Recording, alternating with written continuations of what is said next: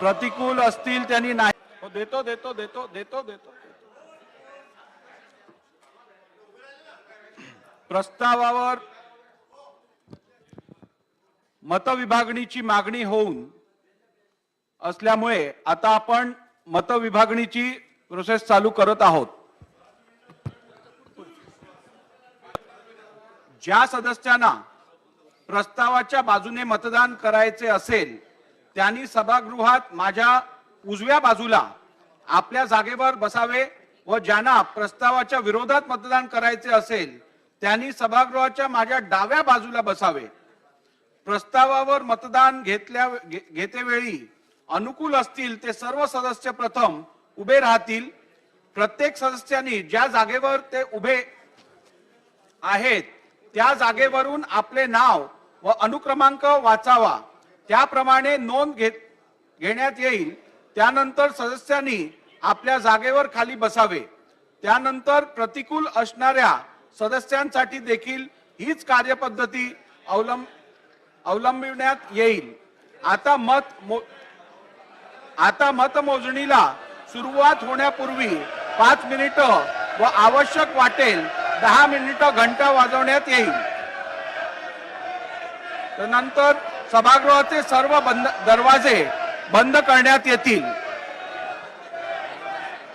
आता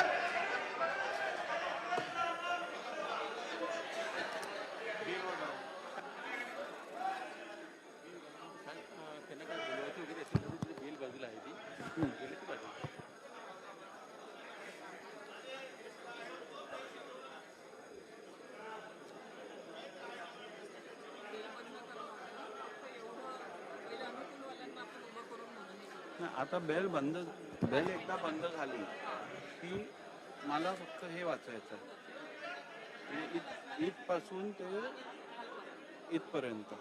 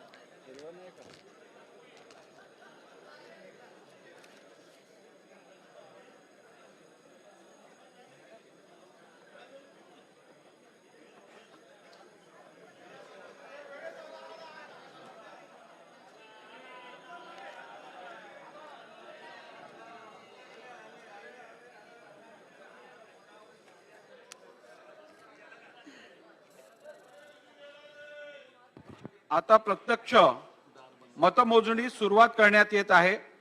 प्रस्तावाच्या बाजूनी मतदान करणाऱ्या सदस्यांनी आपल्या जागेवर उभे राहावे. एक एक करून सदस्यांनी स्वतःचे नाव व अनुक्रमांक उच्चारून आपल्या जागेवर खाली बसावे. सुरू करू. एकनाथ संभाजी शिंदे 1, देवेंद्र गंगाधरराव फडणवीस 2, गुलाबराव रघुनाथ पाटील 3, उदय रवींद्र सामंत 4, चंद्रकांत बच्चू पाटील 5, राधाकृष्ण एकनाथराव विखे पाटील 6, सुधीर सच्चिदानंद मुनगंटीवार 7, बबनराव भिकाजी 5 पुते 8, हरिभाऊ किसनराव बागडे 9, गणेश रामचंद्र नाईक 10,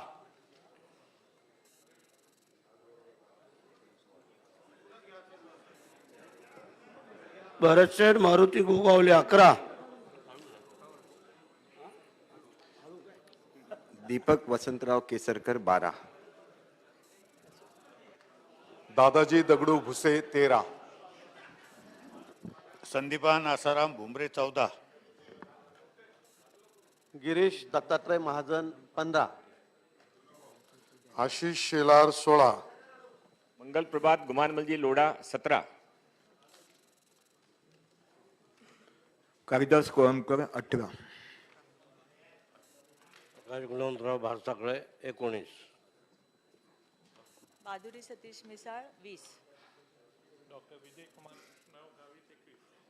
गोवर्धन शर्मा 22,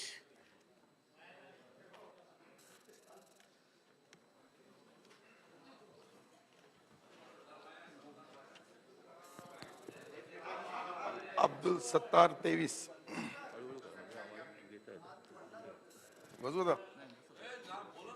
शंभूराज शिवाजीराव देसाई 24, संजय पांडुरंग शिरसाट 25, ज्ञानराज धोंडीराम चौगुले 26, जयकुमार जितेंद्र सिंग रावल 27, विनय विलासराव कोरे 28, मदन मधुकरराव एरावात 29, रणधीर प्रल्हादराव सावरकर 30, बबनराव दत्तराव लोणीकर 31, डॉक्टर सुरेशभाऊ खाडे 32, विजय सिद्धरामप्पा देशमुख 33,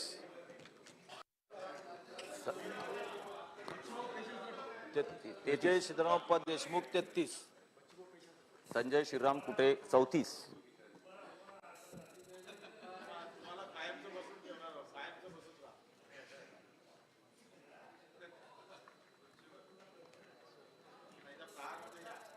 चिमणराव रूपचंद पाटील 35, अनिल वावर 36, लखन साहेब मलिक लखन साहेब मलिक 37, किसन शंकर कथोरे 38, राणा जगजीत सिंह पद्मसिंह पाटील 39, शिवेंद्र सिंह अभयसिंह राजे भोसले 40, संतोष लक्ष्मणराव बांगर 41,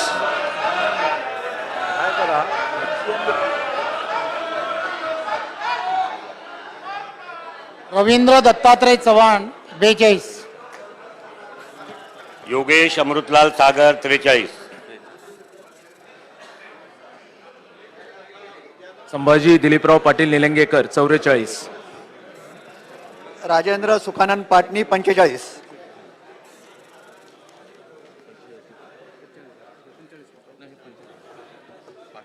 राजेंद्र सुखानंद पाटणी, संजय मुकुंद केळकर 46, रामचंद्र शिवाजी कदम 47, प्रशांत बन्सीलाल बंब 48, सुभाष सूर्यचंद्र देशमुख 49, मंदा विजय म्हात्रे 50, हरीश मारुती अप्पा पिंपळे 51,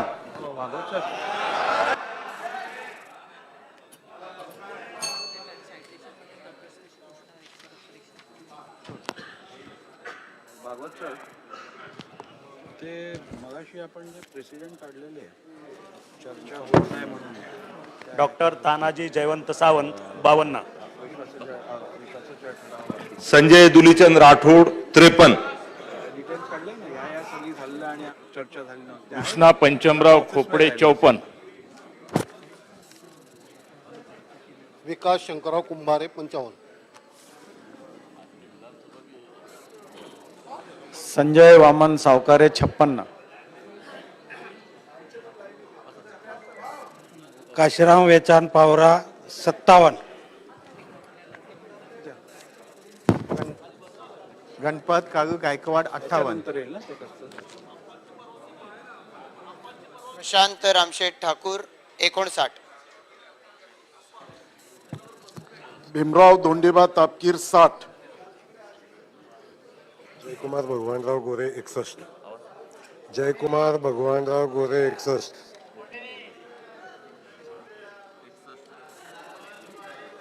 अतुल भातखळकर 62.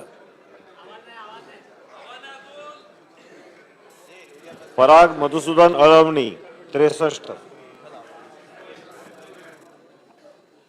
अमित भास्कर साटम 64.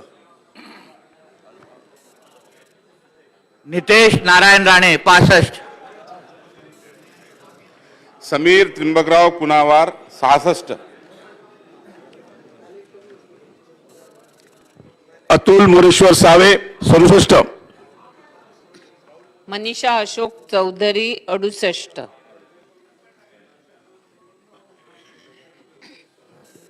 विद्या जयप्रकाश ठाकूर 69.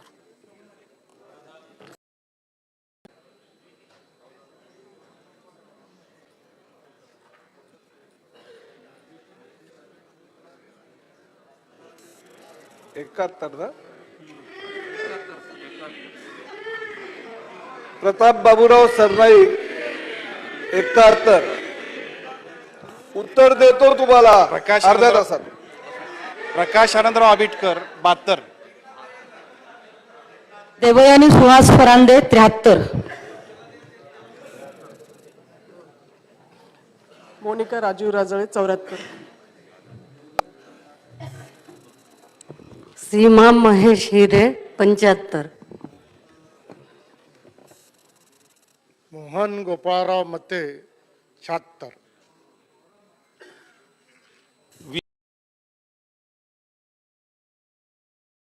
विजय भरतलाल राहंगडाले 77.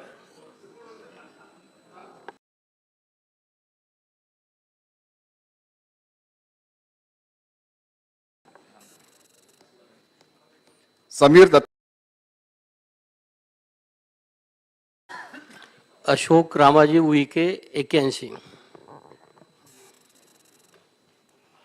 संजीव रेड्डी बापूरावजी बर्तुरवार 82.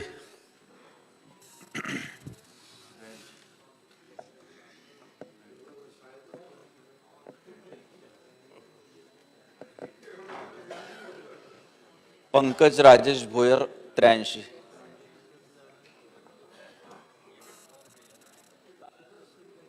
डॉक्टर देवराव माधगुजी होडी 84. दादाराव यादवरावजी केचे 85.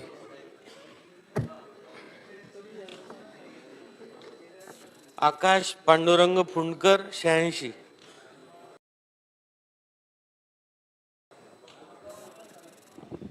डॉक्टर तुषार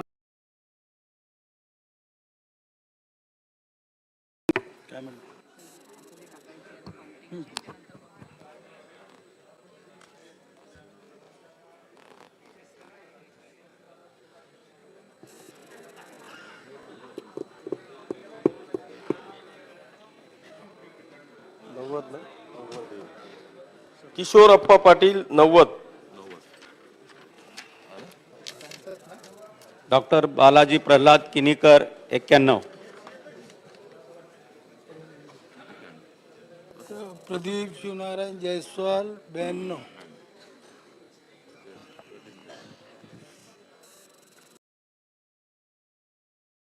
संतोष रावसाहेब दानवे 93. डॉक्टर राहुल दौलतराव आहेर 94.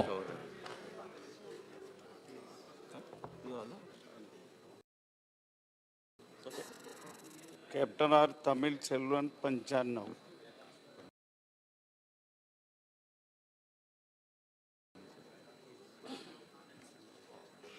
महेश किसनराव लांडगे 96.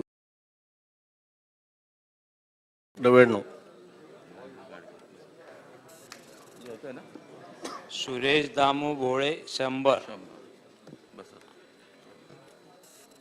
नारायण त्रिलोचन कुचे 101.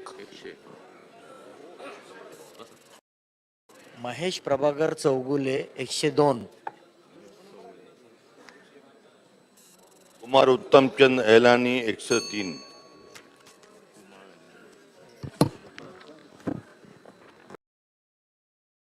भीमराव रामजी केराम 104.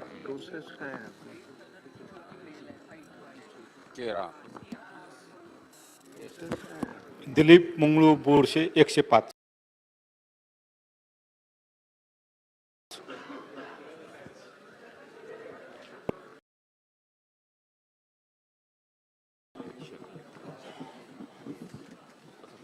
सिद्धार्थ अनिल शिरोळे 109.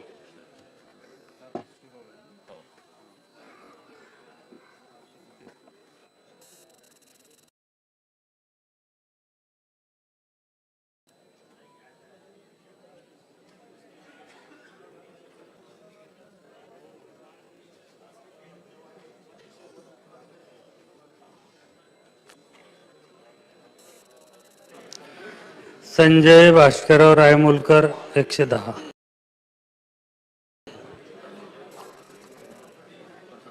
प्रकाश तारामती राजाराम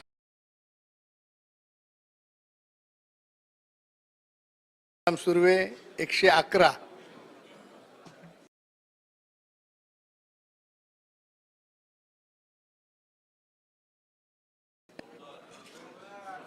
शहाजी बापू राजाराम पाटील 112. विद्याधर महाले 116. चालू कर रे बाबा हे. अभिमन्यू दत्तात्रय पवार 117.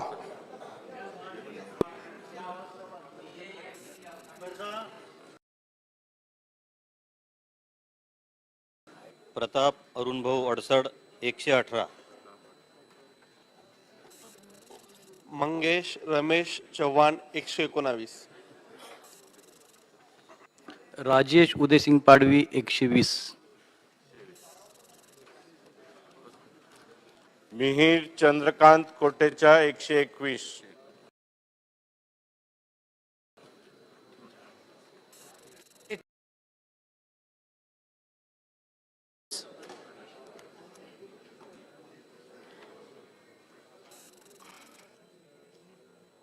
नामदेव जयराम ससाने 125. सुनील ज्ञानदेव कांबळे 126.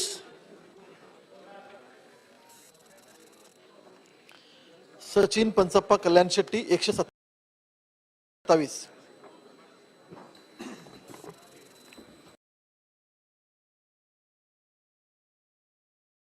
समाधान महादेव अवताडे 128. श्यामसुंदर दगडोजी शिंदे 129.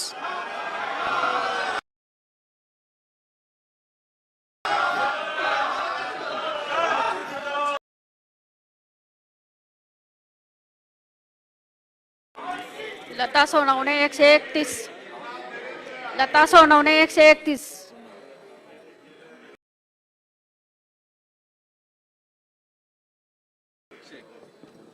महेंद्र हरिधळ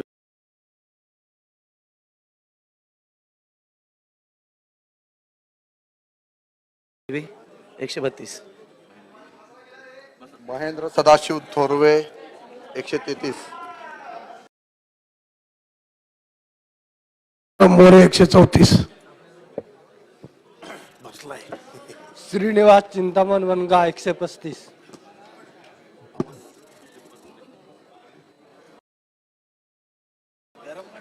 मंगेश अनंत कुडाळकर 136.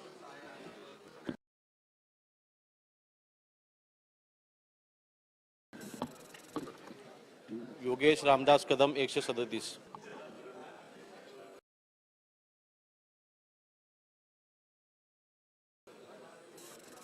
सदा सरवणकर 138.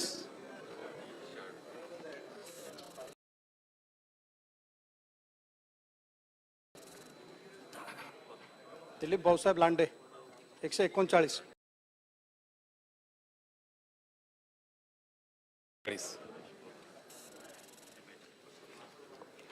संजय रामभाऊ गायकवाड 143.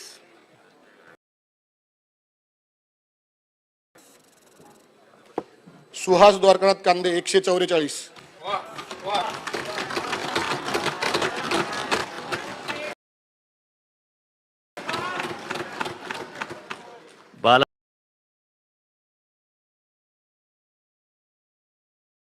बालाजी देवदासराव कल्याणकर 145. राजेश रघुनाथ पाटील 146. राजेश पाटील 146.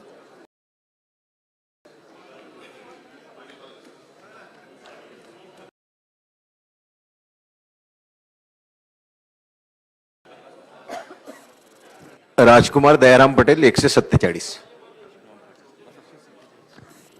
बच्चू बाबाराव कडू 148.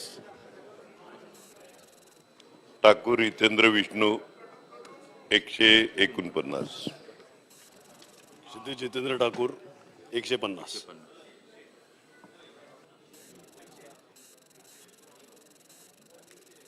प्रकाशना कल्लाप्पा आवाडे 151.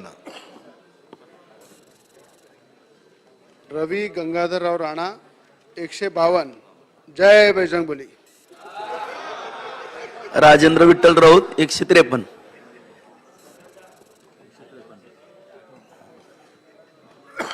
विनोद संतोष अग्रवाल 154.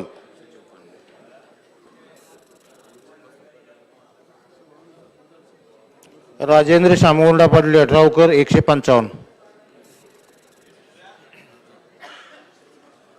महेश बालदी 156.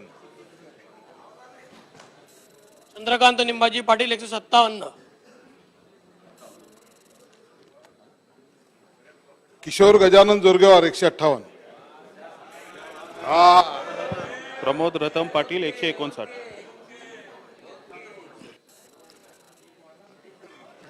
आमचं 60. 2 वाढले पाहिजे होते ना. नार्वेकरचं घेणार ना, नार्वेकर वर गेले ना. 60. 60. मंजुळा तुळशीराम गावित 160. गीता भरत जैन 161. ॲडव्होकेट आशिष नंदकिशोर जयस्वाल 162. नरेंद्र भोजराज भोंडेकर 163.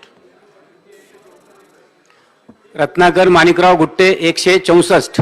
जय भगवान बाबा.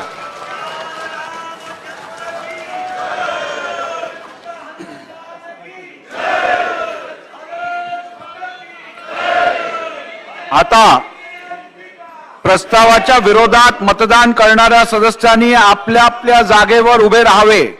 एक एक करून सदस्यांनी स्वतःचे नाव व अनुक्रमांक उच्चारून आपल्या जागेवर खाली बसावे.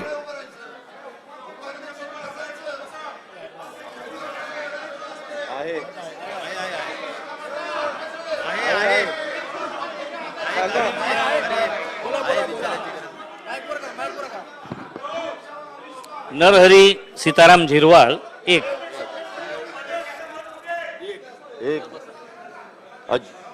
अजित अनंतराव पवार 2. जयंत राजाराम पाटील 3. छगन चंद्रकांत भुजबळ 4. दिलीप दत्तात्रय वळसे पाटील 5. बाळासाहेब भाऊसाहेब थोरात 6.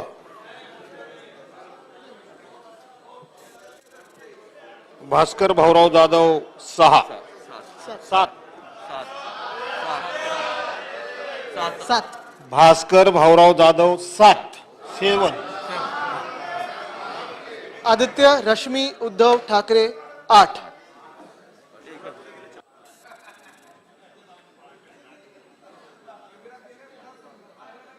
हसन मियालाल मुश्रीफ 9. राजेश अंकुशराव टोपे 10. डॉक्टर राजेंद्र भास्करराव शिंगणे 11. बाळासाहेब पांडुरंग पाटील 12. जितेंद्र लिता सतीश आव्हाड 13. धनंजय पंडितराव मुंडे 14. नाना फाल्गुनराव पटोले 15. पृथ्वीराज दाजीसाहेब चव्हाण 16. सुनील वामन प्रभू 17. अजय विनायक चौधरी 18.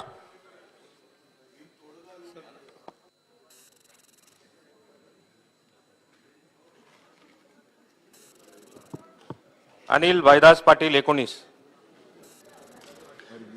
आदिती वरदा सुनील तटकरे 20.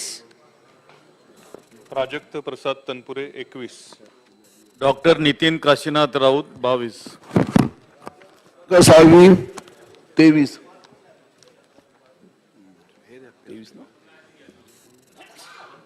रवींद्र दत्ताराम वायकर 24.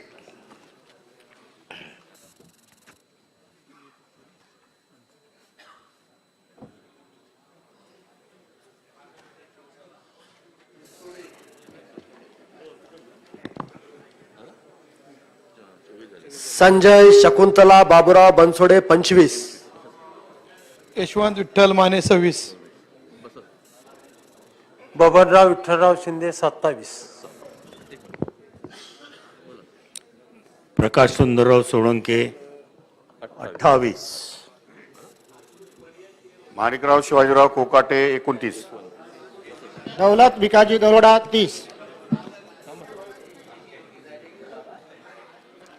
ॲडव्होकेट केसी पाडवी 31. सुनील छत्रपाल केदार 32. असलम रमजान अली शेख 33. वर्षा ललिता एकनाथ गायकवाड 34. यशोमती चंद्रकांत ठाकूर 35. नितीन भिकनराव टाले 36. नितीन भिकनराव टाले 36. वैभव विजय नाईक 37.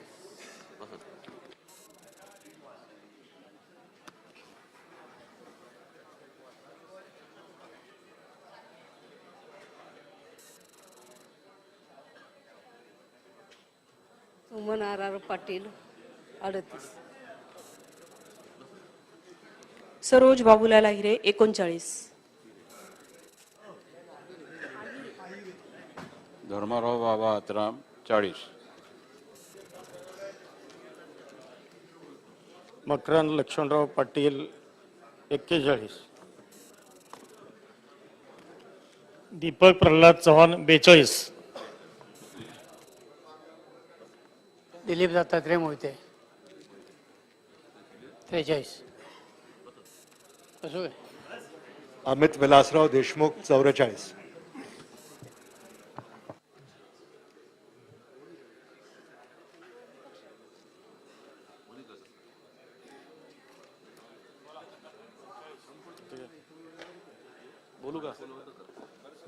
डॉक्टर विश्वजित पतंगराव कदम 45. सुरेश शंभरदासराव वरपुडकर 46. अमीन अमीर अली पटेल 47.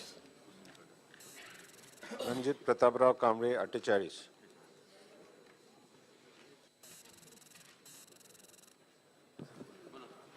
राहुल वेदप्रकाश पाटील 49. कैलास बाळासाहेब घारगे पाटील 50.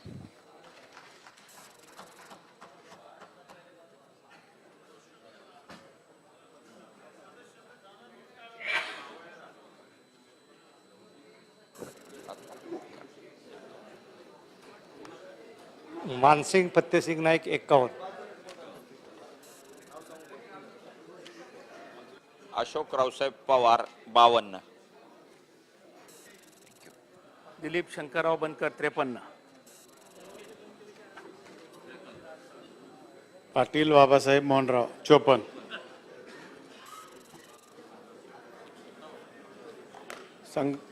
संग्राम अनंतराव थोपटे 55.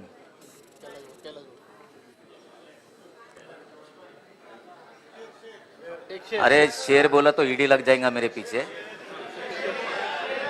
राजकारण में साम दाम दंड भेद ये चीज होती है, लेकिन आजकल मतमोजणी नाही पण आजकल केवळ मतदान होईल, इकडे हेड काउंट होईल, बाकी आपण भाषण शेर शायरी सगळी नंतर करू. इनकम टैक्स राज्यपाल जरूरी है. घ्या पुढे घ्या. कैलाश पुढे घ्या. गोरंट्याल अब तक 56. अमित सुभाषराव जनक 57. संजय मामा विठ्ठलराव शिंदे 57. 58. संजय मामा विठ्ठलराव शिंदे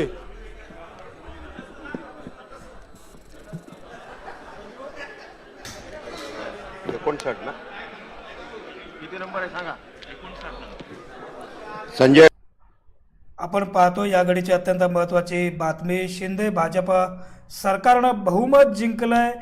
शिंदे भाजपा गटाला अर्थातच 164 मतं आणि मवियाची मतमोजणी सुरू आहे. आतापर्यंत 61 पर्यंत आतापर्यंत 62 मतापर्यंत पोहोचलंय. 164 मतांसह शिंदे भाजपानं बहुमत जिंकलंय.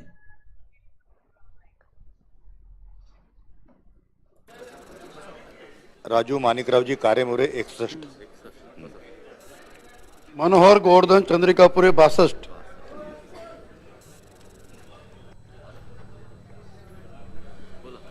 महाराष्ट्रात शिंदे भाजपाचं सरकार आलंय. 164 मतांसह शिंदे भाजपानं बहुमत जिंकलंय. शिंदे भाजपा सरकारनं बहुमत चाचणी जिंकली आहे. शिंदे भाजपा सरकारला 164 तर महाविकास आघाडीला आतापर्यंत 69 मतं मिळाली आहेत. शिंदे भाजपा सरकार महाराष्ट्रामध्ये आलंय. सुलभा संजय खोडके. आपण थेट विधानसभेतनं सुरू असलेली ही मतमोजणी जी आहे ती कोकणशाहीच्या माध्यमातून थेट लाईव्ह आपण पाहतोय. PN पाटील 69. शिरीष कुमार स्वरूप सिंग नाईक 70. राजेश पंडितराव इकडे 71. बळवंत बसवंत वानखडे 72. विकास पांडुरंग ठाकरे 73. राजू देवनाथ पारवे 74.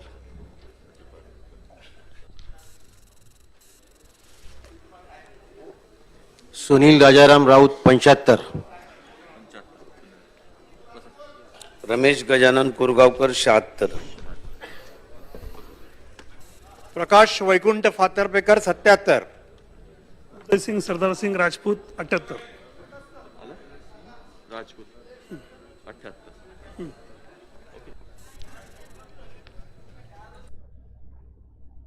महाराष्ट्रामध्ये शिंदे भाजप सरकार आलंय. 164 मतांसह शिंदे भाजपानं बहुमत जिंकलंय. शिंदे भाजपा सरकारला 164 तर महाविकास आघाडीचं आतापर्यंत 81 एवढं मतदान झालंय. शिंदे भाजपा सरकारनं बहुमत जिंकलंय. या घडीची अत्यंत महत्त्वाची आणि ब्रेकिंग बातमी.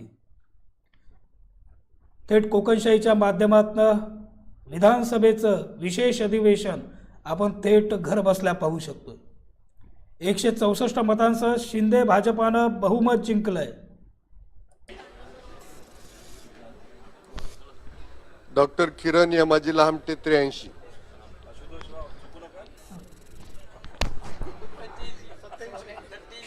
आशुतोष अशोकराव काळे 84.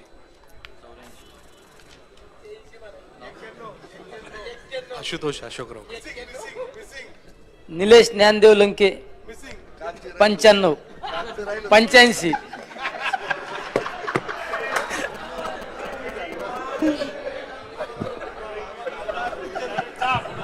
सहस्राम मारुती कोरोटे 86. सौ प्रतिभा सुरेश धानोरकर 87.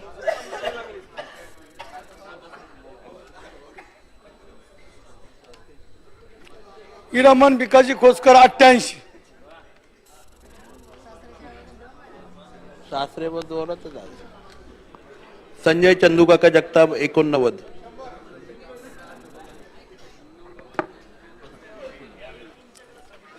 लहू नाथाजी कानडे 90.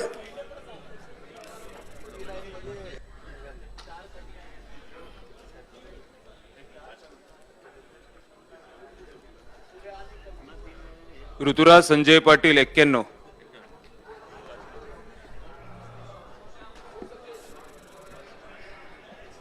विनोद भिवा निकोले 92. शिंदे भाजपा सरकारनं बहुमत जिंकलंय. शिंदे भाजपा सरकारला 164 मतं, तर आतापर्यंत महाविकास आघाडीला 91 मतं. अशा पद्धतीनं या ठिकाणी शिंदे भाजपा सरकारने बहुमत चाचणी जी आहे ती जिंकलेली आहे.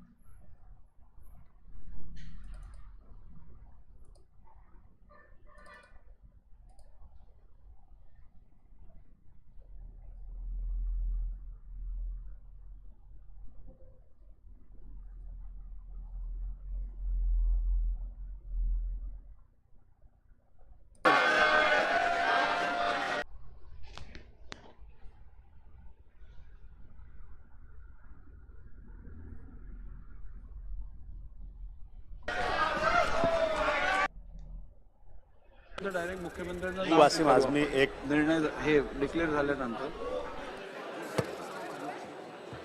नाही, आता रईस कासम शेख 2. पूर्ण दिलंय ना, प्रस्ताव संमत झाला वगैरे.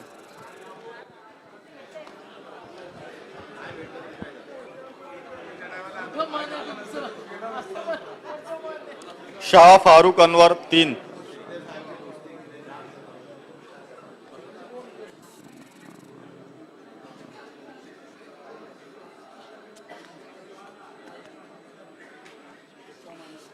पण या सगळ्याची नोटिंग करून ठेवायला लागेल तुम्हाला की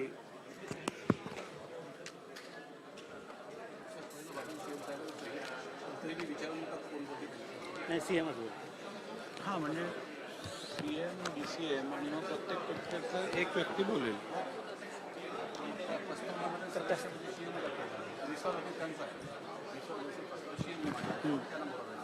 हो बरोबर. सीएम नंतर डीसीएम बोलतील. काल पण आपण सीएम डीसीएम आणि मग दिलेलं. सरकारच्या बाजूने सीएम डीसीएम बोलले.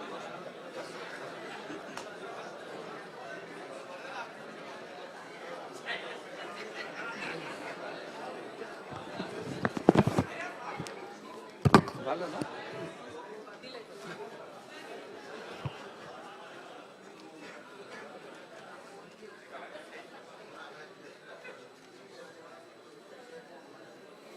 आता मी या प्रस्तावावरील मतविभागणीचा निकाल जाहीर करतो. प्रस्तावाच्या बाजूने मतदान करणाऱ्या अनुकूल सदस्यांची संख्या 164 इतकी आहे व प्रस्तावाच्या विरोधात मतदान करणाऱ्या प्रतिकूल सदस्यांची संख्या 99 इतकी आहे. प्रस्तावाच्या बाजूने असणाऱ्या सदस्यांची संख्या 164 म्हणजे जास्त असल्यामुळे सदरूढ प्रस्ताव संमत झाला असे मी घोषित करतो. सन्मान्य मुख्यमंत्री, सन्मान्य उपमुख्यमंत्री, अभिनंदन अभिनंदन. अध्यक्ष महोदय,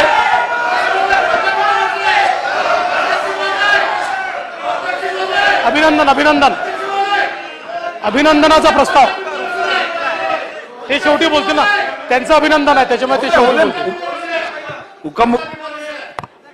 बोला बोला बोला बोला.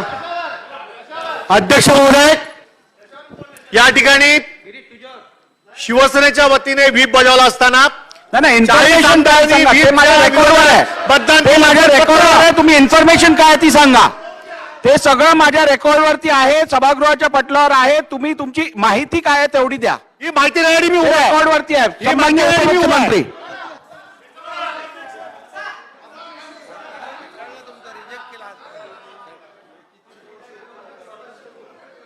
अध्यक्ष महोदय, या सभागृहाने हा आता जाता येईल. मगापासून जी सुट्टी तुम्ही मागत होतात ती आता तुम्हाला आहे. या सभागृहाने शिवसेना भाजपा युतीचे आमचे मुख्यमंत्री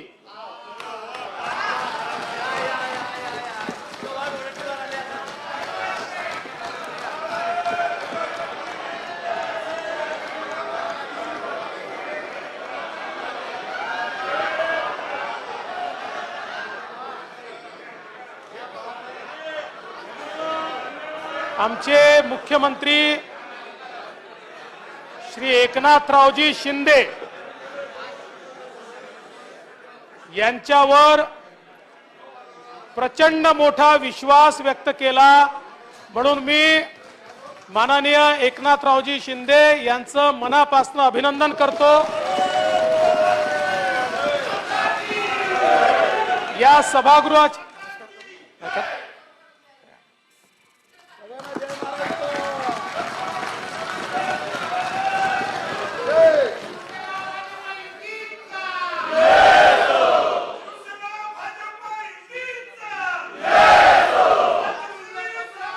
आणि ज्या सदस्यांनी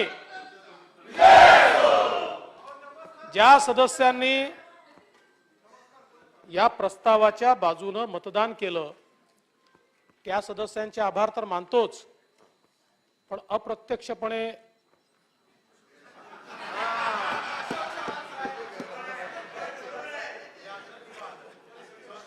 वडेट्टीवार साहेब आभार तर मानू दे. असं काय चव्हाण साहेब तुम्ही असं आभार तर मानले पाहिजे ना. त्यामुळे ज्या सदस्यांनी अप्रत्यक्षपणे हा प्रस्ताव प्रचंड मताने पारित व्हावा याकरता बाहेर राहून मदत केली,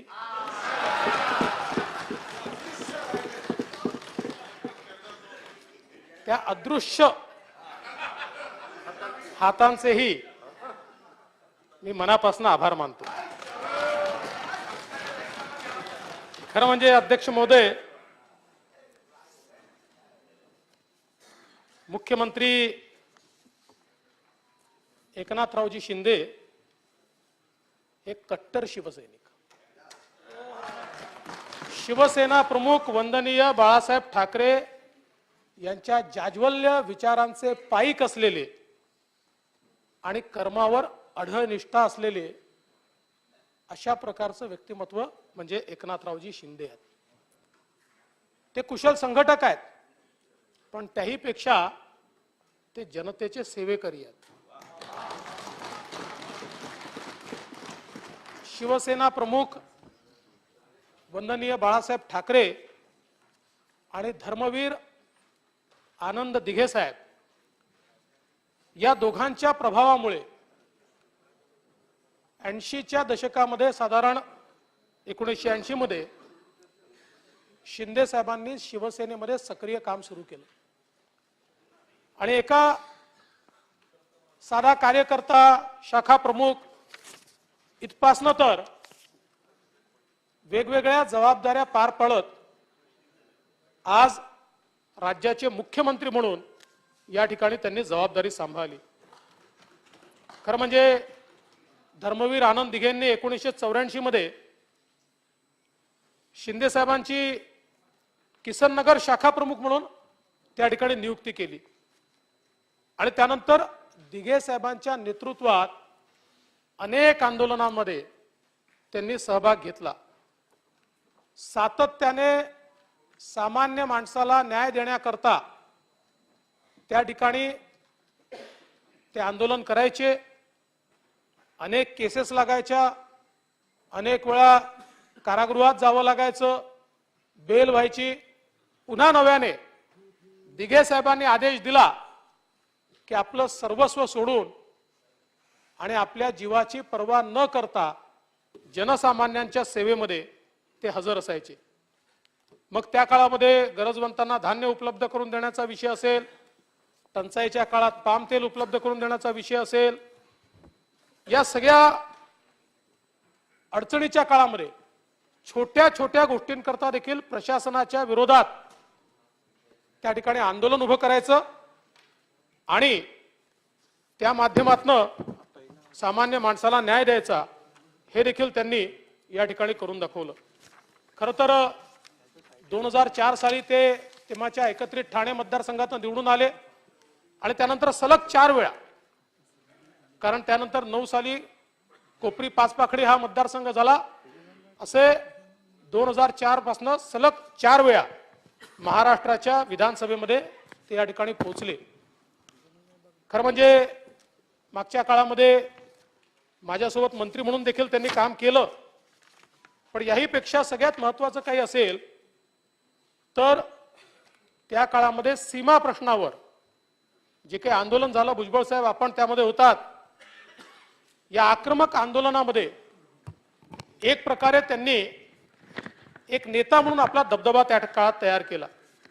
1986 साली या आंदोलनामध्ये त्यांनी सक्रिय सहभाग घेतला आणि जवळजवळ त्यांच्या सोबत 100 वेगवेगळे कार्यकर्ते होते. 40 दिवस बेलारीच्या जेलमध्ये आमच्या सीमा प्रश्नाच्या संदर्भात त्यांनी कारावास भोगला आणि त्यातून एक मोठं व्यक्तिमत्व हे त्यांचं तयार झालं. खरं तर त्यांचा प्रवास हा राजकीय प्रवास जर आपण बघितला तर 97 साली ठाणे महानगरपालिकेत नगरसेवक म्हणून निवडून आले.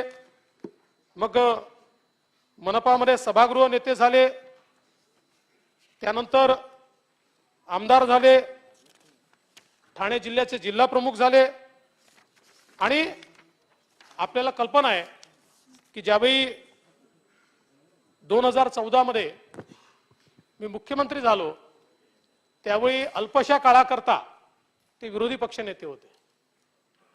पण त्यानंतर पुन्हा आम्ही एकत्रित आलो आणि MSRDCचे मंत्री म्हणून त्यांनी कार्यभार स्वीकारला.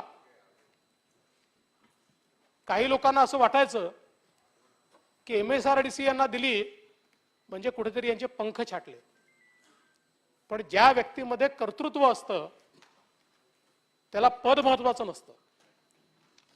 तो जे काही त्याच्या हाती असेल त्यातनं विश्व निर्माण करू शकतो. आणि ज्यावेळी Nagpur Mumbai communication super expressway Samruddhi Mahamarg, ज्याचं नाव आता श्रद्धेय बाळासाहेब ठाकरेंच्या नावाने आहे, या महामार्गाची संकल्पना ही मी मांडली आणि त्यांना मी घेऊन बसलो आणि मी त्यांना सांगितलं की माझी इच्छा आहे. मी चंद्रकांत दादा आमचे PWD मिनिस्टर होते. मी दादांना सांगितलं की स्पेशल पर्पज व्हेकल मला पाहिजे. MSRDC स्पेशल पर्पज व्हेकल आहे, त्यामुळे हे काम आपण MSRDCच्या माध्यमातून करू. आणि आम्ही त्याचा पूर्ण प्लॅन तयार केला. 9 महिन्यामध्ये त्या ठिकाणी लँड ॲक्विजिशन केलं आणि आज जवळजवळ तो रोड त्याचा एक टप्पा तर जवळजवळ पूर्णत्वाला आलाय. पण हे सगळं होत असताना तिथे प्रत्यक्ष ग्राउंडवर जाऊन ज्या व्यक्तींनी तिथल्या समस्या सोडवल्या, त्या ठिकाणी संपूर्ण कामाचं अडथळे दूर केले आणि ते काम सुरळीत होईल याकडे सातत्याने लक्ष दिलं, त्या व्यक्तीचं नाव एकनाथ शिंदे आहे. त्यामुळे मला असं वाटतं की त्यातनं त्यांनी आपल्या कामाची झलक ही दाखवून दिली. मग मुंबई पुण्यातलं अंतर कमी करणारा मिसिंग लिंक असेल की ज्या मिसिंग लिंकच्या माध्यमातून आज मुंबई पुण्याचं अंतर कमी होणार आहे आणि एक रेकॉर्ड मोडणारा अशा प्रकारचा आयकॉनिक ब्रिज हा त्या ठिकाणी तयार होतोय. आणि त्यामुळे तेही एक महत्त्वाचं काम असेल. किंवा बांद्रा वर्सोवा सी लिंक असेल, असे अनेक प्रोजेक्ट खूप सांगता येतील. असे अनेक प्रोजेक्ट अतिशय चांगल्या प्रकारे त्या ठिकाणी त्यांनी एक्झिक्यूट केले. आणि त्याच दरम्यान त्यांना आरोग्य खात्याची जबाबदारी देखील मिळाली आणि आरोग्य मंत्री म्हणून देखील अतिशय उत्तम काम हे त्यांनी केलं. विशेषतः आरोग्य हा त्यांचा अतिशय आवडता विषय आणि त्या विषयाकरता सातत्याने त्यांनी पाठपुरावा केला. सामान्य माणसापर्यंत आरोग्य सेवा पोहोचली पाहिजे. आरोग्य विभाग मिळाल्यानंतर पायाला भिंगरी लावून प्रत्येक जिल्ह्यामध्ये तालुक्याच्या ठिकाणी छोट्याशा PHC पर्यंत स्वतः जाऊन रिपोर्टिंगवर नाही, स्वतः त्या ठिकाणी जाऊन त्यांनी अतिशय चांगल्या प्रकारे या व्यवस्था उभ्या केल्या. डॉक्टरांच्या नियुक्त्या फास्ट झाल्या पाहिजेत, सामान्य माणसाला न्याय मिळाला पाहिजे, अशा प्रकारचं काम हे त्यांनी केलं.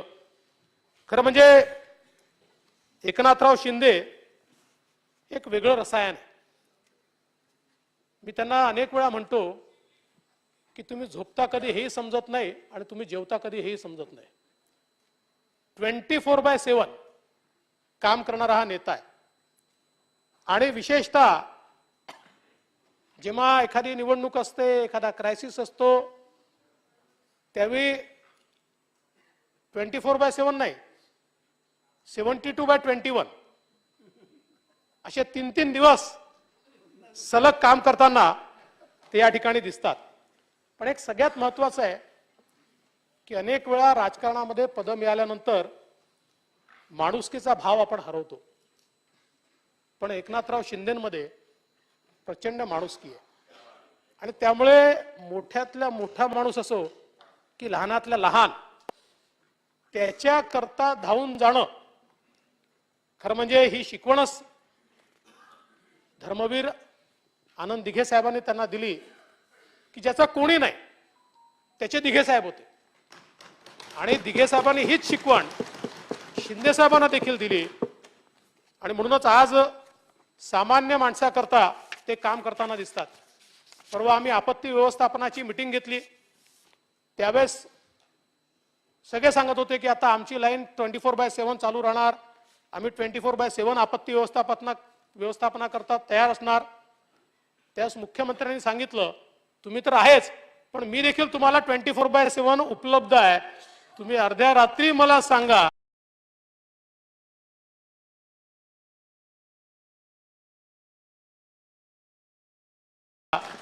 मी आणि उपमुख्यमंत्री आम्ही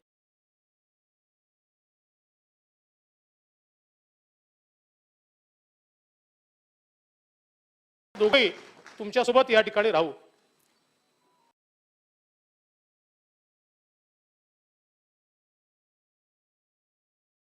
जिल्ह्यामध्ये किंवा हे आपल्या सरकारवर मोर्चा आणतायत, पण हे आपले बांधव आहेत, त्यांच्या काही समस्या आहेत त्या आपण ऐकून घेतल्या पाहिजेत. आणि म्हणून त्यांची व्यवस्था, नाशिकच्या मोर्चाची व्यवस्था ही या ठिकाणी मोठ्या प्रमाणात त्यांनी केली. नंतर गिरीश भाऊंनी स्वतः जाऊन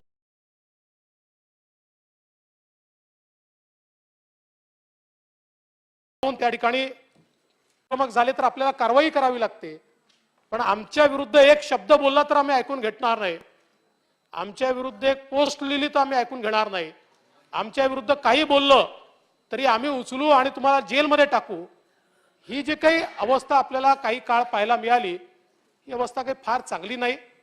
मी त्यालाही काही दोष देत नाही, पण एवढंच सांगतो की लोकशाहीमध्ये जो दुसरा आवाज आहे, तुम्हाला पटो का न पटो, पण तो आवाज ऐकून घेतला पाहिजे आणि त्याच्यावर प्रत्युत्तर देखील दिलं पाहिजे. प्रत्युत्तर द्यायला काही हरकत नाहीये. मला आठवतं की महालक्ष्मी एक्सप्रेस पुरामध्ये अडकली होती.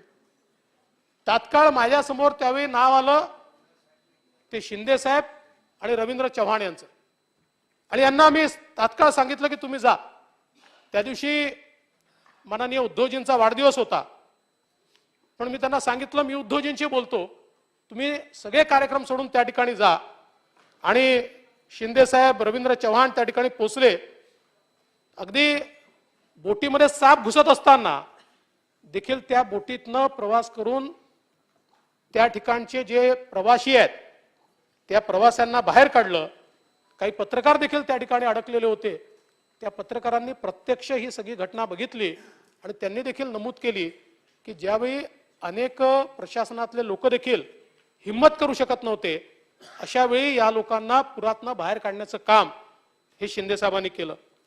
कोल्हापूरच्या पुराच्या वेळेस देखील मोठ्या प्रमाणात स्वतः जीवनावश्यक वस्तू प्रोक्युअर करून त्या कशा आपल्याला लोकांपर्यंत पोहोचवता येतील हा प्रयत्न त्यांनी केला. रोज आजही नित्यनेमाने 400-500 लोकांना ते भेटतात. शिंदे साहेबांना मी एकच गोष्ट या निमित्ताने सांगितली की मुख्यमंत्री तुम्ही आहात, त्यामुळे मुख्यमंत्र्यांनी थोडी वेळ पाळली पाहिजे. आणि ती याकरता सांगितलं की पब्लिकचा माणूस आहे, पब्लिक दिसली की रमतात. त्यामुळे लोकांनी घेरलं की त्यांचे सगळे समस्या सोडवल्याशिवाय ते काही बाहेर पडत नाही. मी त्यांना सांगितलं आता थोडं स्ट्रक्चर्ड करा. आणि मला असं वाटतं की त्यांनी ती सुरुवातही केली आणि मला विश्वास आहे की आता येत्या काळामध्ये एक अतिशय यशस्वी मुख्यमंत्री म्हणून ते काम करतीलच. पण यातलं महत्त्वाचं आहे, कोणाच्या घरचा छोट्यातला छोटा कार्यक्रम असेल तर दिवसभरात वेळ काढून तिथे जायचं. अगदी सकाळी 4-4 वाजता त्यांच्या घरचं सगळं संपलं असलं तरी त्यांना उठवून, बाबा तुम्ही काल निमंत्रण दिलं होतं, आज मी पोचलो, अशा प्रकारे. पण त्यांना देखील आनंद आहे. आणि मला असं वाटतं की कमी बोलायचं आणि काम अधिक करायचं. अनेक वेळा शांत चित्ताने ते बसले असतात. प्रचंड पेशन्स त्यांच्यामध्ये आहे. आणि हा जो सगळा पेशन्स आहे याच्यामुळेच मला असं वाटतं की हा संपूर्ण आज जो काही त्यांची ही जडणघडण आहे ती त्यातनंच या ठिकाणी झाली आहे. खरं तर साताऱ्याचा त्यांचा जन्म आहे आणि ठाण्यामध्ये त्यांची कर्मभूमी आहे. पण त्याच्या वैयक्तिक जीवनात देखील खूप अडचणींचा सामना त्यांना करावा लागला. अतिशय बेताच्या परिस्थितीमध्ये संपूर्ण नेतृत्व उभं केलं आणि अतिशय दुःखद घटना त्यांच्या वैयक्तिक जीवनात घडली. 2 मुलं ही अपघातामध्ये गेली आणि त्यावेळी संपूर्ण कुटुंब अक्षरशः तुटून गेलं होतं. जीवनातलं आपल्या सगळंच संपलं अशा प्रकारचा भाव त्यांच्यामध्ये आणि संपूर्ण कुटुंबामध्ये तयार झाला होता. त्यावेळी धर्मवीर आनंद दिघे साहेबांनी त्यांना त्या ठिकाणी ऊर्जा दिली, त्यांना प्रेम दिलं आणि तिथनं आनंद दिघे साहेबांनी त्यांच्यातलं खरं नेतृत्व उभं केलं. आणि त्या नेतृत्वाने शेवटी स्वतःच्या घरापेक्षा समाजाचा विचार केला पाहिजे अशा प्रकारच्या भावनेतनं एक मोठं कार्य या ठिकाणी सुरू केलं. खरं म्हणजे त्यांना शेतीची आवड आहे. स्ट्रॉबेरी, सफरचंद याचे बगीचे त्यांनी लावले आहेत. आणि जेव्हा थकवा येतो, ताण येतो, त्यावेळी ते गावी जातात. गावी जाऊन पुन्हा तयार होतात. आणि अलीकडच्या काळात त्यांना थकवा मिटवण्याकरता नातू आहे, त्यामुळे नातवामुळे त्यांचा थकवा हा आपल्याला मिटताना दिसतो. पण एक सामान्य कार्यकर्त्याची कशा प्रकारे काळजी ते घेतात याचे एक उत्तम उदाहरण म्हणजे एकदा एका कार्यकर्त्याचा कार्यक्रम घेतला होता. त्यांना अचानक चिपळूणला जावं लागलं. कार्यकर्त्याने फोन करून सांगितलं की साहेब माझी बेइज्जती होईल, 5 मिनिटं तरी या. 6 तास प्रवास करत कार्यक्रमात आले, 10 मिनिटं कार्यक्रम केला आणि पुन्हा 6 तास प्रवास करत त्या ठिकाणी चिपळूणला गेले. ही कार्यकर्त्याच्या प्रती जी काही एक प्रेम भावना आहे ही अत्यंत महत्वाची आहे. खरं म्हणजे एक गोष्ट अजून आपण या ठिकाणी नमूद केली पाहिजे की लहानपणी गरिबीमुळे त्यांना शिक्षण सोडावं लागलं आणि त्यामुळे त्या काळात 10वी पर्यंतच ते शिकले. परंतु त्यानंतर संधी मिळाल्यावर वयाच्या 56व्या वर्षी त्यांनी BA ची डिग्री मिळवली आणि 77% गुण घेऊन त्यांनी ग्रॅज्युएशन पूर्ण केलं. त्यामुळे मला असं वाटतं की स्वतः शिकू शकले नाही म्हणून मुलाला त्यांनी डॉक्टर केलं. पण हा जो काही निर्धार आहे हा निर्धार मला असं वाटतं अत्यंत महत्वाचा आहे. खरं म्हणजे जेव्हा महाविकास आघाडीचं सरकार आलं त्यावेळीच मी सांगत होतो की हे सरकार अनैसर्गिक आहे, हे सरकार टिकणार नाही. माझी खूप टिंगलटवाळी झाली. मी एक कविता म्हटली होती, मी पुन्हा येईन.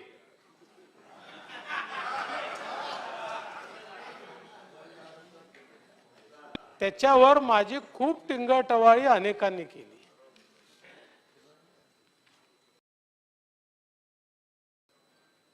पण मी आलो आणि यांनाही घेऊन आलो.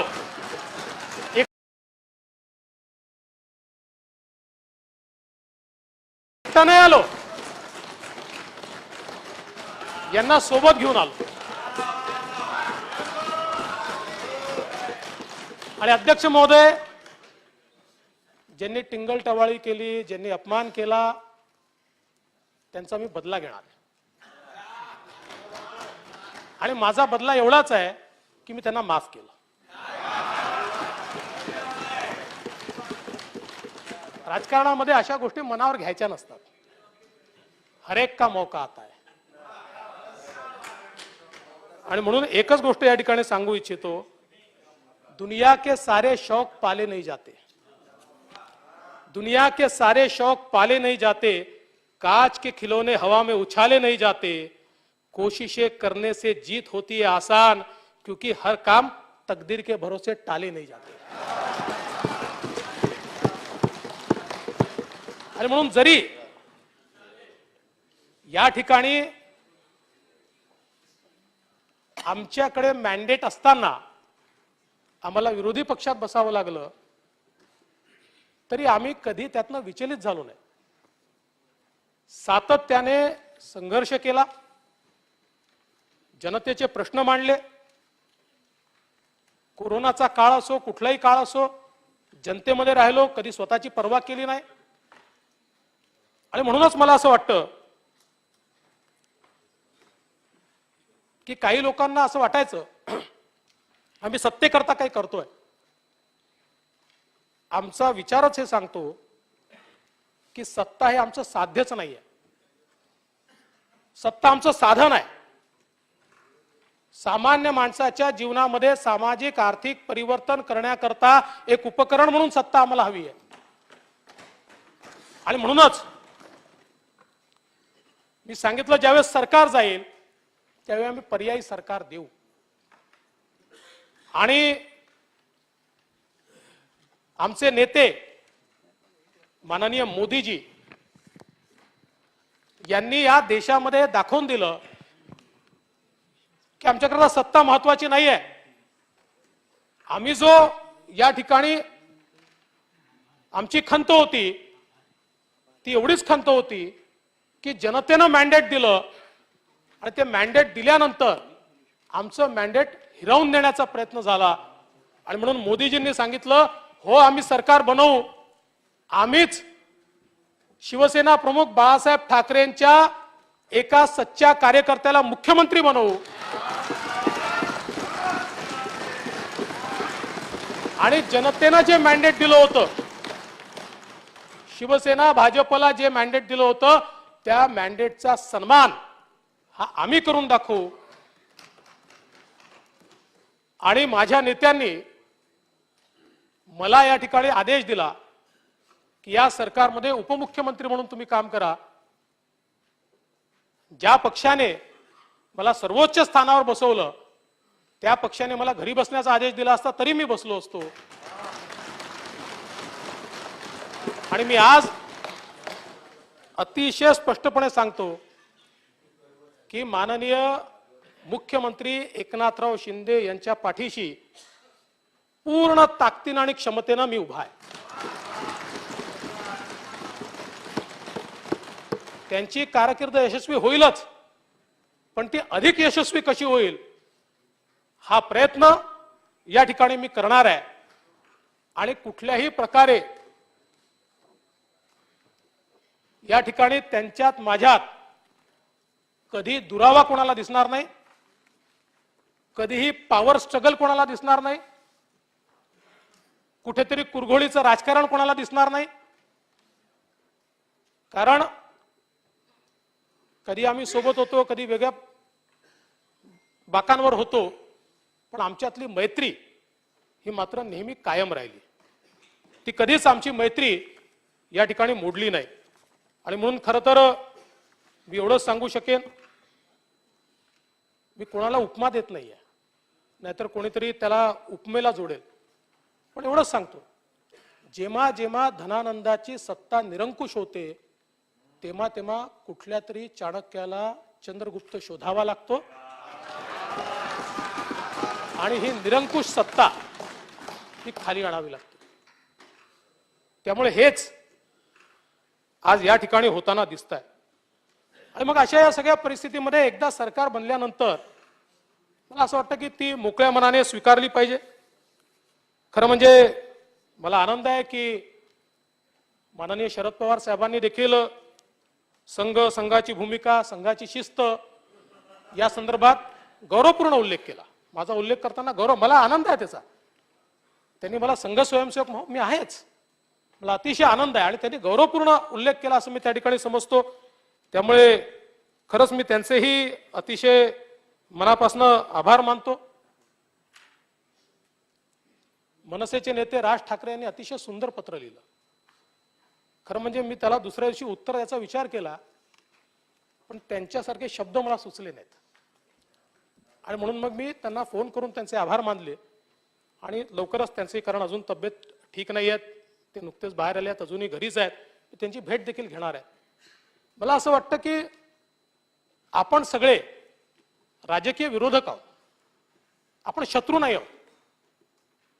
मगाशी आता काही लोक इकडच्या लोकांवर ईडी ओरडत होते. हे खरंच आहे, ही मंडळी ईडीमुळेच आली आहे. फक्त ती ईडी म्हणजे एकनाथ आणि देवेंद्र आहे.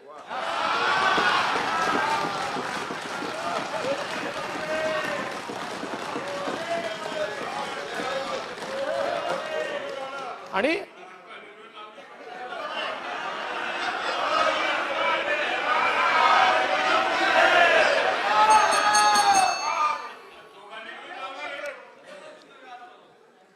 असं नाहीये, असं आहे, राजकारणामध्ये दोन्ही बाजू असतात.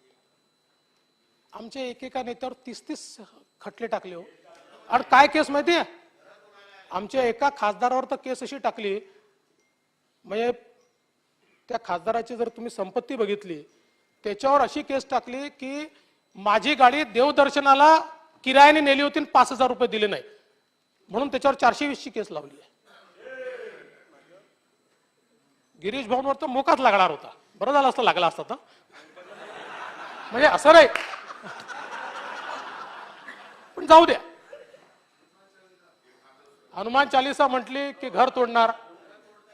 मी तर सांगितलं मी नशीबवान आहे, मी रोज सरकारच्या विरोधात बोललो तरी माझं घर तोडायला स्कोपच नव्हता, कारण मुंबईत माझं घरच नाही, मी सरकारी घरातच राहतो. आणि नागपूरचं जे घर आहे ते पूर्ण नियमात आहे. पण मला असं वाटतं की ह्या दोन्ही बाजू आहेत, एक बाजू नाही आहे. कित्येक लोक आहेत, कोणी कोणाच्या बद्दल वाईट लिहू नये, अगदी चुकीचं आहे, 100% चुकीचं आहे. पण लिहिल्यानंतर किंवा एखादी राजकीय पोस्ट टाकल्यानंतर 15-15 दिवस, 1-1 महिना लोक जेलमध्ये आहेत. कुठल्या लोकशाहीचं आपण बोलतो, कुठल्या लोकशाहीबद्दल बोलतो? इकडे मात्र सांगायचं की दिल्लीमध्ये तानाशाही चालली आहे. याच्यापेक्षा वेगळी तानाशाही काय असू शकते? 1-1 महिना तुम्ही जेलमध्ये ठेवताय. ते हनुमान चालीसा वाचतो म्हटलं, हनुमान चालीसा वाचण्याचा कार्यक्रम मागे घेतला तरी 12 दिवस जेलमध्ये. महिला खासदाराला 12 दिवस जेलमध्ये. मला असं वाटतं की याच्यावर स्वतंत्र चर्चा करू. त्यामुळे काही इकडच्या व्यथा असतील तर काही इकडच्या व्यथा आहेत. प्रयत्न असा केला पाहिजे की दोन्हीकडच्या व्यथा ज्या आहेत त्या कशा दूर करता येतील. आणि मला एका गोष्टीचा आनंद आहे, आणि मी नेहमी गर्वाने सांगतो की महाराष्ट्रामध्ये दक्षिण भारतासारखी स्थिती नाही आहे. महाराष्ट्रामध्ये आम्ही आजही एकमेकाच्या घरी जाऊ शकतो, एकमेकांसोबत जेवण करू शकतो, एकमेकाशी गप्पा मारू शकतो. दक्षिणेतल्या राज्यांमध्ये सत्तारूढ पक्ष आणि विरोधी पक्ष हे एकमेकाच्या रक्ताचेच त्या ठिकाणी म्हणजे खून के प्यासे जसं हिंदीत म्हणतो, अशा प्रकारची परिस्थिती आहे. तिथला इतिहास ऐकला तर यांनी याच्या आजोबाला मर्डर केला होता, त्यांनी त्याच्या काकाचा मर्डर केला होता. सुदैवाने अशी स्थिती आपल्याकडे नाही, अशी स्थिती कधी येऊही नये. सत्तारूढ पक्ष असेल, विरोधी पक्ष असेल, भूमिका बदलतात. 2.5 वर्षापूर्वी वेगळी भूमिका आमची होती, तुमची नंतर वेगळी भूमिका होती, परत आमची वेगळी भूमिका आहे. त्यामुळे सत्ता येते आणि जाते. सत्तेचा अहंकार कधी डोक्यात जाऊ नये. आणि जो व्यक्ती सत्तेवर असतो, मी माझ्या स्वतःलाही सांगतोय, जो व्यक्ती सत्तेवर असतो त्यांनी, म्हणजे आमचे प्रमोदजी नेहमी असं म्हणायचे की जेव्हा धर्मराज युधिष्ठिर हे स्वर्गाकडे गेले आणि त्यांना यक्ष प्रश्न विचारले, त्यावेळी यक्षाने एक प्रश्न त्याला विचारला की धर्मराज युधिष्ठिर जगातलं सगळ्यात मोठं आश्चर्य काय सांगा. त्या धर्मराज असं म्हणाले की जगातलं सगळ्यात मोठं आश्चर्य हे आहे की जो जन्माला येतो त्याला एक दिवस जायचं आहे त्याला माहिती आहे, पण तरी तो असा जगतो की जणू काही तो अमरत्व घेऊन आलाय, त्याला कधी जायचंच नाही आहे. मग प्रमोदजी म्हणायचे की राजकारणातही असंच आहे. जो निवडून येतो त्याला माहिती असतं 5 वर्षानंतर आपल्याला परीक्षा द्यायची आहे, पण अनेक वेळा तो असा वागतो की जणू काही जन्मभराकरता तो निवडून आलाय. त्यामुळे आमदार असो, मंत्री असो किंवा मुख्यमंत्री उपमुख्यमंत्री कोणी असो, प्रत्येकाला हे लक्षात ठेवण्याची आवश्यकता आहे की उद्या लोकांनाही समोर जायचं आहे आणि कुठेतरी उत्तर देखील त्याचं द्यायचं आहे. आणि म्हणून मी या निमित्ताने या नवीन सरकारच्या वतीनं एवढं आश्वस्त करू इच्छितो की कुठल्याही बदल्याच्या भावनेनं, कुठल्याही आकसानं हे सरकार काम करणार नाही.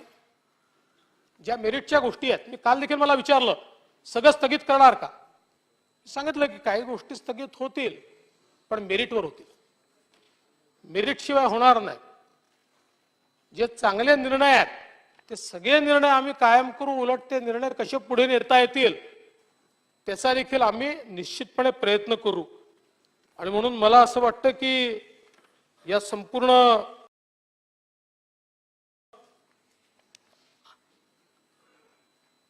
वाटचालीमध्ये एक शिवसैनिक आज राज्याचे मुख्यमंत्री झाले आहेत आणि त्यांचं एकूण जर आपण सगळी कारकीर्द सगळ्या सोनावरी नाही आहे, पण तरी देखील लोकांना आपले नेते आपल्यात हवे असं सातत्याने वाटत होतं.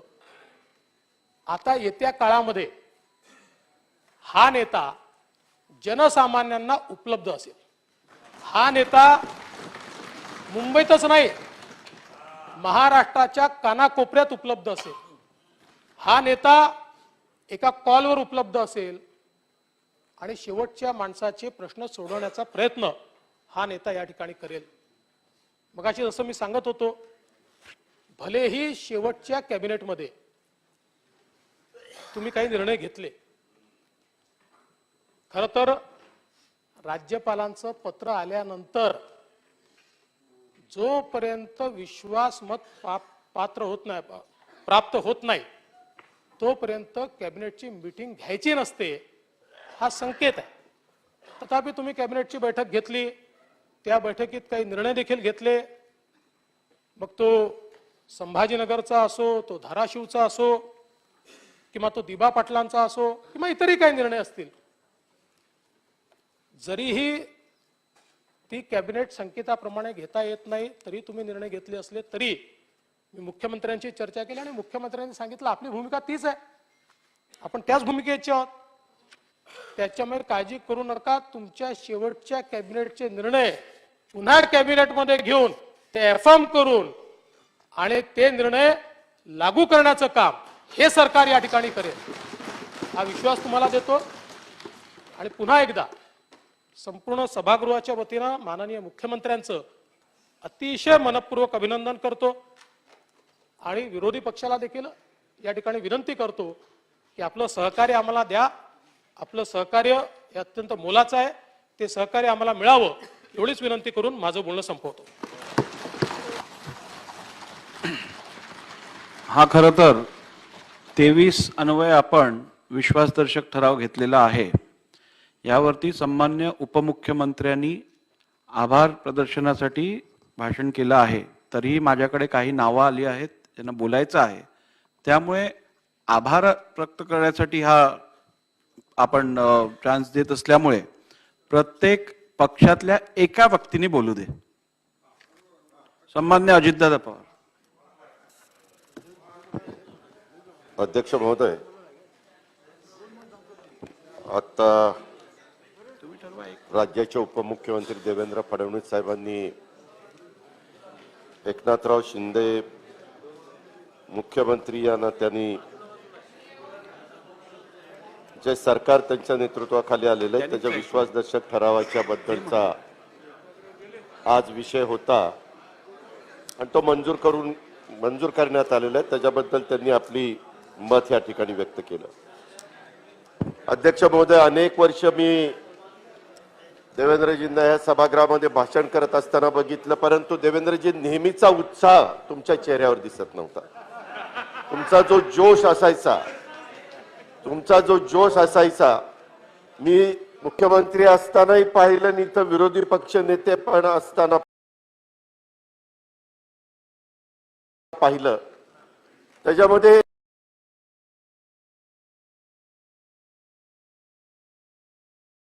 सगळे पिन ड्रॉप सायलेन्स ठेवून ते तुमचं भाषण ऐकायचे. आज पण ज्यावेळेस आपण आज तुम्ही सभागृहाला मला सगळ्यांना एक गोष्ट माहिती द्यायची आहे की ह्यावेळेस जे काही विधिमंडळामध्ये आमदार निवडून आलेत त्या आमदारांच्या मध्ये जर सगळ्यात नशीबवान कोण असेल तर ते देवेंद्र फडणवीस आहे. त्याचं कारण असं आहे की अजून 2.5 वर्षच झाली, अजून पुढची 2.5 वर्ष बाकी आहेत, पण 2.5 वर्षात देवेंद्रजी मुख्यमंत्री पण झाले, उपमुख्यमंत्री पण झाले आणि विरोधी पक्ष नेते पण झाले. कुठलं पद काही 2.5 वर्षामध्ये ठेवलं नाही. सगळी महत्वाची पदं ही तुम्ही त्या ठिकाणी भूषवली. अध्यक्ष महोदय, खरं तर 30वे महाराष्ट्राचे मुख्यमंत्री म्हणून एकनाथराव शिंदे साहेबांनी जबाबदारी स्वीकारली. कुणाला वाटलंही नव्हतं की असं काहीतरी घडेल. स्वतः देवेंद्रजींनी बोलत असताना सातत्याने सांगितलं, एक शिवसैनिक, एक शिवसैनिक, एक शिवसैनिक. का सारखं सारखं सांगावं लागतं? ते जर शिवसैनिक आहेत तर सतत तेच तेच तेच सांगण्याची वेळ काय येते? याचा पण कुठंतरी आत्मचिंतन, आत्मपरीक्षण त्या बाबतीमध्ये झालं पाहिजे. एकंदरीतच ज्यावेळेस मुख्यमंत्री आणि उपमुख्यमंत्र्यांनी शपथ घेतली माझ्या माहितीप्रमाणे 30 जूनला आणि गोपनीयतेची शपथ घेतल्यानंतर राज्यपाल महोदयांनी 4 जुलैपर्यंत तुम्हाला विश्वासदर्शक ठराव मंजूर करून घेण्याचे निर्देश दिलेले होते आणि त्या पद्धतीने आजचा ठराव तुम्ही बहुमताच्या जोरावर मंजूर करून त्या ठिकाणी घेतलाय. आज आमची वेगळी भूमिका आहे, कारण आम्ही विरोधी पक्षामध्ये आम्ही आमची भूमिका विरोधी मतदान करून त्या ठिकाणी व्यक्त केलेली आहे आणि लोकशाहीमध्ये हे चालतं. त्याच्यामध्ये सत्ता येते, सत्ता जाते. मी नेहमी राज्यामध्ये फिरत असताना सांगतो, ताम्रपट घेऊन कुणीच जन्माला आलेलं नाहीये आणि त्याच्यामुळं ह्या घटना घडत असतात. परंतु देवेंद्रजी, मी तुमचं भाषण फार बारकाईनं ऐकत होतो. मला एक गोष्ट कळत नव्हती की तुम्ही इतकं एकनाथराव शिंदे साहेबांचं समर्थन करत होता, मग मागच्या टर्म मध्ये एकनाथराव शिंदे साहेब तुमच्या मंत्रिमंडळामध्ये जे होते त्यावेळेस फक्त रस्ते विकास महामंडळच खातं का त्यांना दिलं? ते एवढे कर्तृत्ववान होते? अजिबात नाही. जर नेता मोठा असला की खाती जास्त असतात. चंद्रकांत दादा पाटील तुम्हाला माहितीये, म्हणजे ज्याचं वजन असतं, जो नेता भारदस्त असतो. मुनगंटीवार साहेब, खरं आहे की नाही? तुमच्याकडं त्या ठिकाणी वन खातं होतं, वित्त होतं, नियोजन होतं, महसूल होतं, PWD होतं, कृषी होतं, सहकार होतं, कितीतरी महत्वाची खाती होती. जर आजचे राज्याचे मुख्यमंत्री एकनाथराव शिंदे साहेब आपण सांगताय तेवढे सर्व गुण संपन्न त्यांच्यामध्ये सगळी पात्रता होती, तर तुम्ही फक्त एक छोटस रस्ते विकास महामंडळ की त्याच्यामध्ये जनतेशी संबंधच नव्हता, फक्त हायवे करायचे, समृद्धी महामार्ग करायचा, टनेल करायचे, कोस्टल रोड करायचे, एवढंच होतं. जनतेशी संबंधित असणारं कुठलं डिपार्टमेंट तुम्हाला वाटलं मुख्यमंत्री म्हणून चला माझा अधिकार आहे, मी आणखीन एखादं डिपार्टमेंट त्यांना देतो? का नाही दिलं? याचा पण कुठेतरी विचार झाला पाहिजे. हे विचार म्हणजे महाराष्ट्र पण विचार करेल आणि तुम्ही पण त्याच्या संदर्भातला विचार त्या ठिकाणी केला पाहिजे. आज खरं तर बऱ्याचशा गोष्टी न्यायप्रविष्ट आहेत. काही जण असं बोलत होते की बाबा न्यायप्रविष्ट गोष्टी असताना 11 तारखेला सुप्रीम कोर्टामध्ये तारीख आहे, त्याच्या सुनावणीमध्ये सुप्रीम कोर्ट काय निर्णय द्यायचा तो देईल, तो त्यांचा अधिकार आहे. परंतु मग तोपर्यंत विश्वासदर्शक ठराव त्या ठिकाणी येण्याचं काही कारण होतं का? परंतु तुम्ही विश्वासदर्शक ठराव ह्या निमित्तानं घेतला. कोर्टाची लढाई कोर्टामध्ये चालेल, विधिमंडळातली लढाई विधिमंडळामध्ये चालेल. त्या संदर्भामध्ये कुणाला आम्हाला काही जास्त सांगायचं नाही. परंतु एक गोष्ट खरी आहे की मुख्यमंत्री महोदयांनी शपथ घेतली ती असताना सदस्यांच्या अपात्रतेचं प्रकरण न्यायप्रविष्ट असताना ठराव इतक्या घाईमध्ये तसा आणण्याची गरज नव्हती असं काही तज्ज्ञ देखील बोलून दाखवतात. परंतु अनेक गोष्टी लांबणीवर टाकण्याचं काम मागच्या काळामध्ये राज्यपाल महोदयांनी केलंय. मला आठवतंय आम्ही सरकारमध्ये 2.5 वर्ष असताना शिंदे साहेब आपणच एकत्र कितीदा तरी राज्यपाल महोदयांना भेटायला जायचो आणि बऱ्याचदा सगळे गेल्यानंतर तुम्हाला आणि मला राज्यपाल थांबवायचे, काही गोष्टी सांगायचे तुम्हाला आठवत असेल. आणि त्याच्यातून 12 आमदारांच्या बद्दलचा पण निर्णय राज्यपाल महोदयांनी दिला नाही. आता तर इतकं तर्फेनी काम चाललेलं आहे. राज्यपाल महोदय एकदम ऍक्शन मोड मध्ये आलेले आहेत. वास्तविक ते महामहिम आहेत, परंतु इतकी ऍक्शन फास्ट व्हायला लागलेली आहे की मागच्या काळात 12च्या असणाऱ्या आमदारांची नावं देखील त्यांनी आतापर्यंत त्याला मान्यता त्या ठिकाणी दिली नाही. पटोले साहेबांनी ज्या वेळेस विधानसभा अध्यक्षपदाचा राजीनामा दिला त्याच्यानंतर गेले 1.25 वर्ष आम्ही सातत्य वेगवेगळ्या अधिवेशनाच्या मध्ये त्याच्यामध्ये आमच्या बरोबर एकनाथराव शिंदे साहेब पण होते, कारण ते मंत्रिमंडळातले एक सिनियर मंत्री होते. आम्ही जायचो, त्यांना म्हणायचो की आम्हाला तारीख द्या, आम्ही त्याच्याबद्दलचं कॅबिनेटला ठराव करायचो. परंतु अध्यक्षाची निवड शेवटपर्यंत नाही लागली. आता मात्र अध्यक्षांची निवड ताबडतोब त्या ठिकाणी झाली. आणि हे सगळं करत असताना मागच्या 4 दिवसामध्ये ह्या सगळ्या घटना इतक्या फास्ट पाहायला मिळाल्या. त्याच्यातून ज्यांचा राजकारणाशी संबंध नाही अध्यक्ष महोदय, अशा महाराष्ट्रातल्या जनतेच्या मनामध्ये शंका उपस्थित होती. विचार करतात की असं का घडतंय, ह्याच्यामध्ये कुणाची चूक आहे कुणाचं बरोबर आहे असा पण विचार करणारा एक वर्ग आहे. गेल्या 8-10 दिवसात राज्यामध्ये इतकं काही बरंच घडलं की शिवसेने सोडून, म्हणजे म्हणताना बाहेर म्हटलं जातं की आता काल 39 होते, आज 40वा पण तुम्हाला मिळाला. 40 आमदार शिवसेनेचे त्यावेळेसचे मुख्यमंत्री उद्धव ठाकरे साहेबांच्यावर अविश्वास दाखवून तुम्ही त्या ठिकाणी बाजूला गेला. त्याच्यावर उद्धव ठाकरे साहेबांना पद सोडावं लागलं. त्याच्यामध्ये शिवसैनिकांच्या मध्ये काय मेसेज गेला ह्याची जरा आपण माहिती घ्या. आता वरवर जरी दिसत असलं तर एक गोष्ट मी निश्चितपणे आजच्या या चर्चेच्या माध्यमातून महाराष्ट्रातला सांगू इच्छितो की ज्या वेळेस बाळासाहेब ठाकरेंनी निर्माण केलेली हिंदू हृदय सम्राट यांची शिवसेना ही फोडण्याचा प्रयत्न ज्यांनी केला किंवा त्याच्यातनं काही अडचणीमुळे बाहेर पडण्याचा प्रयत्न केला. इथं भुजबळ साहेब आहेत, भुजबळ साहेबांनी पण 18-19 आमदारांना घेऊन ते बाहेर पडले होते. परंतु त्याच्यानंतर उदय सामंत, गुलाबराव पाटील एकही आमदार नंतरच्या निवडणुकीत निवडून आला नाही. ही वस्तुस्थिती आहे. त्याच्यानंतर राणे साहेबांच्या बरोबर देखील शिवसेना फुटली. त्याच्यातही निवडणुका झाल्यानंतर किती आमदार निवडून आले ह्याचं जरा आत्मचिंतन आत्मपरीक्षण त्या ठिकाणी सगळ्यांनी केलं पाहिजे. अरे नाही रे बाबा, संदीपांजी मिरच्या झोंबल्या पाहिजे असं सांगताय का? आता काय तुमचं बोलावं मी? म्हणजे तुम्ही मंत्री होता, आपण एकत्र काम केलं आणि तुम्ही तुमच्या कार्यकर्त्याला सांगताय असं काही त्याच्यामध्ये पाठव की मिरच्याच झोंबल्या पाहिजे. अरे काय मिरच्या झोंबल्या पाहिजे? गेल्या 8 दिवसात आपण सगळ्यांनी बरंच काही बघितलं. खरं तर अनेकांना इथनं गुजरातमध्ये सुरतला जायला मिळालं, सुरतवरून तिथं गुवाहाटीला जायला मिळालं, गुवाहाटीवरून गोव्याला जायला मिळालं. माझ्या माहितीप्रमाणे इतक्या 10-12 दिवसात ह्या आमदारांना आजपर्यंतच्या हयातीत इतक्या 10 दिवसात इतके सगळं फिरायला मिळालं नसेल. त्यांनी त्यांच्या फॅमिलीने नेलं असेल पण एकत्रपणे. आणि त्याच्यातून मग आमचे शहाजी बापू, काय झाडी, काय डोंगर, काय हॉटेल, ओके काय हॉटेल आणि काय ओके. बापू आपण एकत्र निवडून आलो 80 मला वाटतं 95 ला एकत्र आपण काम केलं. ह्याच्यामध्ये लगेच फार काही गोंधळून जायचं कारण नाही. ह्याच्यातलं लगेच वक्तव्य करण्याचं कारण नाही. ही मोठी लोक कधी एकत्र येतील कळणार पण नाही. तुम्ही राहाल पाठीमाग आणि हे बाकीचे म्हणतील की आम्ही कधी तसं म्हटलंच नव्हतं, त्यांना कळलं नाही तर आम्ही काय करायचं.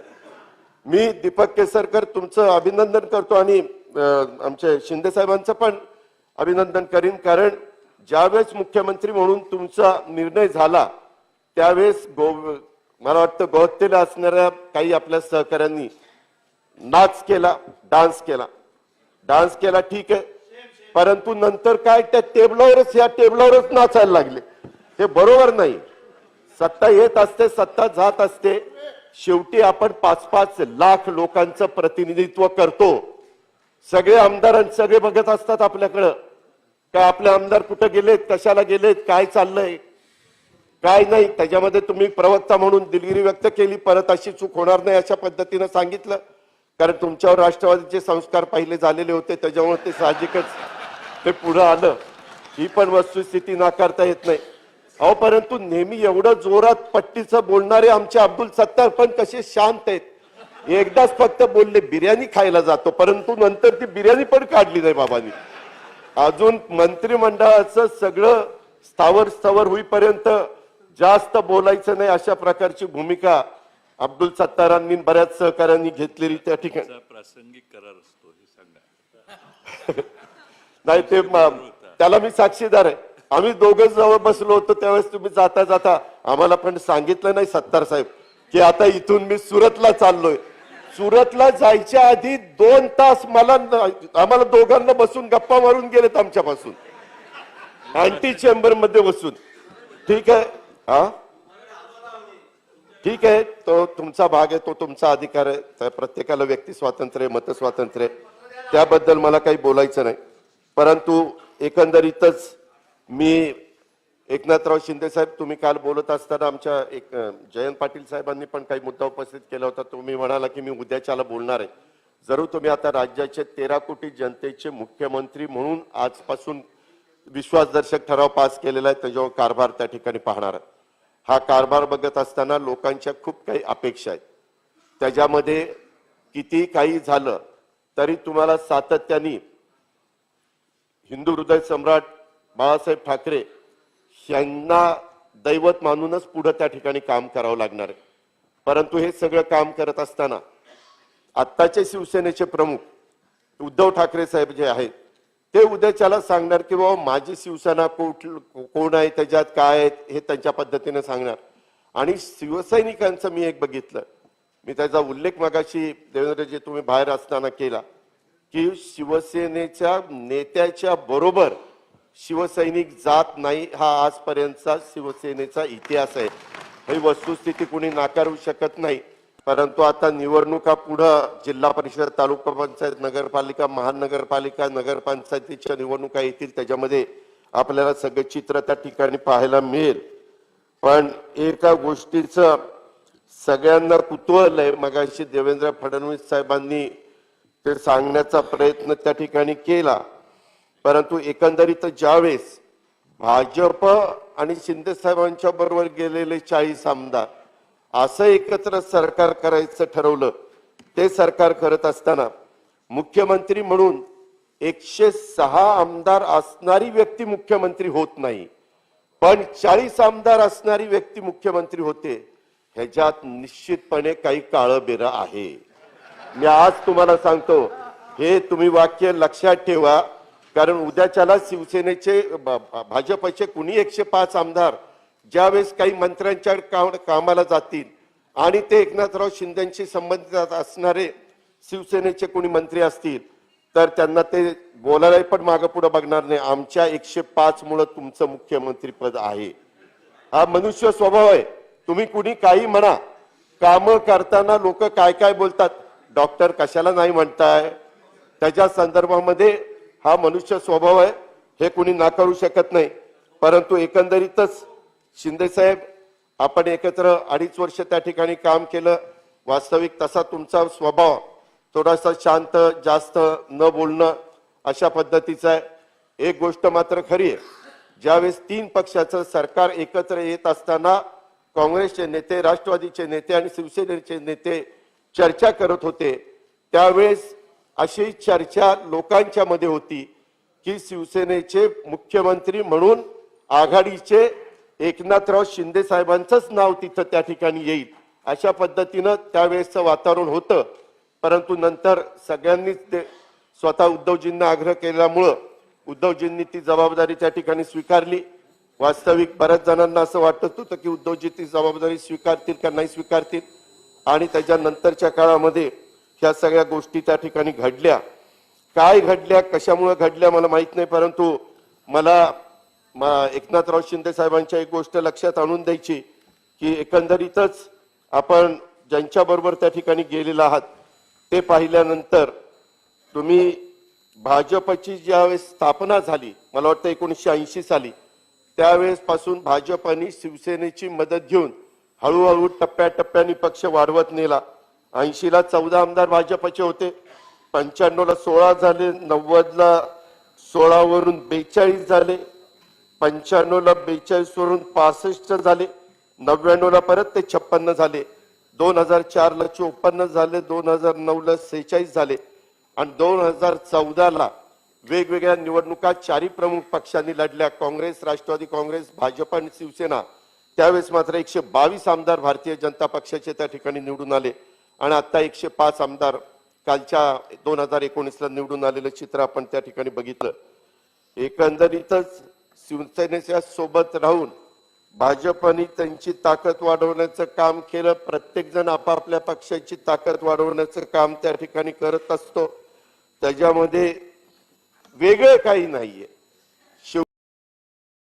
शेवटी आघाडी असली तरी आता पण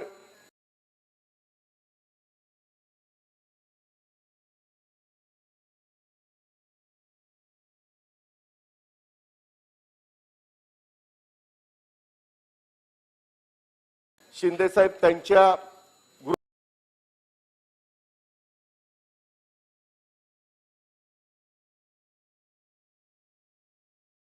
ग्रुप वाढवण्याचा, त्यांची ताकद वाढवण्याचा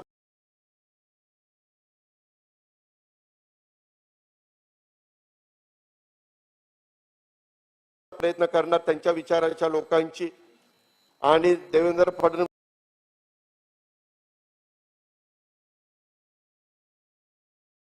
आमदार 1 कोटी रुपये आमदार निधी होता, तो 2 कोटी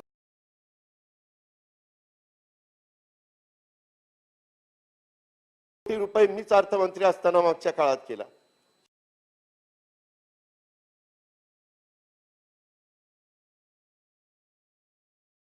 ज्यावेळेस आम्ही आलो तेव्हा शिंदे साहेब आपण 3 कोटी केले,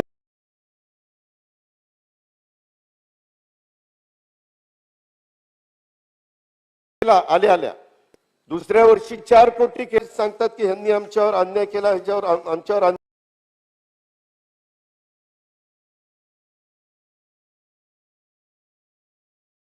अन्याय केला.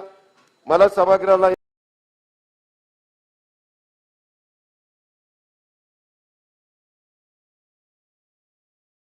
या निमित्तानं सांगायचंय की खरं तर नगर विकास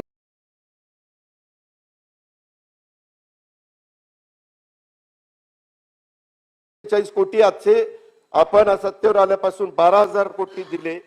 शिंदे साहेब त्या दिवशी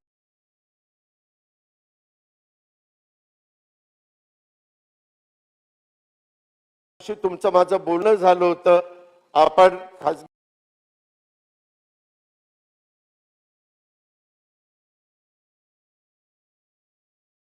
ते बोलत होतो की बाबा अजून मला निधी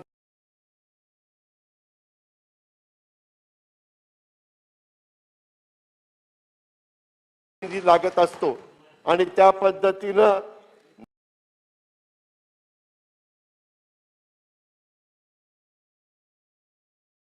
नगर विकास खात्याला पण निधी दिला, पर्यटन खात्याला पण निधी दिला, कुठल्याच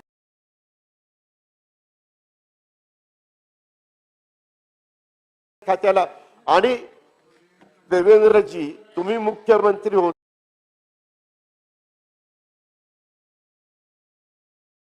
त्यांनी मिळून जी काही शिफारस केली त्याच्यामध्ये 1200 शिवभोजन केंद्र मंजूर केली, त्याच्यातली 401 केंद्र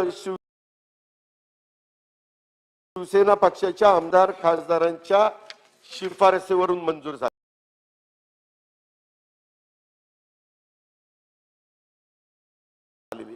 कुठं भेदभाव केला, कुठं भेदभाव केला? भुजबळ साहेब, आमदार जो लोकप्रतिनिधी आहे, लोकप्रतिनिधींच्या शिफारसीनं आपण अनेक जण आपल्या आपल्या शिफारसी करत असतो, तशा पद्धतीनं भाजप शिफारस करते, शिवसेना शिफारस करते, काँग्रेस शिफारस करते, राष्ट्रवादी शिफारस करते. यात वेगळं काही मी सांगितलेलं नाही. अध्यक्ष महोदय, त्याच्यामध्ये गेल्या शिवसेना आमदारांना एकनाथ शिंदे साहेबांना 366 कोटी रुपयाचा निधी त्यांच्या मतदारसंघात दिला. संदीपान बुमऱ्यांना 137 कोटी. उदय सामंत तुम्हाला 221 कोटी रुपये दिला. उदयजी, ज्या ज्या वेळेस तुम्ही माझ्याकडे आला, मी कधी तुम्हाला मोकळ्या हाताने परत पाठवलं नाही. आपण रत्नागिरीमध्ये पण कार्यक्रम घेतले. मी उलट तुम्हाला म्हणायचो, करा, आपण करूया, सगळे मिळून करूया. कधी त्याच्या संदर्भातला भेदभाव केला नाही. दादाजी भुसे 306 कोटी, गुलाबराव पाटील 309 कोटी. दादाजी, तुमचं तर ऍग्रिकल्चरचं काम 750 कोटीचं शेवटी आपण सगळ्यांनी केलं.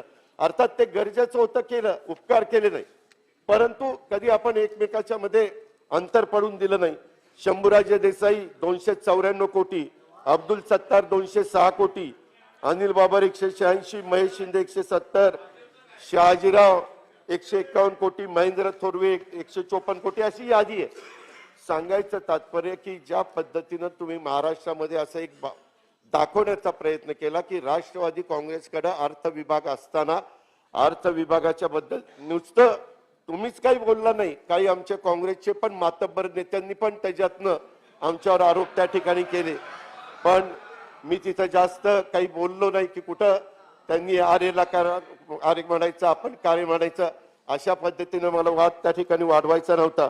मला या निमित्ताने एवढंच सांगायचं की ठीक आहे, तुम्हाला वाटत होतं ते अनैसर्गिक आघाडी झाली किंवा अमुक झालं तमुक झालं, त्याला वेगळी काही कारणं असू शकतात, परंतु कारण नसताना राष्ट्रवादी काँग्रेस पक्षाला महाराष्ट्रामध्ये ह्या निमित्तानं बदनाम करण्याचा जे काही मधल्या काळामध्ये घडलं ते लोकांनी मनातनं काढून टाकावं, एवढीच ह्या संदर्भातली माझी आग्रही भूमिका आहे. ही पण गोष्ट मला आपल्या सगळ्यांच्या लक्षामध्ये आणून द्यायची. अध्यक्ष महोदय, आज राज्याचे मुख्यमंत्री म्हणून एकनाथराव शिंदे आमच्या सातारा जिल्ह्यातलेच आहेत, ग्रामीण भागातले आहेत. अतिशय तळापासून म्हणजे रिक्षा चालकापासून इथपर्यंत पल्ला गाठणं हे येड्या गबाळाचं काम नाही, हे अख्ख्या महाराष्ट्रालाही समजते. हे निश्चितपणे कौतुकास्पद आहे, त्याच्याबद्दल दुमत असायचं काही कारण नाही. परंतु हे सगळं मिळवत असताना, हे सगळं घेत असताना त्याच्यातनं तुमचे नेते उद्धव ठाकरे साहेबांना विश्वासामध्ये घेऊन ह्या सगळ्या गोष्टी केल्या असत्या तर त्याच्यातनं एक वेगळं समाधान सगळ्यांना त्या ठिकाणी पाहायला मिळालं असतं. हे मला आपल्याला आवर्जून लक्षामध्ये आणून द्यायचं. अधिक बोलून मी आपला सगळ्यांचा जास्त वेळ घेत नाही, परंतु एकंदरीतच इथून पुढच्या वाटचालीमध्ये आम्ही काम करत असताना चांगल्या कामाच्या बाबतीमध्ये शिंदे साहेब, देवेंद्र फडणवीस साहेब, मी दोघांना सांगू इच्छितो की आमचं सगळ्यांचं सहकार्यच राहील, परंतु जिथं कुठं राज्याचं हित पाहिलं जाणार नाही, जिथं कुठं लोकांवर अन्याय होत असेल त्या पण बाबी आम्ही विरोधक म्हणून तुमच्या सगळ्यांच्या लक्षामध्ये आणून देण्याचं काम करू. मगाशी देवेंद्रजी तुम्ही सांगितलं तसं आपले यशवंतराव चव्हाण सुसंस्कृत होते, सातारा जिल्ह्यातले होते, त्यांनी एक वेगळ्या प्रकारची परंपरा आपल्या महाराष्ट्राला दिलेली आहे. त्या परंपरा पुढेही आपल्याला सगळ्यांना चालवत ठेवायच्या. ठीक आहे, राजकीय मतांतर असू शकतं, राजकीय भूमिका तुमची माझी वेगळी असू शकते, आपली आयडिओलॉजी वेगवेगळी असू शकते, परंतु राज्याच्या सर्वांगीण विकासाच्या दृष्टिकोनातनं इथून पुढच्या काळामध्ये काम करत असताना आमची विरोधक म्हणून आमची भूमिका पार पाडण्याच्या करता कुठंच कमी पडणार नाही, अशा प्रकारची ग्वाही मी ह्या निमित्तानं महाराष्ट्रातल्या जनतेलाही देऊ शकतो आणि सभागृहालाही देऊ इच्छितो. आणि एकंदरीतच आज आता तुम्ही विश्वासदर्शक ठराव मंजूर करून घेतलेला आहे बहुमताच्या जोरावर. त्याच्या संदर्भामध्ये मी देखील वैयक्तिक आपलं मनापासून अभिनंदन करतो, मनापासून कौतुक करतो. तुम्हाला भावी वाटचालीच्या करता हार्दिक शुभेच्छा देतो आणि माझे 2 शब्द संपवतो.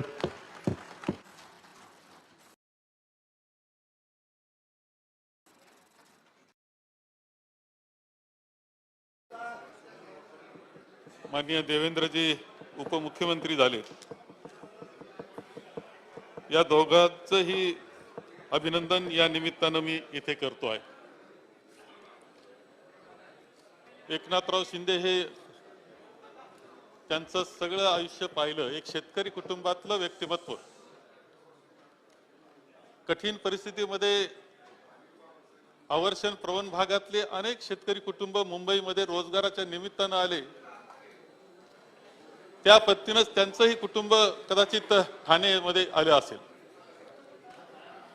त्यांच्यातला एक तरुण कार्यकर्ता, कठीण परिस्थितीतला कार्यकर्ता, रोज जीवनाचा संघर्ष करणारा कार्यकर्ता आपलं काम समाजामध्ये करत करत येत आज मुख्यमंत्री पदापर्यंत पोहोचणं ही सुद्धा अत्यंत महत्वाची बाब आपल्या सगळ्यांना आहे.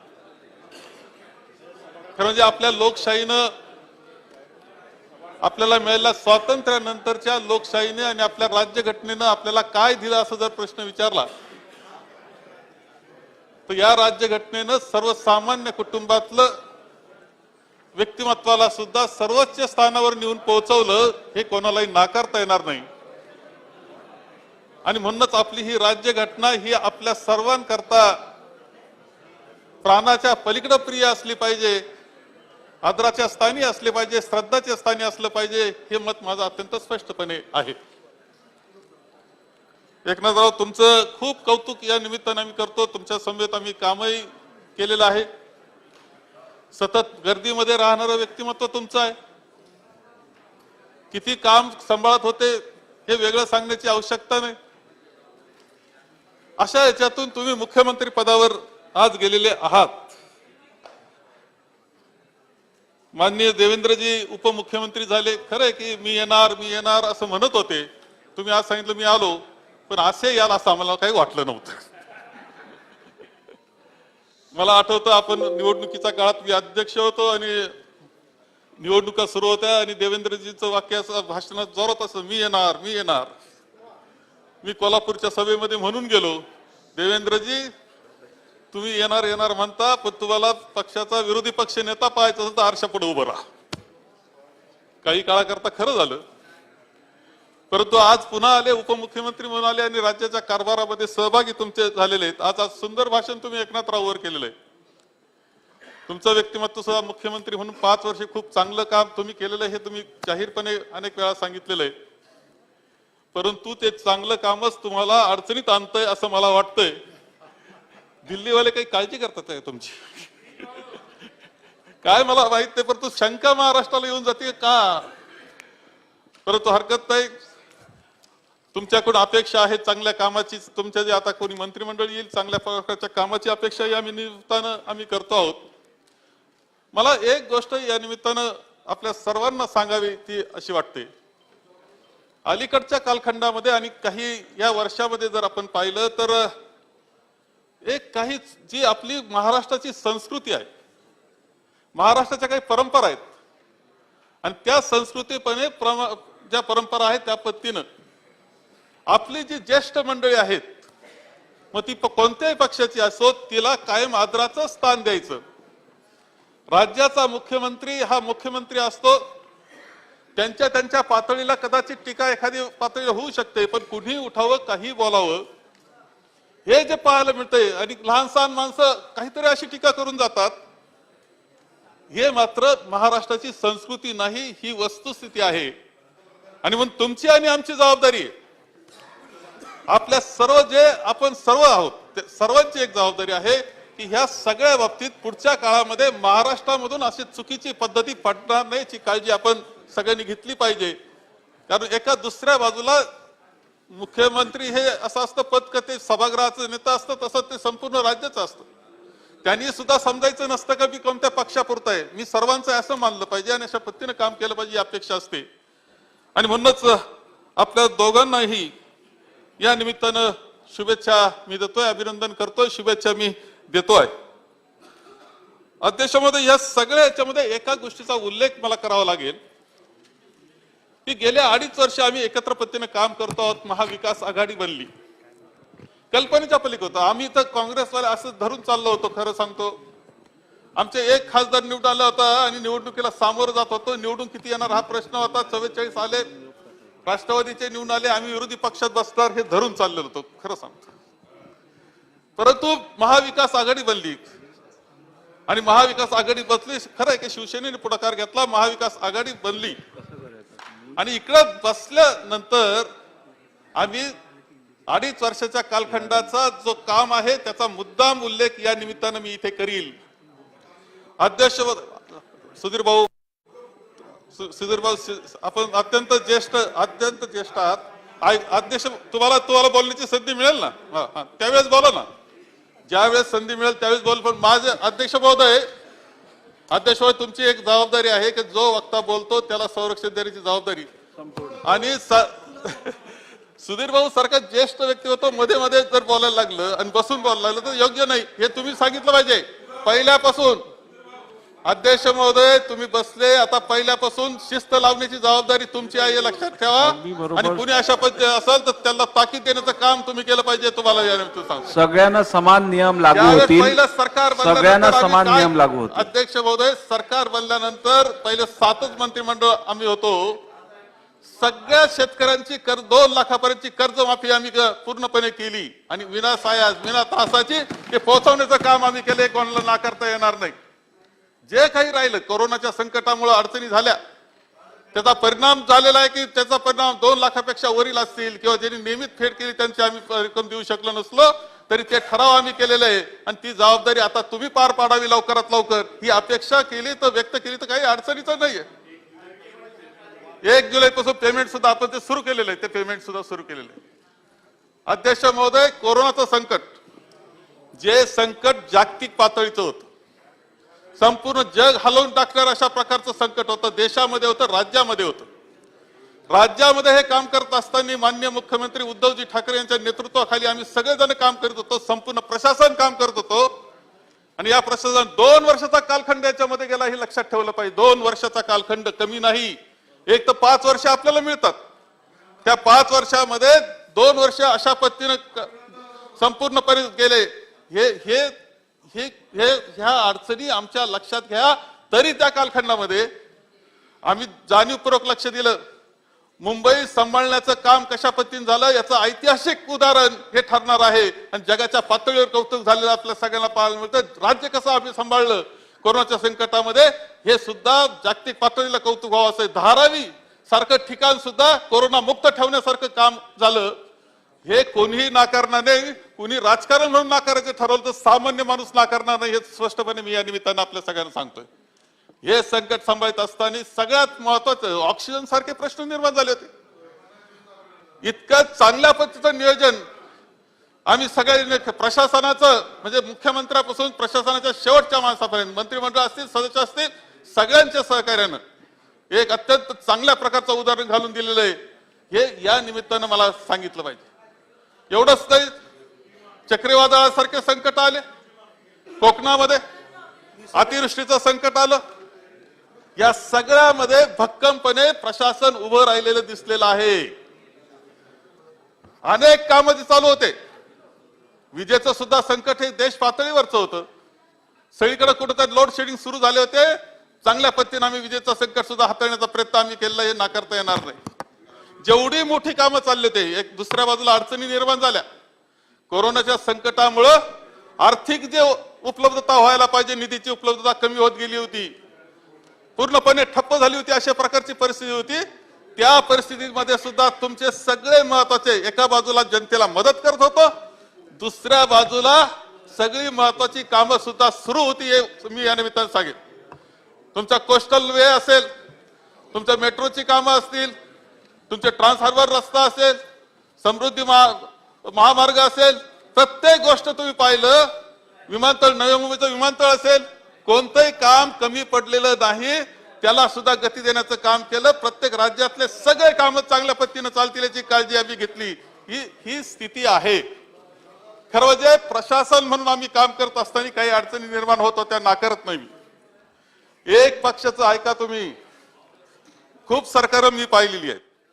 एक पक्षाचं सरकार असलं तरी अडचणी असतात, कुरबुरे असतात, आमदारांचे आपले सदस्य असतात, आमदारांमागे दबाव असतो की हे काम झालं पाहिजे, ते काम झालं पाहिजे. 16 तास 18 तास तुम्ही काम करता, हे मी नाकारत नाही. तुमचाच प्रतिनिधी आहे मी इथं उभा असलो तरी. मला माहिती आहे की कोणत्या आमदाराला विश्रांती लोक घेऊ देत नाहीत. अलीकडच्या काळात दबाव खूप वाढत चालला की काम झालं पाहिजे असा. निधीच्या याच्या सगळ्या काही अडचणी खूप होत्या, आपसात कधी कधी होता तणाव, परंतु नगर विकासाच्या बाबतीत सुद्धा होता. पण माननीय मुख्यमंत्री महोदय, आम्ही ह्या सगळ्या परिस्थितीत जेवढ्या कुरबुरी होता, तणाव होता, या सगळ्याच्या बाबतीत संयमानं आम्ही सगळेजण तोंड देत होतो, एकमेकाला सांभाळून घेत होतो, आपल्याकडे येत होतो. पण टोकाची भूमिका कधी घेतली नाही, ही वस्तुस्थिती आहे. हे सगळं सांभाळत असताना एकच वाईट वाटतं का हा बदल तुम्ही करत असताना, खरं म्हणजे हा बदल जेव्हा प्रत्येक वेळेस बदल होतो तर एका नवा इतिहास आपण लिहिला जातो, हे लक्षात ठेवा. तुमच्या या बदलावर सुद्धा पुस्तकं लिहिली जातील. इतिहास आपण काय लिहितो याच्यावर सुद्धा लक्ष ठेवलं पाहिजे, कारण त्या पुढच्या पिढीला मार्गदर्शक असतो. सुरतला गेले, गुवाहाटीला गेले, गोव्याला गेले, काय म्हटले याच्यावर मी जात नाही, परंतु ह्या सगळ्या याच्यातून आपण ज्यावेळेस बदल करीत होता त्यावेळेस बंदूक मात्र आमच्या खांद्यावर ठेवली, याचं मात्र वाईट वाटून गेलं. हे तुम्हाला या निमित्तानं सांगतो. आम्ही एकत्र पद्धतीने काम करत होतो, दिलखुश पद्धतीने काम करत होतो. कुठेही अशा एका प्रकारचा वेगळा भाव जर ठेवला नव्हता, तर आमच्या खांद्यावरती बंदूक ठेवायला नको होती असं वाटलं तर ते आमचं चूक नाही, हे सुद्धा या निमित्तानं मी आपल्याला सांगेल. अध्यक्ष महोदय, ह्या सगळ्या याच्यामध्ये ही सगळी कामं हे आम्ही करतो. सरकार कसं आलं, काय आलं, हे किती बोललं नाही बोललं तरी जनतेला सगळ्यांना माहिती आहे. कोणावर कसे दबाव झाले, काय झाले, हे सगळं माहिती आहे. कदाचित त्या काही असू. आता तुम्ही आलेले आहात सत्तेवर, माझी एक विनंती राहील, तुम्ही सत्तेवर आल्यानंतर, शपथ घेतल्यानंतर 2-3 कामं लगेच सुरू केले. मला कळतंय की लगेच तुम्ही आरेच्या बाबतीतला काहीतरी निर्णय, मेट्रो शेडच्या बाबतीतला निर्णय घेतला, कार शेडचा निर्णय तुम्ही घेतला. त्याच्या बाबतीत काही प्रश्न निश्चितपणे आहेत. पर्यावरणवादाचं आंदोलन तिथं सुरू झालेलं आहे. तुम्हाला विचार करावा लागेल की चूक काय बरोबर याचा विचार तुम्ही निश्चितपणे करा. दुसरा तुम्ही निर्णय घेतलेला की जे डिझास्टर मॅनेजमेंट म्हणजे आपत्तीकालीन जी व्यवस्था करायची त्या बाबतीतलं माननीय मुख्यमंत्री महोदय, आपण त्या बाबतीत सुद्धा स्वतः बैठक घेतली. चांगलं कौतुकास्पद आहे का लगेच त्या दिवशी बैठक घेणं सोपं नव्हतं.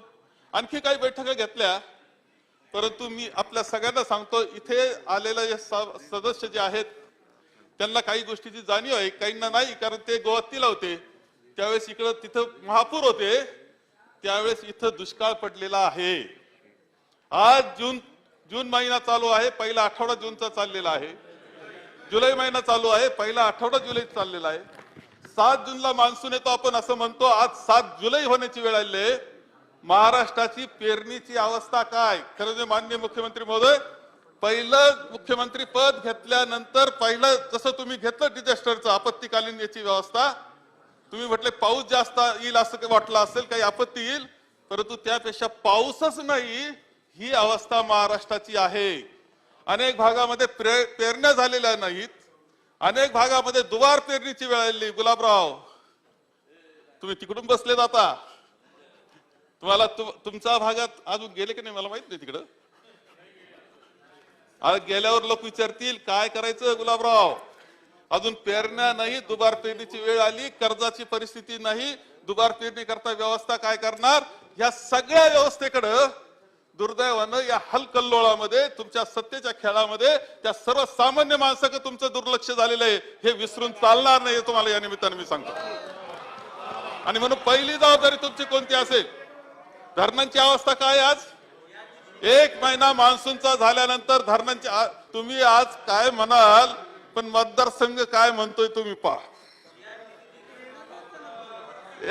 एक महिना मान्सून झाल्यानंतर आज जे पाणी मे महिन्यामधलं होतं तेच पाणी आज त्या धरणामध्ये शिल्लक आहे, लक्षात घेतलं पाहिजे. त्याच्यामध्ये वाढ नाही, काळजीच्या गोष्टी बरं. तुम्हाला सत्ता मिळाली याचा आनंद ठीक आहे, सत्तेचा आनंद असतो, पण जबाबदारी असती हे विसरू नका. 4 दिवस जनता कौतुक करील, गुलालाचं उधळील, हार गुच्छ तुम्हाला देतील, भरून टाकतील हार गुच्छात. पण उद्या काय, जर तुम्ही त्या याच्यात राहिले आनंदात, तर उद्या जनता प्रश्न विचारायला सुद्धा मोकळे. आणि आम्ही सगळेजण जनतेचे हे सगळे प्रश्न उपस्थित करण्याकरता तयार आहोत. म्हणून आपल्यावर जबाबदारी ह्या सगळ्या याच्यातून आता जबाबदारी आपल्यावर आहे. त्या जनतेचे तातडीचे जे प्रश्न आहेत, मी मुख्यमंत्री महोदय, उपमुख्यमंत्री महोदय आपल्याला सांगेल की हे सभागृह संपल्यानंतर पहिली बैठक तुमची कोणती झाली पाहिजे, तर राज्याची पीक पाण्याची परिस्थिती ही पहिली बैठक तुम्ही घेतली पाहिजे. या मताचा मी आजच घेतली पाहिजे, या मताचा मी आहे. कारण वेळ नाही तुमच्याजवळ, वेळ नाही. जाणवलं नाही, तुम्ही घेतली, बाकी पेपरला आलं, पण पीक पाण्याची परिस्थितीचं काय आलं नाही, कुठं आलं नाही.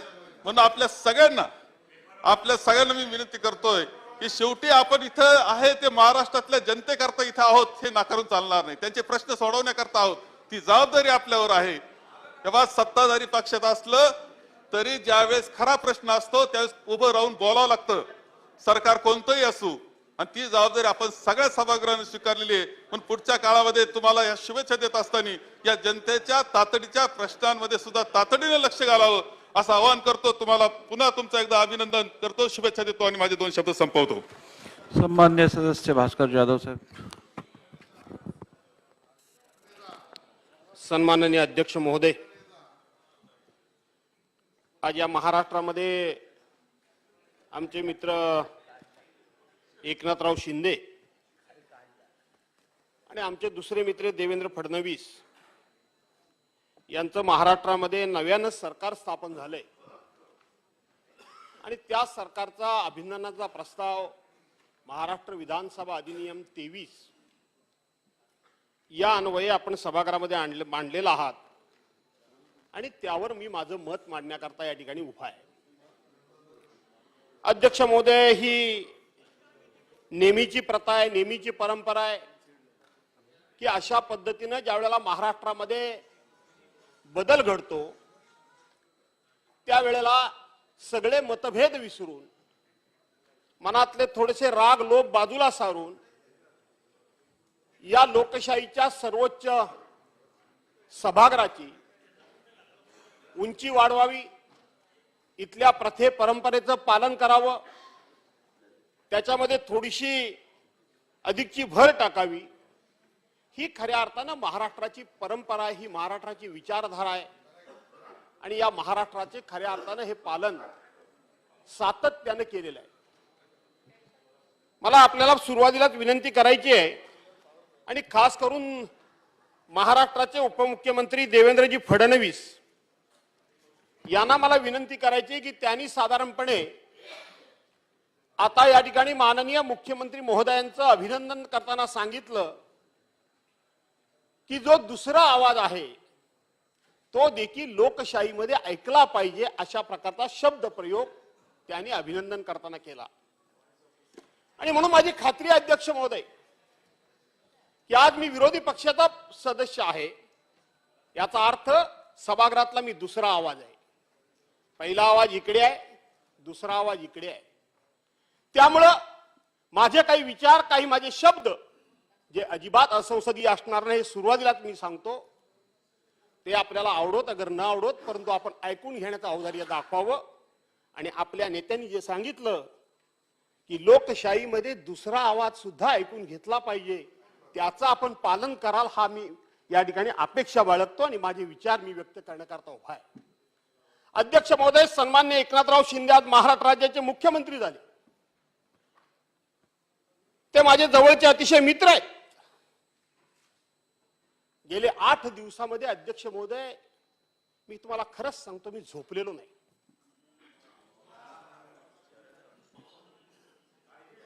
काय वाटत नाही? बोला बोला. प्रकाश सुर्वे आणि म्हणून अध्यक्ष महोदय, मी कधी असा विचलित होत नाही, मी अस्वस्थ होत नाही, पण मी माझा चेहरा लपवू शकत नाही की मी अस्वस्थ आहे, मी विचलित आहे. विचलित कशा करता अध्यक्ष महोदय ते माहिती आहे तुम्हाला? अध्यक्ष महोदय, एकनाथराव शिंदे हे आजही सभागृहामध्ये सांगतायत की मी शिवसेनेचा आहे. आजही सभागृहामध्ये मी सांगतायत की हिंदू हृदय सम्राट शिवसेना प्रमुख मान्य बाळासाहेब ठाकरेंचा मी सच्चा शिवसैनिक आहे. आजही सभागृहामध्ये सांगतात की ते मी आनंद दिघेंचा वारसदार आहे आणि ते मी देखील मान्य करतो.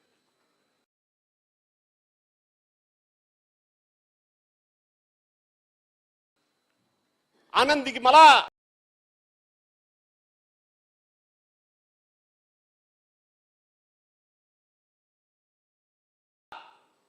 महाराष्ट्राचे मुख्यमंत्री एकनाथ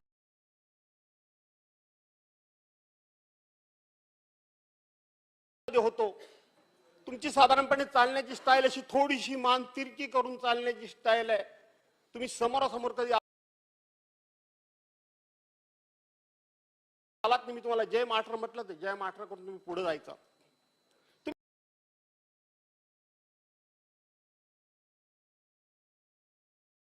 तुम्ही कधी माझ्याशी बोलत नव्हता.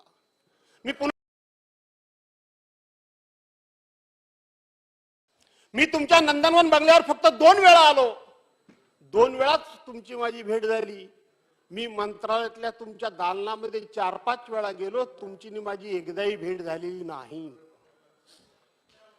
पण तरी देखील आपण करत असलेलं काम, आपण करत असलेली जनसेवा आणि आपल्या तळागाळामध्ये प्रत्येकाला मदत करण्याची मी पद्धत जी बघितली, ती कोकणामध्ये 22 आणि 23 जुलैला जो महापूर आला त्याच्यामधला खरा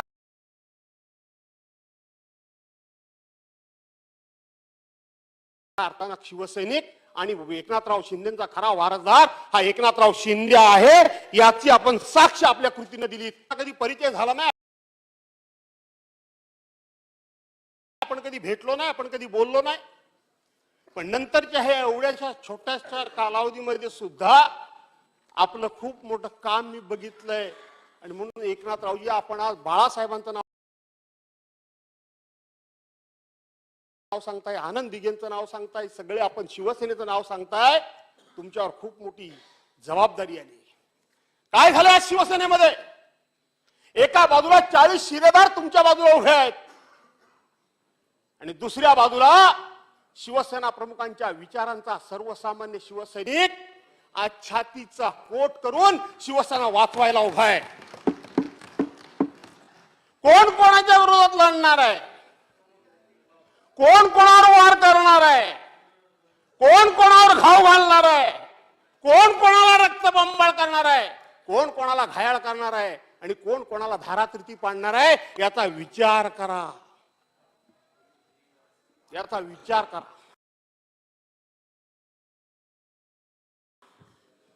ही जबाबदारी आज आपल्यावर येऊन ठेपलेली आहे. माणसाने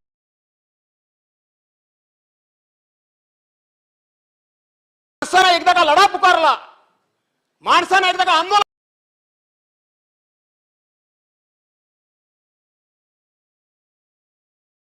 ही म्हणायचं नाही, पण मला असं वाटतंय की या महाराष्ट्रामध्ये पुन्हा एकदा महाभारताची पुनरावृत्ती होणार आहे. या महाराष्ट्रामध्ये पुन्हा एकदा रामायणाची पुनरावृत्ती होणार आहे. सख्खे चुलत भाऊ समोरासमोर उभे राहणार आहेत आणि एकमेकाला मारणार आहेत.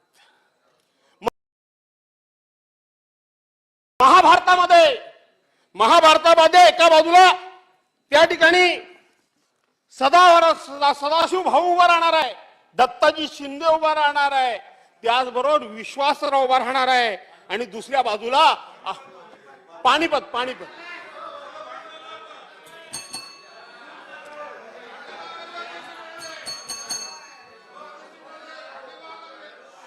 वा वा वा, ही मी भांडणं लावतोय, ही मी भांडू नका, बोला. आणि म्हणून पानिपतच्या युद्धामध्ये एका बाजूला ते उभे आहेत, दुसऱ्या बाजूला अहमद शाह अब्दाली आणि पेशवे सदाशिवराव भाऊ असतील, शिंदे दत्ताजी शिंदे असतील, पानिपतचे विश्वासराव असतील, हे एकमेकाच्या विरोधात लढतायत. आणि लढतायत कोणाकरता? तर दिल्लीच्या पातशा करता लढतायत. दिल्लीचा पातशा मात्र सही सलामत राहिलाय. मरतायत ते फक्त महाराष्ट्रातले मराठी मरतायत दिल्लीच्या तख्ता करता. आणि अहमद शाह अब्दाली मरतायत.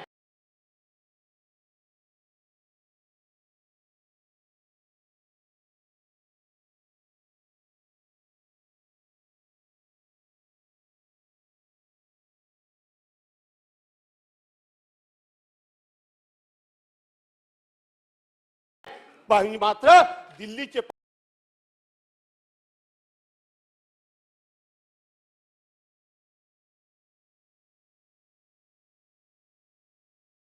पाचशा बाजूला उभे राहत आहेत. ते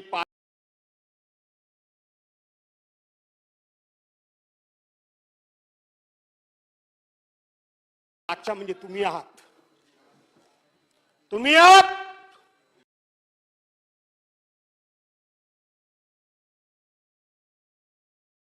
पडेल 15 दिवसांपरे पडेल, आता पडेल, मग पडेल. हे नाही काय म्हणताय तुम्ही सत्ता म्हणून.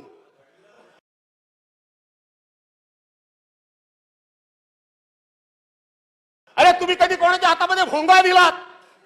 कधी कोणाच्या हातामध्ये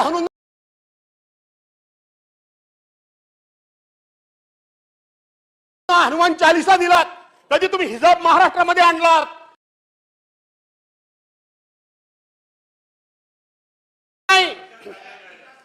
काय सांगताय तुम्ही मला या ठिकाणी? आणि म्हणून एकनाथरावजी शिंदे मी तुमचं अभिनंदन करतो.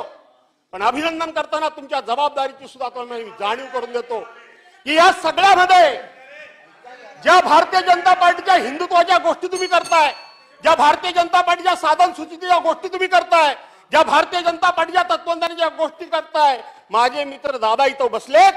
अहो संजय राठोड तुमच्या बाजूला बसलाय. माननीय सदस्य संजय राठोड बसलेत. मंत्रीपद त्याचं घालवायला तुम्ही महाराष्ट्रामध्ये काय काय केलं?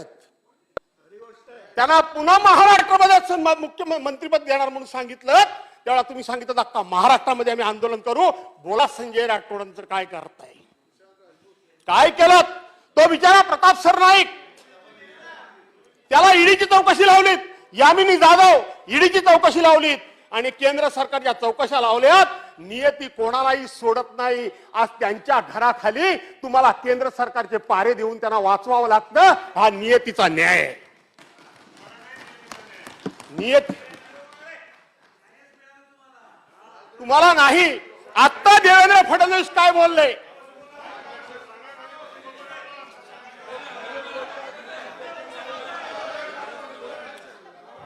बोला बोला बोला कन्क्लूड करा.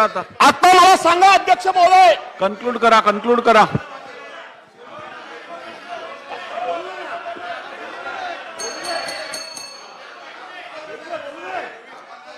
बोलू द्या. बोला. एखाद्या सभागृहाच्या सदस्याचं नाव घेताना सन्माननीय भास्करराव जाधव साहेब आम्हाला नोटीस द्यायला पाहिजे ना. आमचं नाव घेताना आम्हाला नोटीस द्यायला पाहिजे. तुम्ही बोलताना तुम्ही उल्लेख करता, तुम्ही सभागृहामध्ये उल्लेख करता. ठीक आहे, तुमचं कामकाजातून हे शब्द घेतली आहे. अशी मी विनंती कन्क्लूड करतो. करा. तुम्ही कन्क्लूड करा आता. हो, माझे मित्र संजय राठोडना मला सांगायचं आहे की सेक्शन 35 खाली नोटीस द्यावी लागते आरोप केला तर. मी आरोप केलेला नाहीये, मी तुमची बाजू घेतली आहे. आणि मी जर तुम्हाला सेक्शन 35 खाली नोटीस देऊन तुम्हाला आरोप करा असं वाटत असेल तर सेक्शन 47 खाली खुलासा तुम्ही करू शकता. अध्यक्ष महोदय, माझा हरकतीचा मुद्दा आहे. माझ्यावर माननीय भास्कर जाधव यांचं एवढं प्रेम आहे हे आज मला कळलं. एवढी माझी प्रेमावर हरकत आहे का? बाजू घेतली त्याबद्दल खरोखर मी मनापासून त्यांचं अभिनंदन करतो. पण जी भावना आज त्यांनी ह्या सभागृहामध्ये व्यक्त केली, ही जर 1-1.5 वर्षापूर्वी व्यक्त केली असती तर मला खूप त्यांच्याबद्दल आदर मिळाला. चला जाधव साहेब आता कन्क्लूड करा. हो हो अध्यक्ष महोदय, सन्मान्य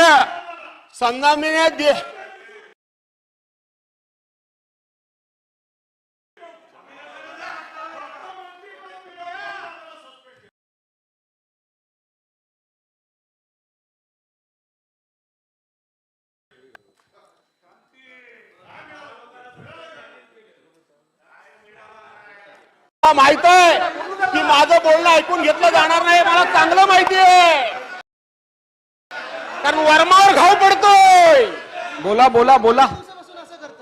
कशाला सांग अध्यक्ष महोदय मला सांगितलं पाहिजे की आम्ही तत्वाचे आहोत. देवेंद्रजी म्हणाले ते देवेंद्रचं दुःख मी सांगतो देवेंद्रजींना. ते म्हणाले मला ज्या पक्षानं सर्वोच्च पद दिलं त्यांनी घरी बसायला सांगितलं असतं तरी मी बसलो असतो. खरा तो विषय नाही, तर एक वेळ पक्षानं मला घरी बसायला सांगायला होतं, पण माझी अशी विटंबना करायला नको होती असं त्यांचं म्हणणं आहे. त्यांना उपमुख्यमंत्री आज राष्ट्रवादी बरोबर 80 तास तुम्ही केलीत, तेव्हा तुमचं हिंदुत्व कुठे गेलं होतं अध्यक्ष महोदय? ते सक्सेस झालं नाही म्हणून ठीक आहे. आज ज्यांच्या घराघरावर ईड्या लावल्यात, आज महाराष्ट्रामध्ये तुम्हाला मराठी माणूसच फक्त ईडी लावायला दिसतोय. अविनाश भोसलेपासून, संजय राऊतांपासून, प्रताप सरनाईकांपासून, यामिनी जाधवांपासून सगळे मराठी माणसं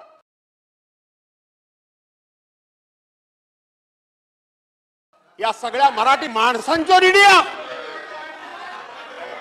ती ईडी नव्हे, ही ईडी अध्यक्ष महोदय फक्त मराठी माणसं. आणि म्हणून अध्यक्ष महोदय तुम्हाला मी सांगतो की तुम्ही किती जादा धुवून घेणार आहात सभागृहामध्ये. बसा बसा. प्रवीण दरेकर, चित्राबाई वाघ, गोपीचंद पडळकर, राधाकृष्ण विखे पाटील, सुजय विखे पाटील, हार्दिक पटेल, बबनराव पाचपुते, प्रसाद लाड, राम कदम, प्रशांत पारिचारक, रणशेष मोहिते पाटील, कृपा सिंह, कपिल पाटील, हर्षवर्धन पाटील, विजय गावित, हिना गावित, दत्ता मोगे, शिवाजीराव नाईक, सत्यजित देशमुख, सम्राट महाडिक, काशीराम पवार, रावर्जन कदमबांडे, माणिकराव गावित, भरत गावित, शिवाजीराव दाहिते, हर्षवर्धन दाहिते, तुषार राधे, सूर्यकांता पाटील, प्रताप पाटील चिखलीकर, धनंजय महाडिक, रणजित राणा पाटील, सुरेश धस, प्रशांत ठाकूर, मोनिका राजाळे, शिवाजीराव कार्डिले, निरंजन डावकरे, किसन कातरे, सागर मोगे, नमिता मुंदडे, विलासराव जगताप, राजेश सिंह, रणजित निंबाळकर, वैभव पिचड, मधुकर पिचड, काळीदास कोळंबकर. अरे किती जणांना धुवून येणार? सन्मान्य जाधव साहेब, 1 मिनिट. किती जणांना? अवकाश 1 मिनिट थांबा जरा. बसा बसा बसा. खाली बसा, खाली बसा, खाली बसा. 2 मिनिटं खाली बसा. 2 मिनिटं खाली बसा. 2 मिनिटं खाली बसा. सन्मान्य भास्कर जाधव साहेब, सन्मान्य सदस्य भास्कर जाधव साहेब, इकडे आपण बरेच वेळा आजी माजी सदस्यांची नावं घेतलीत, त्यांच्याविषयी आपण काही स्टेटमेंट्स केल्यात. नियम 35 खाली सिटिंग सदस्याच्या विरुद्ध जेव्हाही आपण कुठच्याही प्रकारचं भाष्य करता त्यावेळेला नोटीस देणं अनिवार्य आहे. त्यामुळे या पुढच्या तुमच्या भाषणात कृपया कुठच्याही सिटिंग मेंबरचं नाव घेऊ नका, अथवा ते रेकॉर्डवरनं काढलं जाईल. शेवटची फक्त 2 मिनिटं घेतो. 2 तिसरं मिनिट घेणार चला नाही. आता 1 मिनिट राहिला करा. 2 मिनिट घेतो. ठीक आहे, ठीक आहे, आणि बोला. म्हणून एकनाथरावजी शिंदे, माननीय मुख्यमंत्री महोदय एकनाथरावजी शिंदे, तुम्हाला हे लढवतायत, शिवसेना विरुद्ध शिवसेना लढवतायत. रक्तपात होईल तो शिवसेनेचा होईल, त्या ठिकाणी घायल होतील ते शिवसैनिक होतील, त्या ठिकाणी संपेल ती शिवसेना संपेल.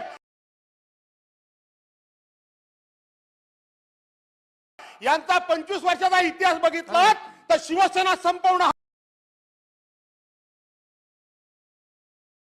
फुटू दिलीत नाही, वाचू दिलीत नाही, तर हा महाराष्ट्र तुम्हाला अखंडपणे डोक्यावर घेऊन नाचेल. एवढंच फक्त भावना व्यक्त करून आपली रजा घेतो. जय हिंद, जय महाराष्ट्र. साहेब.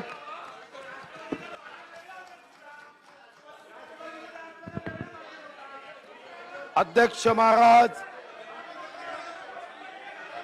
आज या सभागृहाने माननीय मुख्यमंत्री श्री एकनाथराव शिंदे यांच्या मंत्रिमंडळावर विश्वास व्यक्त केला. त्या सर्व 164 विधानसभा सदस्यांचं आभार मानून सन्माननीय मुख्यमंत्री एकनाथराव शिंदे व सन्माननीय श्री देवेंद्र फडणवीस साहेब यांचं मी मनापासून अभिनंदन करतो. अभिनंदन करताना भगवान अंचलेश्वराच्या, भगवान महादेवाच्या व छत्रपती शिवाजी महाराजांच्या चरणी वंदन करतो की या सत्य असत्य धर्म धर्माच्या विकास विनाशाच्या या युद्धामध्ये तू यांना भरभरून शक्ती दे, ऊर्जा दे, आशीर्वाद दे व दुष्टाचा संहार करण्याची ताकद यांच्या हृदयामध्ये दे. अध्यक्ष महाराज, मला विश्वास आहे कि माननीय मुख्यमंत्री महोदय विशाल हृदयाचे आहे. माननीय उपमुख्यमंत्री महोदय हे गरीबों के सम्मान में, हम सारी शक्ति से मैदान में या भावनेनी काम करणारे नेते आहेत. महाराष्ट्रामध्ये महाराष्ट्राच्या चांद्यापासून बांद्यापर्यंत, गडचिरोली पासून गडहिंग्लजच्या जनतेनी 24 ऑक्टोबर 2019 ला अध्यक्ष महाराज 161 विधानसभेमध्ये विजयी करत महाराष्ट्राच्या जनतेची सेवा करण्याचा कौल दिला. 2,30,58,525 मतदारांनी ईव्हीएम मशीनची बटन दाबून शिवसेना भारतीय जनता पार्टीच्या सरकारला कौल दिला, काँग्रेसला झटका दिला, राष्ट्रवादीला फटका दिला. सांगितलं तुम्ही सरकार चालवण्याच्या पात्रतेचे नाही, तुम्ही विरोधातच बसलं पाहिजे. हा महाराष्ट्राच्या जनतेचा मतदाराचा आवाज होता. पण दुर्दैवाने 24 ऑक्टोबर 2019 ला 4 वाजताचा तो अशुभ मुहूर्त या महाराष्ट्राच्या जनतेने बघितला. 24 ऑक्टोबर 2019 ला हिंदुत्वाची भाषा करणारे अशा पक्षांसोबत गेले की ज्यांना प्रभू राम हे काल्पनिक कथानक वाटायचं. खरं तर आज आश्चर्य होतं. विश्वासदर्शक प्रस्तावावर अध्यक्ष महाराज अभिनंदन करण्याची आवश्यकता होती की एक गडचिरोलीचे पालक मंत्री म्हणून ज्यांनी महाराष्ट्राच्या शेवटच्या जिल्ह्याचं पालकत्व स्वीकारलं, आज ते महाराष्ट्राचे विकासाचे खरे पालक झालेत. खरं तर अध्यक्ष महाराज त्यांचं अभिनंदन करावं असा हा प्रसंग होता. पण या अभिनंदन विश्वासदर्शक प्रस्तावामध्ये दुःख, सत्ता गेल्याची वेदना आपण बघत होतो. खरं तर ही सत्ता येताना सन्माननीय अजितदादा इथं नाहीत, पण अजितदादांनाही धन्यवाद दिले पाहिजे, त्यांचंही अभिनंदन केलं पाहिजे की त्यांनी यामध्ये प्रत्यक्ष अप्रत्यक्ष मदत केली. पण इथं भाषणामध्ये मात्र तुम्ही इकडे गेलेत, आता तुम्ही कसे निवडून याल. अरे जसे तुम्ही 23 नोव्हेंबर 2019 ला तिकडून इकडे आले आणि उपमुख्यमंत्री झाले, हा तुमचा आदर्श आहे. त्याच पद्धतीने इकडून तिकडे गेल्याने पराभूत होत नाही जयंतराव. तुम्ही गेले नाही म्हणून उपमुख्यमंत्री झाले नाही. आता मनात मात्र पक्का विचार ठेवा, कधीतरी अशी एखादी उडी मारावी लागते, हे मनात ठासून घ्या. आमचे एक मित्र जोशात भाषण देत होते, विसरलेत ते राष्ट्रवादीचे अध्यक्ष होते, राष्ट्रवादीचे, आणि आज सांगताय शिवसेनेत होते. मग आता तिथं नाहीत कारण गुप्त गोष्टी सांगता येत नाही. यांच्यापैकी अर्धे लोक रात्री येऊन आपल्याशी भेट करतात. अर्धे लोक एखादे, तेच तर सांगतो ना, नावं सांगायची गरजच नाही. कोण कधी येईल तुमच्या सकाट. अरे अध्यक्ष महाराज अभिनंदनाचं भाषण. अरे सरकारला तुम्ही का दंड, तुम्ही सरकारला अध्यक्ष महाराज आज बहुमताने हे सरकार आलं आणि तुम्ही आपला रडण्याचा कार्यक्रम सुरू केला. अरे एक दिवस सत्तेविना राहू शकत नाही तुम्ही. अध्यक्ष महाराज इथं सरकार आलं, देवेंद्रजी सारखा नेता उपमुख्यमंत्री पद स्वीकारल्यानंतर तुम्ही आपल्या माचीस घेऊन आग लावण्याचं काम करता. अरे कधी भारतीय जनता पार्टी तुम्हाला समजलीच नाही. नमो मातृभूमी जिथे जन्मलो मी, नमो आर्य भूमी जिथे वाढलो मी, नमो पुण्यभूमी जियेच्याच कामी पडो देह माझा सदाती नमी. या भावनेनी देवेंद्रजी काम करतात. तेरा वैभव अमर रहे हम दिन चार रहे ना, या भावनेनी काम करतात. पथ का अंतिम लक्ष्य नहीं है सिंहासन पर चढ़ते जाना, सब समाज को साथ लिए हमको है आगे बढ़ना. आता ज्यांना फक्त खुर्चीच माहिती आहे, ज्यांचं आयुष्य घराणेशाही, वंशवाद, मैं और मेरा परिवार, बाकी सारी दुनिया बेकार, त्याग, सेवा, समर्पण, हे कधी ज्यांना समजलंच नाही त्यांचं दुःख या भिंती ऐकत होत्या. खरं तर या महामानवांना सुद्धा वाटलं असेल, अरे कधीतरी तर सभागृहात सांगा की मी आहे, माझा पुढचा वंशज पुढे जाणार नाही. ते सांगण्याची तुमच्यामध्ये शक्ती नाही. सर्व कुटुंबात पाहिजे. त्याच्यासाठी कार्यकर्त्यांनी झेंडा तुमचा हाती घ्यायचा, तुमचा झेंडा हाती घ्यायचा आणि कार्यकर्त्याच्या हाती फक्त दंडा द्यायचा आणि इथं येऊन तत्वज्ञान सांगायचं की आमच्या पक्षाचा हा विचार. काय विचार आहे हो तुमचा? तुम्ही तर काल्पनिक पात्र मांडलं श्रीरामाला आणि आता सांगताय महाभारत रामायण. अरे महाभारत सांगताना विचार करा. आम्ही नाही म्हटलं, तुमच्याच कडून तुम्ही कोणत्या बाजूच्या हे सांगण्यासाठी एका नेत्याला म्हणाल हे आमच्यासाठी पितामह भीष्म आहे. म्हणजे बरोबर आहे, ते तुमच्यासाठी पितामह भीष्म आहे कारण तुम्ही कौरव आहात. दुर्योधन दुःशासनासोबत कर्ण गेला होता. कर्णाला समजवण्याचा प्रयत्न केला की असत्याच्या बाजूनी जाऊ नये, अधर्माच्या बाजूनी जाऊ नये. आज इथं सर्व लोक एकत्र आले, विचारासाठी आले. हा विचार हिंदुत्वाचा विचार आहे. तुम्ही तर सोयीस्कर रामाला वापरता, जे सांगायचे की राम हे काल्पनिक पात्र आहे. हनुमान चालीसा 14 दिवस जेलमध्ये टाकलं. सर्जे उस्मानीनी हिंदुत्वाबद्दल घाण नीच शब्द वापरले, त्याच्याबद्दल तुम्ही कधीच कारवाई केली नाही. कारवाई कोणावर करत होतात? कारवाई करत होतात. हनुमान चालीसा वाचली, बरं ती वाचायचाही नाही, त्यांनी मागे घेतलं तरी जबरदस्तीने टाकलं. मग तुमच्यासाठी प्रभू राम हे काल्पनिक होतं आणि स्वार्थाने प्रेरित होतं. कधीतरी मी ती प्रवचनकाराची कथा ऐकली, धनंजयराव. आमची नावं वाचली, हा इकडे आला, हा इकडे. तुमची नावं वाचू का? कोण तिकडे गेले आणि तुम्ही किती काय शब्दाचा वापर करता हो. म्हणाले हे इथं आलेत म्हणजे घाण आली आणि 10 मिनिटांनी पुन्हा 10 मिनिटांनी काय म्हणतात, तुम्ही वापस येऊ शकता. एक जण तर असं म्हणाला नेता की मला आठवतं की जेव्हा एक महाराष्ट्राचे मोठे काँग्रेसचे नेते त्या काँग्रेसमधून निघालेत, म्हणाले काँग्रेस एक शरीर आहे, जी बाहेर पडते ती घाण आहे आणि 4 वर्षांनी तेच मलमूत्र आहे असं सांगणाऱ्यांनी 4 वर्षांनी पुन्हा त्यांना पक्षात घेतलं. म्हणजे मी म्हणतो या पक्षाला काय मलमूत्र प्यायची खायची सवय आहे? अरे शब्दाचा वापर काय करायचा असतो, कोणत्या आपण आदर्शावर आहोत. वराह म्हणजे अध्यक्ष महाराज. आमदार ज्यांना 3 लाख लोक निवडून देतात, तुम्ही त्याला वराह म्हणतात. अरे कधी विसरले, विष्णूंनी सुद्धा वराहाचा अवतार घेतला होता दानवापासून या पृथ्वीला वाचवण्यासाठी. आणि आता काही लोक आता प्रभू रामाच्या मंदिरात जात आहे. अरे जेव्हा जनादेशाचा अवमान केला, जनादेशाचा अपमान केला, हिंदुत्वाचा अपमान केला, काल्पनिक पात्र जे रामाला मानायचे त्यांच्यासोबत आता मांडी घालून बसले. मला आठवतं अध्यक्ष महाराज 16 मार्च 1995 ला भाजप शिवसेनेचे आमदार निवडून आले.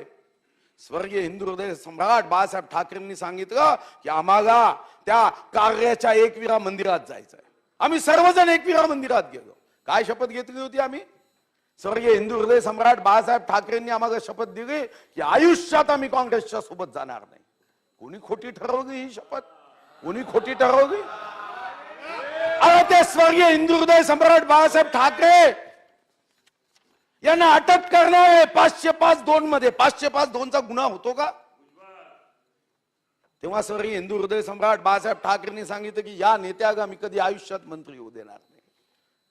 मग तेव्हा पित्याची प्रतिज्ञा नाही आठवली. इतक्या सत्तेच्या मस्तीमध्ये, सत्तेच्या अहंकारामध्ये गेलेत आणि कोणासोबत चाललात तुम्ही? एकीकडे तुम्ही सांगता की अयोध्येच्या राम मंदिरामध्ये आमचं योगदान आहे आणि जाता कोणाकडे? जे काल्पनिक ती कथा की प्रभू राम जेव्हा अध्यक्ष महाराज सेतू बांधण्यासाठी त्या दगडावर जय श्रीराम लिहिलं जायचं. अध्यक्ष महाराज नर नीर हनुमान वानर सेना ही त्या समुद्रात सोडायची, ते तरंगायचे. रावणाच्या सेनेमध्ये अध्यक्ष महाराज भीती निर्माण झाली की हा किती मोठा राजा असेल, किती मोठा अध्यक्ष महाराज हा सम्राट असेल की ज्याचं नाव लिहिल्याने दगड तरंगत. रावणाच्या लक्षात आलं, जे आज काही लोकांच्या इथं लक्षात आलं. रावणाच्या लक्षात आलं की जर दगडावर नाव लिहिल्याने दगड तरंगतो तर आपल्या सैन्याचं मनोबल खराब होईल, खच्चीकरण होईल. आणि मग रावणाने सुद्धा लंकेच्या समुद्रावर सर्व सैन्याला घेऊन गेला रावण, आणि त्यांनी सुद्धा दगडावर जय श्री रावण लिहून दगड सोडला. अध्यक्ष महाराज दगड तरंगला. मंदोदरी बाजूला उभी होती, तिच्या मनात भावना आली की जय श्री रावण या नावामध्ये ताकदच असू शकत नाही. दगड कसा तरंगला. आणि मग जेव्हा मंदोदरी राजमहालात परत आल्यावर रावणाला विचारते की असं तर होऊच शकत नाही, दगड कसा तरंगला. तेव्हा रावण म्हणाला की दगड सोडताना मी सांगितलं त्या दगडाला, पत्थर दगडा पत्थर तू तैर जा, तुझे प्रभू राम की कसम है. आणि तिथे असे अध्यक्ष महाराज काही लोक आहे. रावणासारखी भावना आहे, प्रभू रामाला मानायचं नाही, हिंदुत्वाला मानायचं नाही, खुर्ची सत्ता हे श्रेष्ठ आहे. आणि आम्हाला तर सन्माननीय एक सदस्य काँग्रेसचे नेते बाळासाहेब म्हणत होते खूप कामं केली. 2.5 वर्षात खरंच काम केलं. तुम्ही काय केलं? मोहाच्या म्हणजे लोकांच्या फाईल प्रमोशनच्या पडून होत्या, त्या प्रमोशनच्या फाईल केल्या नाही. कारण लहानपणी मी सामान्य ज्ञान होतं की या महाराष्ट्रामध्ये नोटा छपाईचा कारखाना हा नाशिकमध्ये आहे. पण या 2.5 वर्षात अजून एक कारखाना मंत्रालयात सुरू झाला होता. नोटा छपाईचा कारखाना मंत्रालयात सुरू झाला होता. नानासाहेब बरोबर आहे नानाभाऊ? नानाभाऊ मनापासून सांगा, असं करू नका. तुम्ही विदर्भाचे आहे. विदर्भ प्रभू रामाची आजी राजा आजची पत्नी इंदुमतीचा विदर्भ आहे. भगवान कृष्णाला ऊर्जा देणारा रुक्मिणी मातेचा आहे. खरं सांगा अध्यक्ष महाराज काय केलं? प्रमोशनच्या फाईल नाही केल्या, पण मंत्रालयामध्ये मोहाच्या फुलाची देशी दारू कॅबिनेटमध्ये निर्णय. काय आश्चर्य वाटतं. म्हणजे आता या आजपासून याला देशी म्हणायचं नाही, याचं प्रमोशन आता विदेशी म्हणायचं. मोहाच्या नाही, मोहाच्या फुगेला देशीचं विदेशी करण्याचं कारण काय?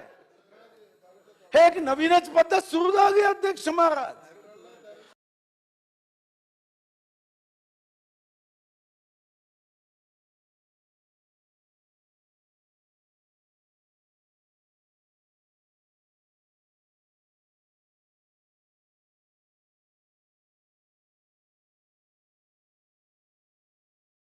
आणि आज तत्वज्ञान सांगा दिला का धान्याचा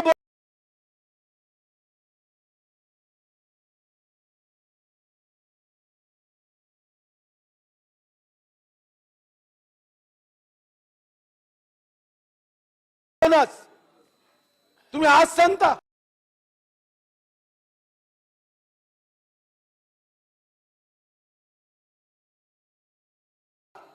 अरे तुम्ही रोजगार हमी योजनेची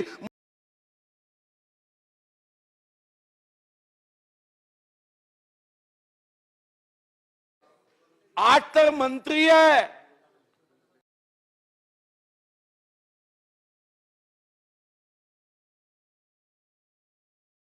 अध्यक्ष महाराज 8 मंत्री आहे. हा भगवा हाती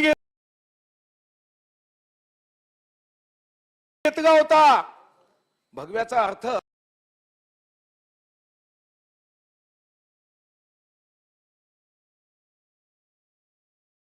अनेकांना समजलाच नाही. भास्कर भगव्याचा अर्थ काय माहित आहे? भय रहित.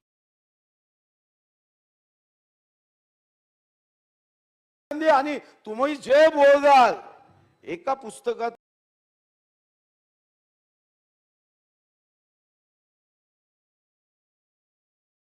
उत्तर कसं देता येईल त्याचा प्रयत्न आम्ही करू. भगवा अध्यक्ष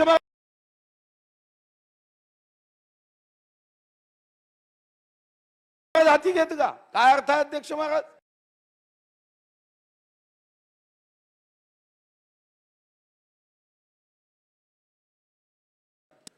भयरहित म्हणजे ग वागायचं.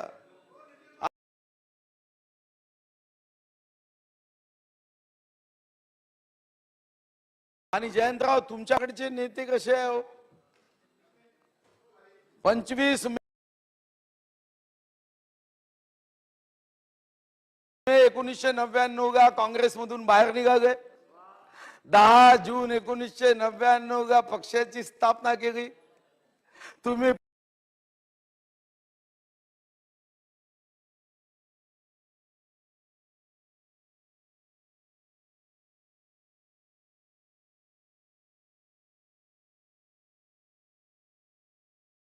पण 25 मे 1999 ची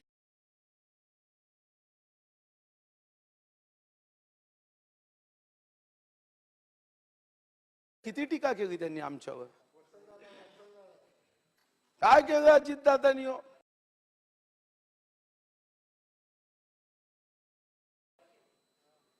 आणि मग आता तुमचा पक्ष कधी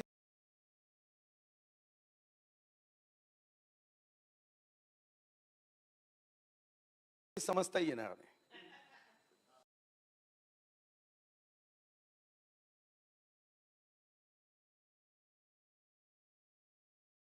तुमचे आमदार आहेत, ते आमदार पुढे काय होईल चिंता करू नका. आता तुम्ही तुमची चिंता करा. इथं विश्व गौरव नरेंद्र मोदीजी आहे, अमित भाई आहे, भारत माता की जय, जय भवानी, जय शिवाजीचा नारा देत. आता तुमची काही खरं नाही आहे. तुमच्यापैकी अनेक लोक आता माजी आमदार होऊन अभिनंदनाचा प्रस्ताव असताना खरं तर मी अध्यक्ष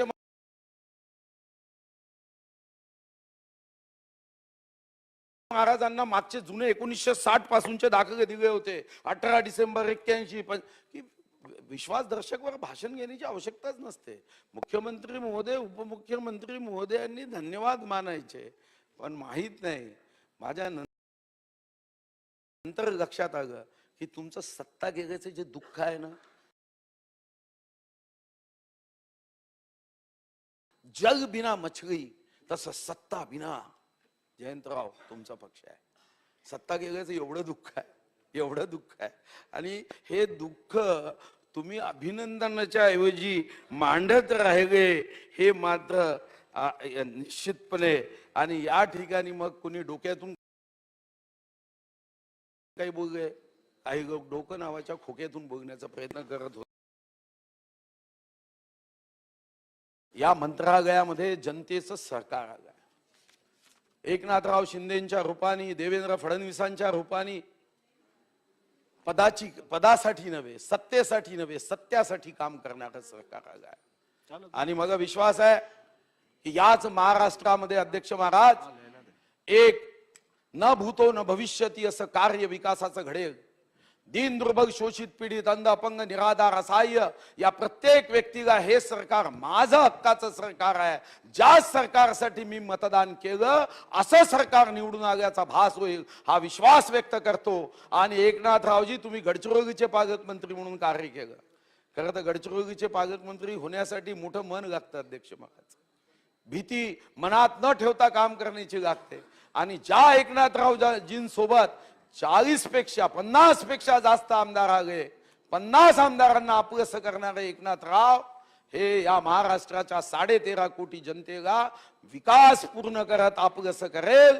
देवेंद्रजी व एकनाथराव शिंदेच्या नेतृत्वामध्ये इथं किती तुम्ही आम्हाला भीती दाखवण्याचा प्रयत्न करत असला तरी ही भीती हे निश्चितपणे दाखवून उपयोग नाही. आता भ्यायचंच असेल तर तुम्ही आपापले मतदारसंघ टिकवण्याचा प्रयत्न करा. 40 आमदार 50 आमदारांना त्यांच्या मतदारसंघात काय होईल याची भीती दाखवू नका.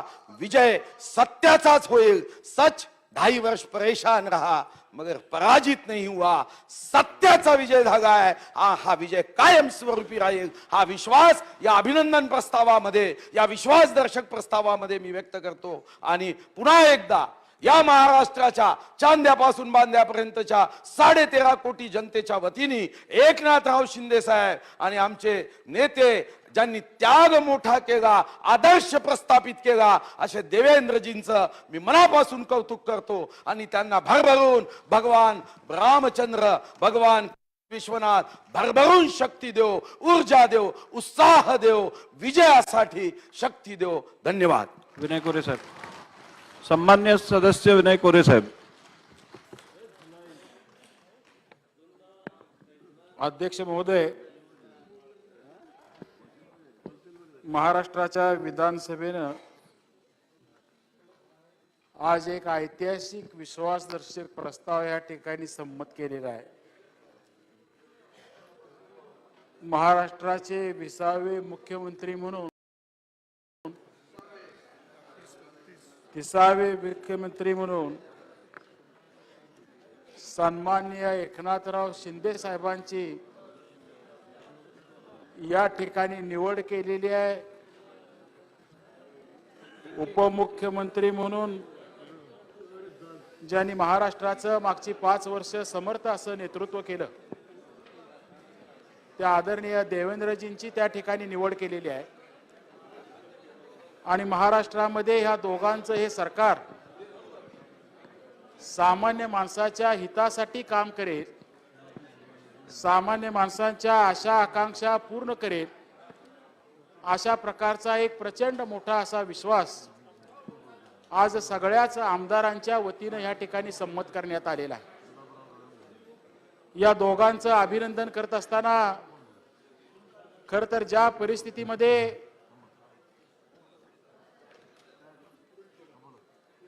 हे सगळं 8-10 दिवसाचं राजकारण घडलं, प्रचंड मोठा हा सत्ता संघर्ष झाला.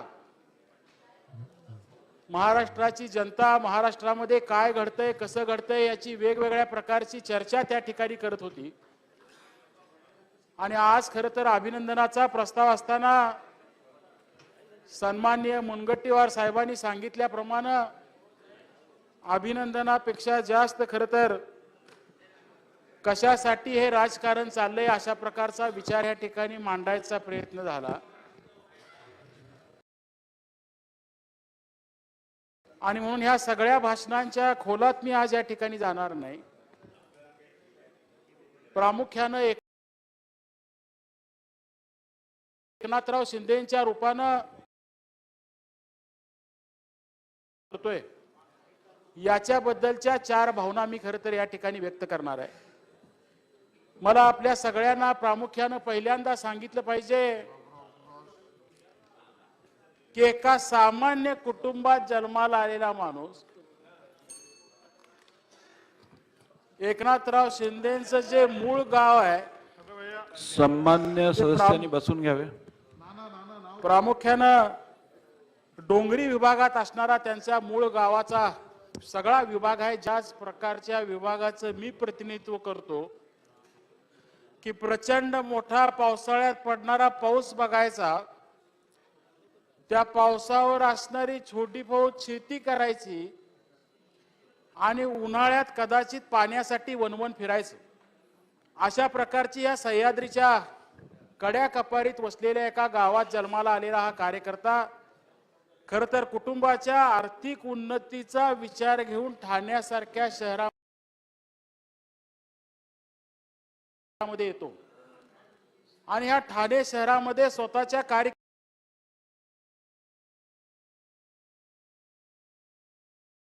सुरुवात करतो. आणि ती कारकीर्द एक प्रमुख म्हणून राज्याचा येऊ शकतो. हा लोकशाहीचा महाराष्ट्राला सगळ्यात मिळालेला मोठा विजय आहे. या भावनेनं खरं तर एकनाथ शिंदेंच्या निवडीकडे महाराष्ट्रातला सामान्य माणूस त्या ठिकाणी बघतोय असं माझ्यासारख्या कार्यकर्त्याला वाटतं.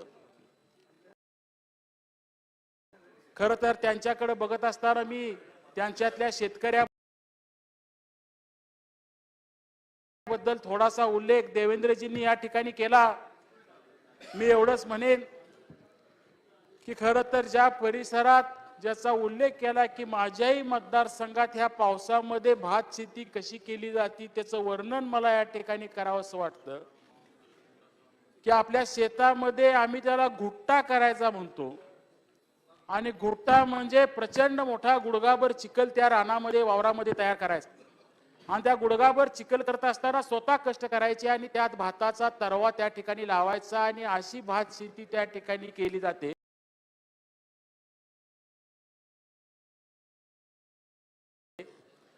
आज महाराष्ट्राचा हा मुख्यमंत्री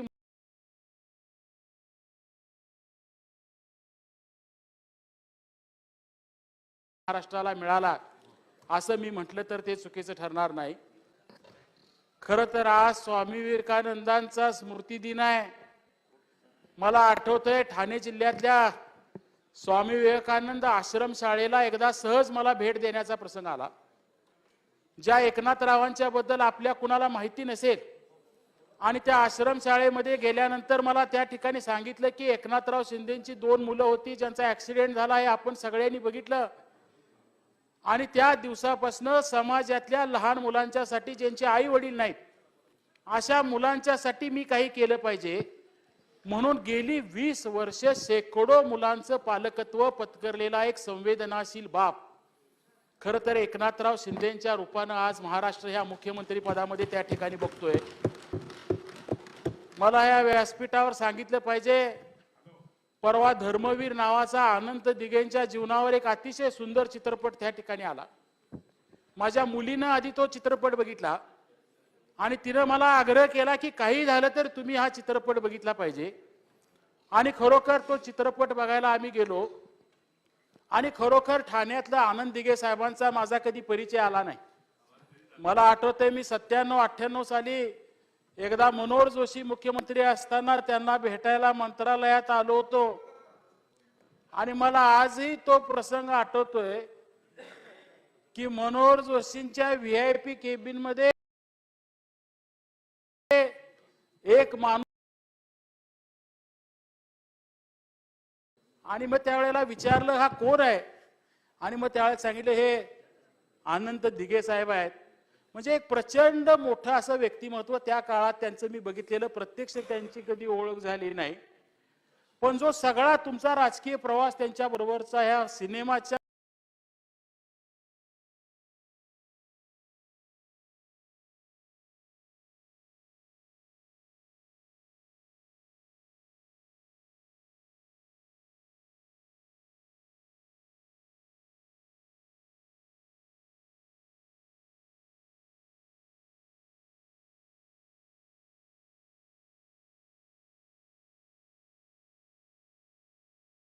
माध्यमातून महाराष्ट्रानं बघितलाय.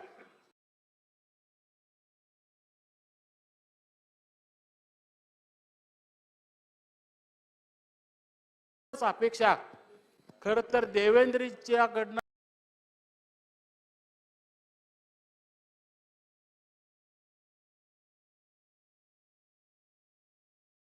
आणि तुमच्याकडनं व्यक्त करणार आहे.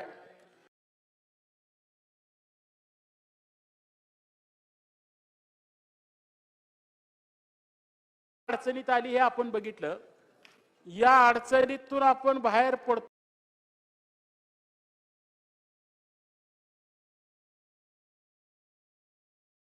न पडतोय तोपर्यंत जागतिक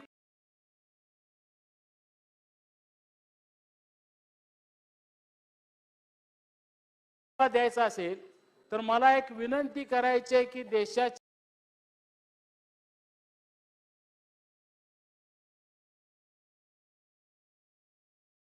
सन्माननीय पंतप्रधान नरेंद्र मोदी साहेबांनी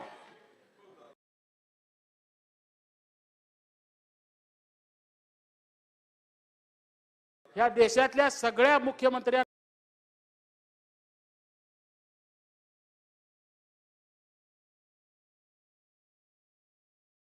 परवा एक विनंती केली की महाराष्ट्रातली जनता देश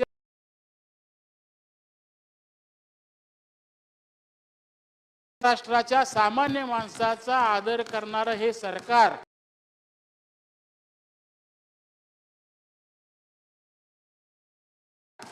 काय करून दाखवतं त्याची एक सुरुवात एका चांगल्या झलकच्या माध्यमातून करून द्यावी एवढीच मनापासूनची विनंती करतो आणि माझ्या जनस्वराज्य शक्ती पक्षाच्या वतीनं तुमचं मनोमन कौतुक करत असताना अभिनंदन करत असताना सगळ्या तुमच्या ह्या भविष्यातल्या काळासाठी मनपूर्वक शुभेच्छा व्यक्त करतो.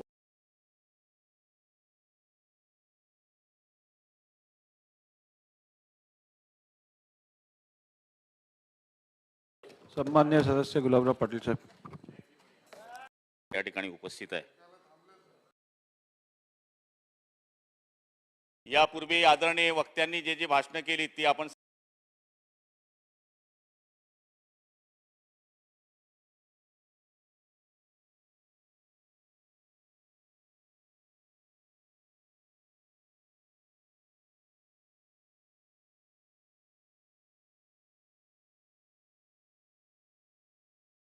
सगळ्यांनी ऐकलेली आहेत.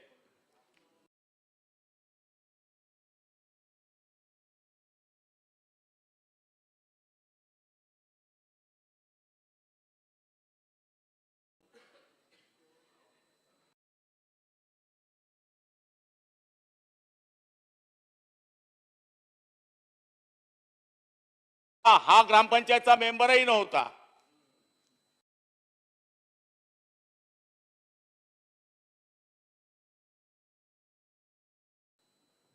मराठी माणसाच्या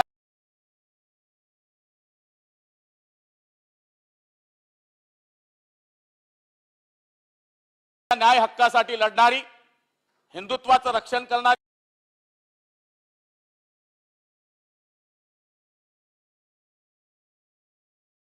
रिंगणामध्ये उतरली निवडणुकीच्या.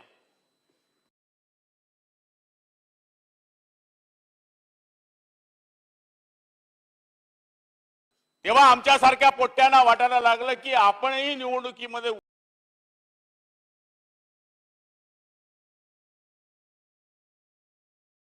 उतरलं पाहिजे. बाळा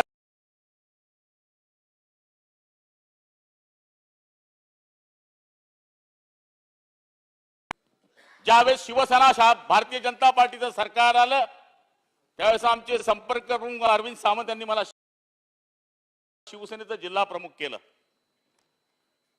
त्यावेळेस शिवसेनेच्या जिल्हा प्रमुखाला थांबण्याचं ठिकाण हे म्हणजे आमचं ठाणा असायचं, दिघे साहेबांचं ठिकाण असायचं.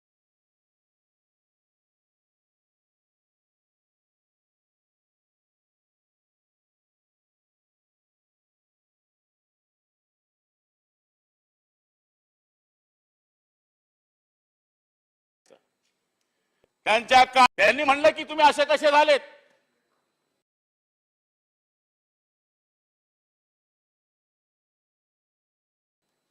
आम्हाला जे मिळालंय ते वंदनीय शिवसेना प्रमुखांच्या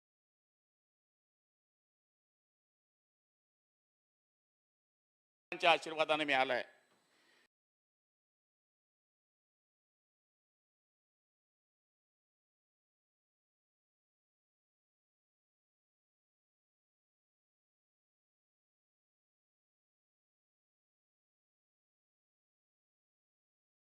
आम्ही बंड केलेला नाहीये.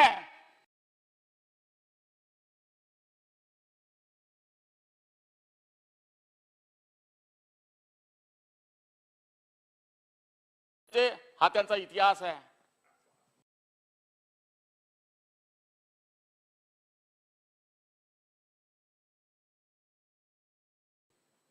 आमचे आदरणीय मुख्यमंत्री रिक्षा चालवायचे हा इतिहास आहे.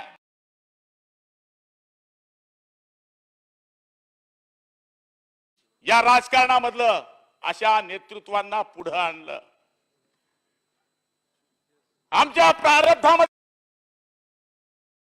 लिहिलेलं होतं बाळासाहेबांनी की एक दिवशी तुम्ही आमदार व्हाल आणि बाळासाहेबांच्या आशीर्वादाने, धर्मवीर दिघे साहेबांच्या आशीर्वादाने आमच्या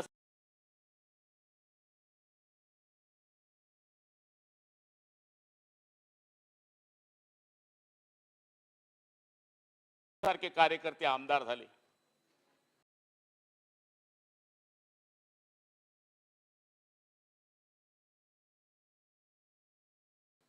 दादा बोलले आता जे शिवसेना सोडून जातात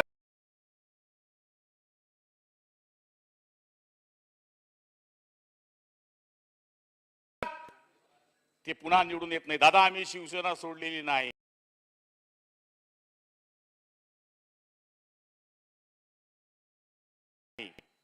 त्यामुळे आमचे निवडून येण्याची चिंता आपण करण्याची गरज नाही.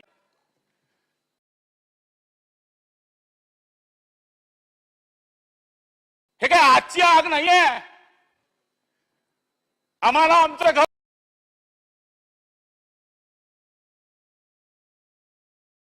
सोडून येण्याची बिलकुल इच्छा नाहीये. बाळासाहेबांना दुःख देण्याची, त्यांच्या मुलाला दुःख देण्याची बिलकुल इच्छा नाही.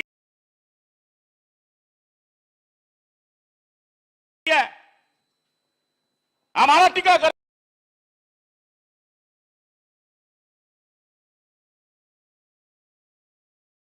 दुःख सांगायला जायचे की साहेब आमचं काम होत नाहीये, साहेब आम्हाला भेट मिळत नाहीये, चहापेक्षा किटली गरम.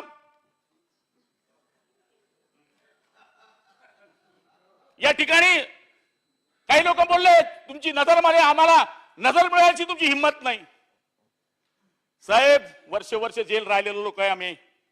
302 भोगलेले लोक आम्ही, 307 भोगलेले लोक आहोत आम्ही.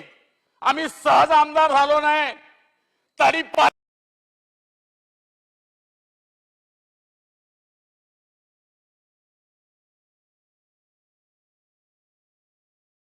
भोगलेले लोक आहोत आम्ही.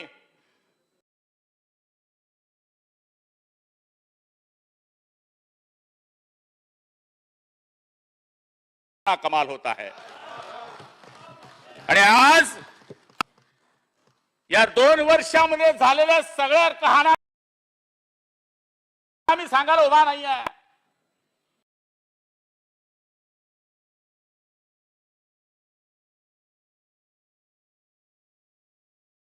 या 2 वर्षामध्ये काय घडलं?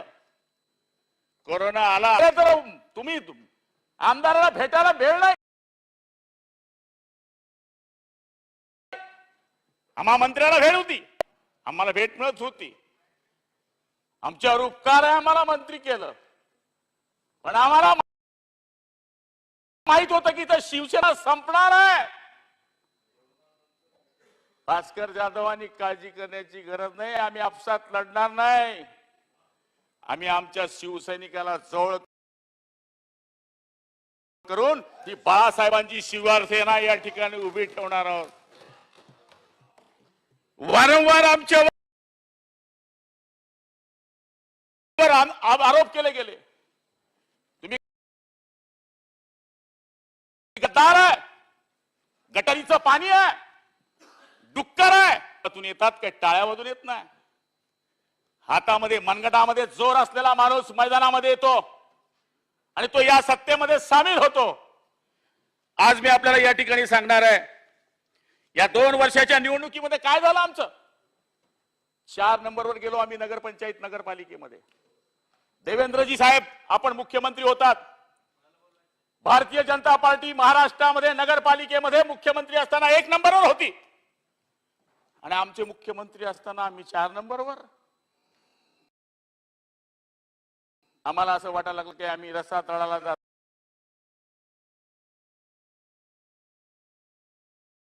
जातोय. इथे आमची शिवसेना संपते आहे आणि शिवसेना जर संपत असेल तर तिला वाचवण्याची जबाबदारी आमची आहे. आम्हाला तोडण्याचा प्रसंग केले गेले असं कोणी म्हटलं नाही. बाळांनो या काय काय म्हणणं आहे तुमचं ऐकून घ्या. लोक सांगतात तुम्ही डायरेक्ट, मी तर नंतर गेलो ट्रिप मध्ये. पण कसे गेला, गोव्यात गेला? अरे आम्ही अँब्युलन्स मध्ये गेलो.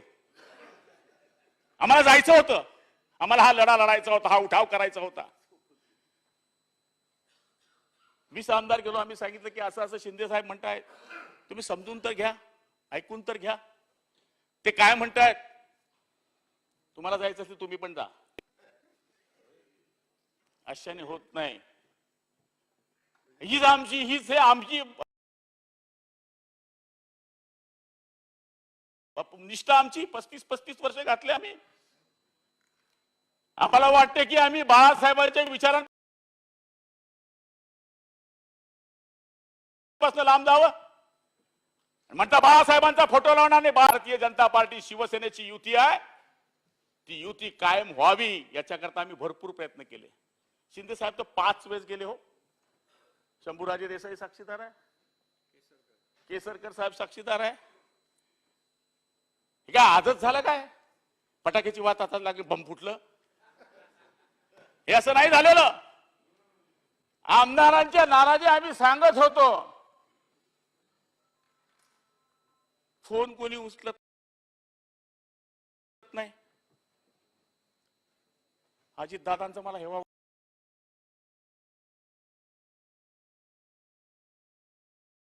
वाटायचा, असा नेता असावा. 6 वाजता माणूस टेबलवर, त्यांचे कार्यकर्ते आले, सरपंचाशी बोलणार. छोटा कार्यकर्ता असला त्याचा ऐकणार. आम्ही विरोधी पक्षाचे आहे का सत्तेचे आहे ते नाही बघणार, काम करणार. आम्हालाही ती भावना आहे ना की आमच्या कार्यकर्त्या गेल्यानंतर त्याचं काम झालं पाहिजे, त्याला भेट मिळाली पाहिजे, त्याच्याबरोबर फोटो काढला गेला पाहिजे.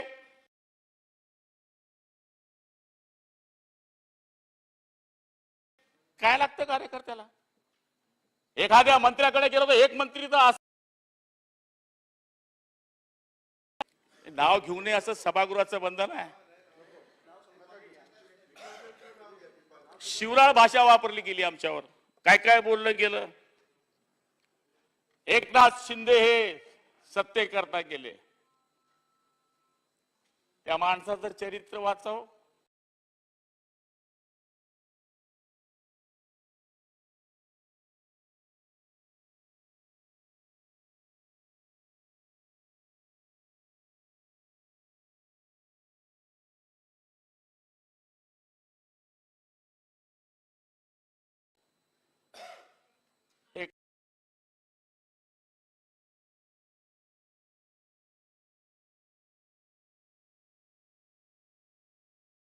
एकनाथ शिंदे साहेबांची 2 मुलं,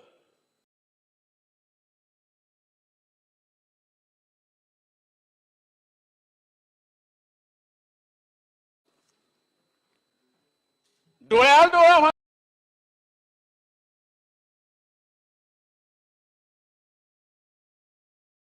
म्हणता.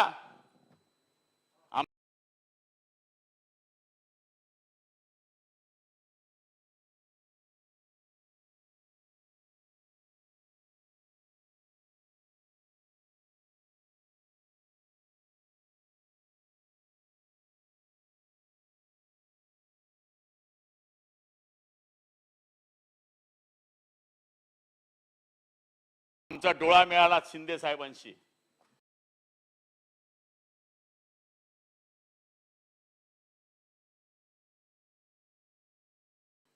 आमचा डोळा मिळाला फडणवीस साहेबांशी.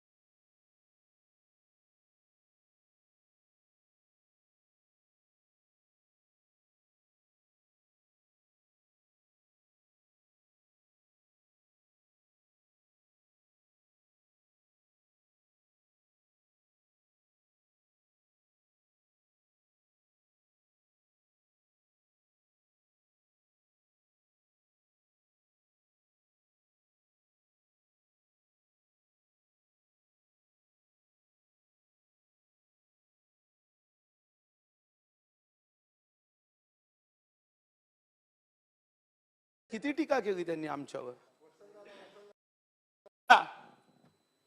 आमचा डोळा मिळाला शिंदे साहेबांशी, आमचा डोळा मिळाला फडणवीस साहेबांशी.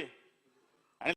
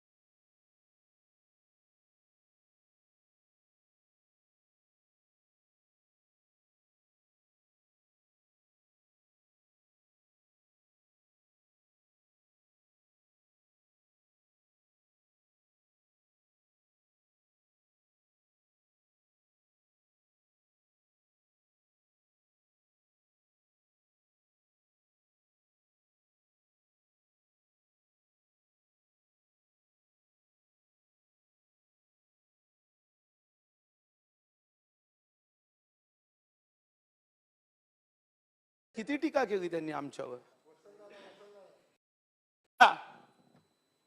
आमचा डोळा मिळाला शिंदे साहेबांशी, आमचा डोळा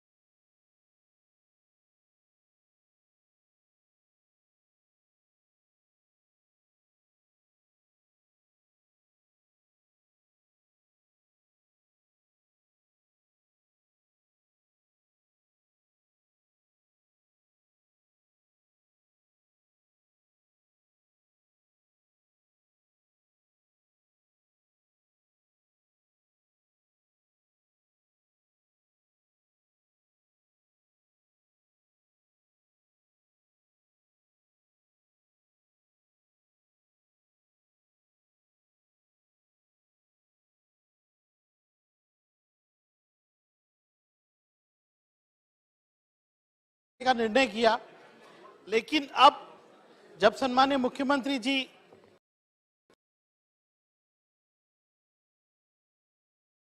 आएंगे, गांव कब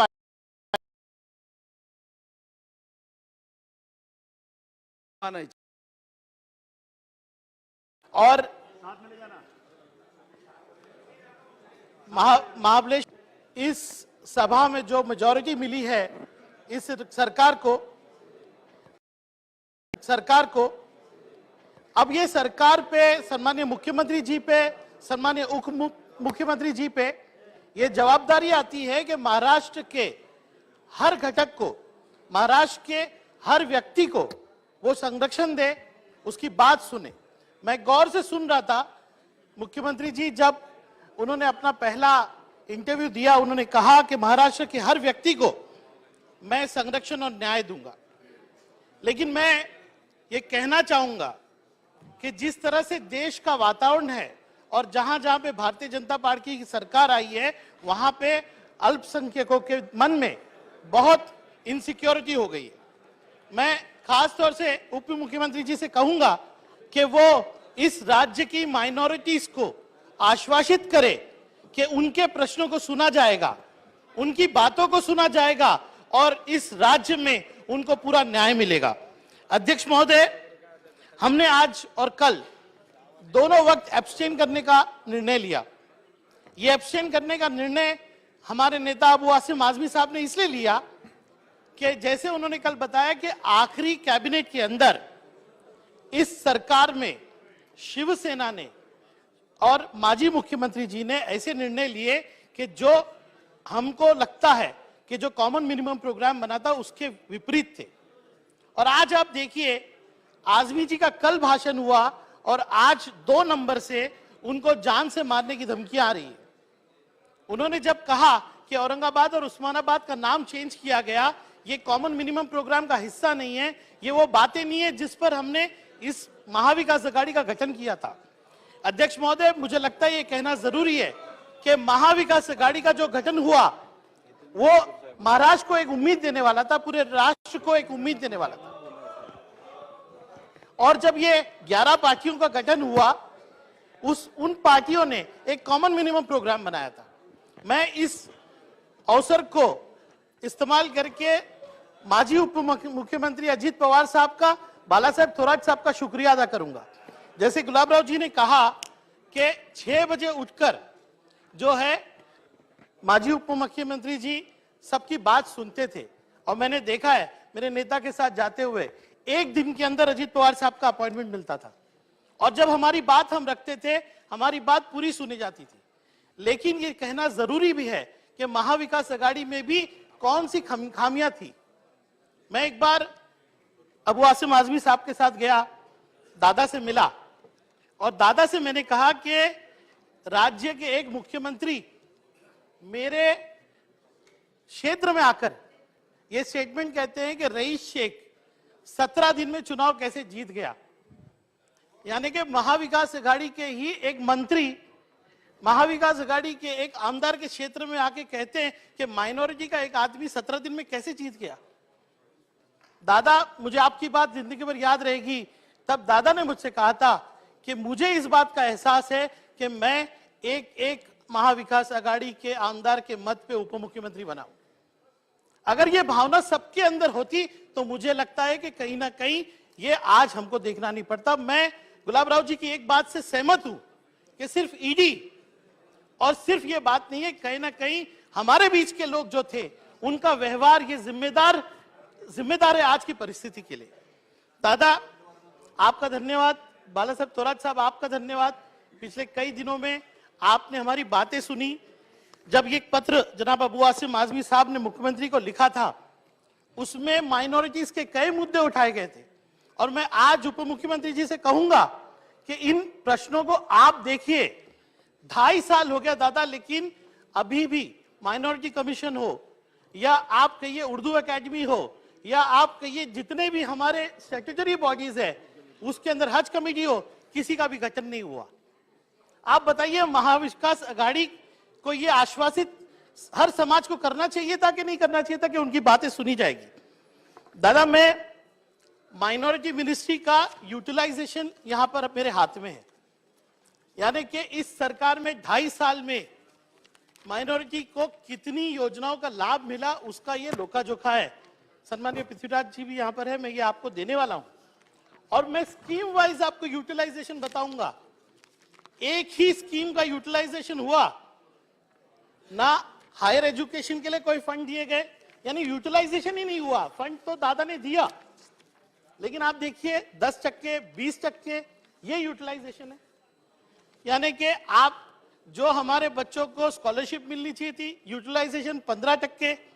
जो हमारे संस्थाओं को निधि मिलनी चाहिए थी, निधि है लेकिन यूटिलाइजेशन नहीं। यूटिलाइजेशन कहां हुआ? यूटिलाइजेशन हुआ जो सिविल वर्क के लिए फंड मिला जो है उसका यूटिलाइजेशन हुआ, यानी कि आप सिर्फ सिविल वर्क के फंड को यूटिलाइज कर रहे, 150 करोड़ रुपए का वितरण हुआ। और ये वितरण कैसे होता है? माइनॉरिटी समाज के एक आमदार के लिखे हुए कई पत्रों के ऊपर उसको 1 करोड़ की निधि मिलती है। लेकिन भिवंडी के अंदर कांग्रेस के 18 बंडखोर नगर सेवक, उनके कहने पे 5 करोड़ रुपया मिलता है। और वो 5 करोड़ का यूटिलाइजेशन किधर? जीआर कहता है कि माइनॉरिटी इलाकों में होना चाहिए, जहां पे भिवंडी शहर के अंदर कब्रिस्तान के लिए फंड नहीं, दूसरी चीजों के लिए फंड नहीं, आप फंड देते हैं किसके लिए? गार्डन के लिए। ऐसी एरियाओं में फंड देते हैं कि जहां माइनॉरिटी नहीं है। इसलिए मैं ये बातें कहना चाह रहा हूं कि जब महाविकास अघाड़ी की सरकार एक बार फिर आएगी तो इन मुद्दों पे हम ध्यान देंगे। 2.5 साल से नहीं आएगी, जरूर आएगी, जरूर आएगी। आज जो यहां पर बाला साहेब थोराट जी ने कहा है कि आप समाज में घूम के देखिए कि कितनी नाराजगी है, ये मैं आपसे कहना चाहूंगा। और मैंने 2.5 साल से थोराट साहब उर्दू घर के लिए कहा, क्या मेरी सरकार जीआर होने के बावजूद, फंड होने के बावजूद भिवंडी शहर को एक उर्दू घर नहीं दे सकती? यहां पर जरूर ऐसा हुआ है कि एक पक्ष के अगर आप आमदार है तो दूसरे पक्ष का आपको समर्थन नहीं, विरोध मिला है। गुलाब राव जी, जब आप कह रहे हो ना, मुझे अफसोस कह के सहमति दर्शाना पड़ेगा। मेरे क्षेत्र के अंदर सम्मान्य मुख्यमंत्री जी भी जानते हैं, मैं कई बार उनके पास शिकायत लेके गया। मैं आमदार हूं, मैं फंड मांग रहा हूं, लेकिन सम्मान्य माजी मुख्यमंत्री जी ने क्या किया? मेरे विरोध में जो चुनाव लड़ रहे थे उन साहब के पत्र पे 10 करोड़ का फंड दिया। मैं शिंदे साहब के पास गया, मैंने हाथ जोड़ा, ये क्या है शिंदे साहब? उन्होंने मुझसे हाथ जोड़ के कहा कि सम्मान्य मुख्यमंत्री जी का आदेश है। तो आप कर क्या रहे थे? उसके बाद कई बातें हैं जो मैं करना चाहता हूं। आप जो देखेंगे कि आने वाले दिनों में, आज माइनॉरिटीज को रिजर्वेशन नहीं मिला, लेकिन जिस तरह से मैं सम्मान्य उप मुख्यमंत्री का ध्यान आकर्षित करूंगा, देवेंद्र जी, ये पत्र मैंने सम्मान्य मुख्यमंत्री जी को लिखा था। इस पत्र में मैंने महाराष्ट्र के अंदर अलग अलग समाजों को आगे बढ़ाने के लिए क्या क्या योजनाएं हैं, आपने बार्टी बनाया, मैं उसका विश्लेषण नहीं करना चाहता, लेकिन आप देखिए कि वो कितना अच्छा काम कर रहा है। आपने सारथी बनाया, महाजोत बनाई। मैंने एक विस्तारित प्रस्ताव फैक्ट्स एंड फिगर्स के साथ, सच्चर कमेटी से लेकर महमूदुर रहमान कमेटी तक जितनी रिपोर्टें थी वो फैक्ट्स के साथ मुख्यमंत्री को दिया। हाथ जोड़ के उनके ओएसडी से कहा कि कम से कम एक रिपोर्ट मंगा लीजिए। आज तक ये नहीं हुआ। लेकिन आप इतिहास बदलिए। जिस तरह से माइनॉरिटीज इस सरकार की तरफ देखती है कि हमको न्याय नहीं मिलेगा ना, आप एक व्यवस्था बनाइए। और मैं मुख्यमंत्री जी से भी कहूंगा कि आप कभी भिवंडी में, मदनपुरे में, साहब की कंस्टिट्यूएंसी में, गोवंडी में आके देखिए कि बच्चे किस तरह से फीस के लिए, स्कॉलरशिप के लिए तरसते हैं। आज ये व्यवस्था नहीं होने की वजह से इस पूरे राज्य का 20% माइनॉरिटी पीछे है। और महाराष्ट्र का विकास तब तक नहीं हो सकता जब तक सबसे कमजोर जो शहरी है उसका विकास नहीं होता। आप अपनी बात को पूरा कीजिए। हम महाविकास अघाड़ी में ये काम नहीं कर पाए, इसका मैं एक्सेप्टेंस देता हूं, क्योंकि 2.5 साल मैं अगर लेके आऊं तो बैग के बैग जमा हो जाएंगे। इतने पत्र मैंने मुख्यमंत्री जी को लिखा है, इस पर विचार नहीं हुआ, क्योंकि उनको लगता था कि अगर माइनॉरिटीज पे मैं कोई बात करूंगा तो मेरी वोट बैंक चले जाएगी। आज तो आमदार भी नहीं है, पता नहीं कल वोट बैंक का क्या होगा। लेकिन मैं उम्मीद रखता हूं कि इन बातों का ध्यान सरकार रखेगी और आगे चल के जो है एक बदलाव आएगा। मैं फिर एक बार माजी उप मुख्यमंत्री जी और थोराट साहब का और पूरी टीम का जिन्होंने हमारा साथ दिया, उनका शुक्रिया अदा करता हूं और ये उम्मीद रखता हूं कि हमारी आने वाली सरकार किसी भी भेदभाव के बगैर काम करके महाराष्ट्र के विकास के लिए काम करेगी। धन्यवाद। सम्मान्य सदस्य हितेंद्र ठाकूर साहेब. अध्यक्ष महोदय, मी आज मनापासून राज्याचे नवे मुख्यमंत्री आमच्या जुन्या जिल्ह्याचे माननीय एकनाथरावजी शिंदे, त्याचप्रमाणे महाराष्ट्राचे नवीन उपमुख्यमंत्री माननीय देवेंद्रजी फडणवीस यांचं मनपूर्वक अभिनंदन करतो. गेली राज्यसभा, विधानसभा आणि त्यानंतर सत्तांतर याच्या बाबतीमध्ये ज्या प्रकारची चर्चा अख्ख्या महाराष्ट्रात झाली ती फार चांगली आहे असं कोणीही म्हणणार नाही. का कुठेतरी कोणावर तरी बोटं दाखवली गेली, कशा करता का काही कळलं नाही. जी काय बोटं दाखवणारी मंडळी असतील, ज्यांचे काय आक्षेप असतील, वेगवेगळ्या माध्यमातून आले, वेगवेगळ्या लोकांवर ठेवली घेतली, कोणाची नावं घेतली. नाव घेणाऱ्यामध्ये आमच्या पक्षाचे पण आमदारांची नावं घेतली गेली. आम्ही कोणाच्या गोठ्यात बांधलेल्या गायी किंवा कोणत्याच्या दावणीला बांधलेले आमदार नाहीत. आमचा वेगळा पक्ष आहे. आमचा पक्ष आम्ही आमच्या पद्धतीने चालवतो. आमचे शब्द आमच्या पद्धतीने देतो. टीव्हीवर जी करायची माध्यमातून, टीव्हीवर म्हणजे ती बदनामी काही मंडळींनी केली. चांगल्या भाषेमध्ये बोलता येऊ शकणाऱ्या गोष्टी, घोडे बाजारापासून ज्या प्रकारच्या चर्चा झाल्या त्या दुर्दैवी आहेत आणि या महाराष्ट्रात व्हायला. मी या मागे एकदा बोलताना याच सभागृहामध्ये छातीडोकपणे बोललेला शिवसेनेला मत दिलाय, काँग्रेसला दिलाय, राष्ट्रवादीला दिलाय, बीजेपीला दिलाय. मी इकडे स्वर्गीय गोपीनाथजी मुंडेंचा उल्लेख केलेला का त्यांच्या सांगण्यावरून धनंजयजी मुंडे आपल्या इकडचे सदस्य, सन्माननीय सदस्य, त्यांना देखील मत दिलाय. आजपर्यंत कोण शितोडे उडवू शकलो नाही, कोणी आरोप करू शकला नाही. दुर्दैवाने ते सगळे आरोप यावेळी झाले आणि अशा वेळी या परिस्थितीमध्ये मुख्यमंत्री म्हणून आपण एकनाथजी आणि उपमुख्यमंत्री म्हणून देवेंद्रजी फडणवीस हे आले इकडे. सगळ्यांनीच अपेक्षा व्यक्त केल्या आहेत, शुभेच्छा दिल्या तुम्हाला. आम्ही पण शुभेच्छा देतो. मुख्यमंत्री महोदयांना बऱ्याच पूर्वीपासून ओळखतो. आमचा जिल्हा त्यावेळी एक जिल्हा होता, त्याच्यामुळे त्यांच्याशी संबंध आनंदजी दिघे, स्वर्गीय आनंदजी दिघे, शाबीरबाई शेख, गणेशजी नाईक या सदनाचे सदस्य, हे सर्व उदय पाटील आमच्या जिल्ह्यातले एक सिनियर शिवसैनिक, किंवा वेगवेगळे बीजेपीतले सावरा असतील, वनगा असतील, पाटील साहेब कल्याणचे जे आमचे नेते होते, आमचे काँग्रेसचे वर्तक असतील, हॅरिस असतील, या सगळ्या मंडळींना बघण्याचा योग आलाय. सगळ्यांकडून काहीतरी शिकण्याचा योग आला.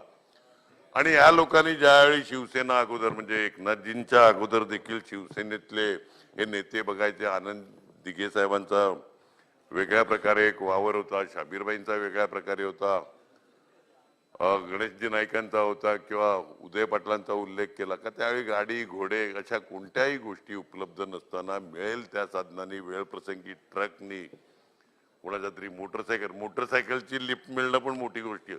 अशा काळात प्रतिकूल परिस्थितीमध्ये चांगल्या प्रकारे संघटना सगळ्याच पक्षाच्या लोकांनी, मी अमुक पक्षाच्याच लोकांनी असं सांगत नाही, सगळ्याच पक्षाच्या त्यावेळच्या नेत्यांनी कुठेतरी गाडी घोडे नसताना संघटना गाव पातळीवर पोहोचवली. आणखीन त्याच्यामुळे आज फळ मिळाली. एकनाथजींबद्दल काय बोलायचं, त्यांनी बऱ्याच जणांना झटके दिले स्वतःच्या संघटना वाढवण्याकरता.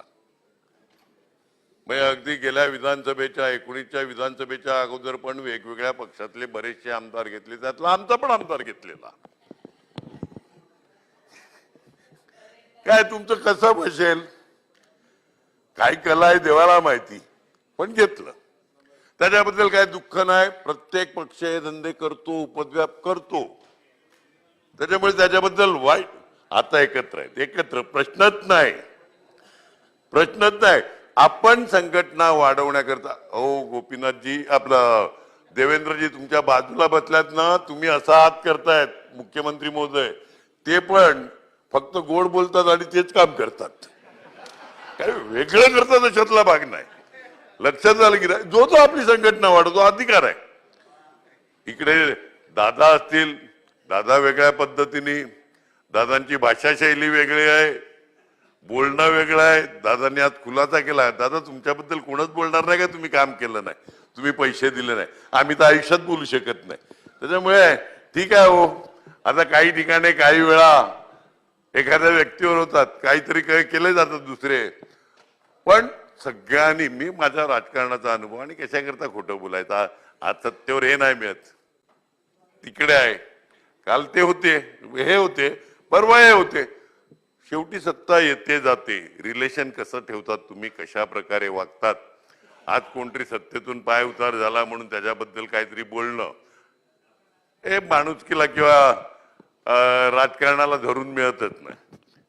कधी काय होईल सगळ्याच जणांनी इकडे केलाय का तुम्ही कसे वागतात, समाजामध्ये कसे राहतात, लोकांची कसे राहतात, कशा प्रकारे काम करतात.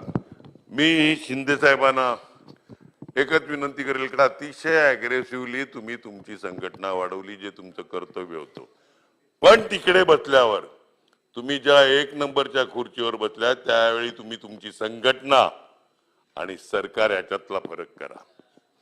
संघटना हे एक असते आणि सरकार तुम्हाला इकडूनच्या वेगवेगळ्या प्रकारची लोक, वेगवेगळ्या विचारसरणीची लोक, जाती धर्माची लोक एकत्र घेऊन जात आहे. प्रशासनातली लोक एकत्र घेऊन जायचे, आणखी या सगळ्यांना बांधून सगळ्यांचं समाधान करून राज्य करायच्या एक संघटना म्हणून कधीही सरकार चालू शकत नाही. आणि त्या दृष्टीने निश्चितपणे तुम्ही सगळ्यांना न्याय देतील ही खात्री बाळगतो. इकडे सुदैवाने मुख्यमंत्री झाल्यावर तुम्ही रिंग रोड, इन्फ्रास्ट्रक्चर वगैरे वगैरे याच्यावर जोर दिला. आमची विनंती राहील, तुमच्यावर आमची थोडी नाराजी पण आहे. आम्ही जिल्हा वेगळा झाला आमचा, आमच्या जिल्ह्याचे त्यावेळेचे पालकमंत्री तुमच्या बरोबर राहिले. थोडा आमच्यावर अन्याय केला काय दादा? माझ्याकडे हिशोब आहे सगळे, तुम्ही गेल्या 2.5 वर्षात काय काय दिलं ते मंत्री म्हणून बसल्यावर, युडी खात्यातून पण, आणि दादा तुम्ही पण पालकमंत्री म्हणून. लक्षात आलं की नाही? भविष्यामध्ये चालते, राजकारणामध्ये चालत असते, पण भविष्यामध्ये आम्हाला न्याय द्या. एक लक्षात घ्या, वसई तालुका असा भाग आहे का जगातला, मी देशातला बोलत नाही, जगातला ॲबनॉर्मल लोकसंख्या वाढीचा दर असलेलं शहर आहे. म्हणजे जगामध्ये सगळ्यात जास्त लोकसंख्या, कारण का अफोर्डेबल घरं आणि कनेक्टिव्हिटी. म्हणजे गुजरातला वापी साईडला जाणारा माणूस असेल, मुंबईला येणारा असेल, ठाण्याला जाणारा असेल, यांची रोडची, रेल्वेची कनेक्टिव्हिटी एक वेगळ्या पद्धतीने सगळी आहे. त्याच्यामुळे जो भार पडतोय तो फार मोठ्या प्रमाणात पडतोय. आणि अशा वेळी तुमच्याकडे MSRDC होतं, MMRD तुमच्या अंडर यायचं युडी मध्ये असताना, MSRD असेल, MMRD असेल, उद्याला आपल्याच राज्याचे जे केंद्रामध्ये गडकरी साहेब आदरणीय मंत्री महोदय बसलेले आहेत, ह्या सगळ्यांची बोलून काही इन्फ्रास्ट्रक्चरच्या बाबतीमध्ये तुम्ही जर जवळून बघितलं तर चांगल्या प्रकारे काम करता येईल. आमचा भुसे साहेब दादांना माहिती आहे आदरणीय का आदिवासी, मच्छीमार आणि नव्याने आलेलं नागरीकरण या 3 लोकांच्या ह्याच्यात पडलाय. तर मच्छीमारांना पण न्याय कसा देता येईल, आदिवासी समाजाला न्याय कसा देईल. आदिवासी जिल्हा, नवनिर्मित आदिवासी जिल्हा आहे आणि त्याचबरोबर नागरीकरण होत असलेला हा जिल्हा आहे. तर अशा ठिकाणी इन्फ्रास्ट्रक्चर कसं वाढता येईल. कालच एक साधं उदाहरण देतो. काल आम्ही इकडे गिरीश महाजन साहेब आलेले, आम्ही निघालो 7:45च्या दरम्यान आणि 9:30ला, काल रविवार होता म्हणून इकडे पोहोचलो. आणि आज हे सगळे ते कुठे साहेब असतील, आमच्या मनीषा चौधरी असतील किंवा गिरीश महाजन असतील, हे फोन करत बसलेले, कुठे पोचले कुठे पोचले. वेळ ती निघण्याची. आज आम्ही बरोबर 11ला 1-2 मिनिटं असताना मध्ये आलो. ट्रॅफिक या पद्धतीने वाढलाय. मग काल आम्ही किमान 1.5 तास लवकर आलो. आज 1.5 तास वर्किंग डे मुळे असल्यामुळे वाढला. तुम्ही मुंबई ठाण्यामध्ये सगळं मेट्रो बिट्रो करतात, आम्ही पण बसल्यात ना. अरे सावत्र म्हणून नका ते वोट तर द्या ना आम्हाला. कमरेवर घ्या असं आम्ही कधीच सांगणार नाही तुम्हाला. वोट द्या आम्हाला. आम्हाला पण वाटते, आमच्या लोकांना पण वाटते, ज्या लोकांचं आम्ही प्रतिनिधित्व करतोय.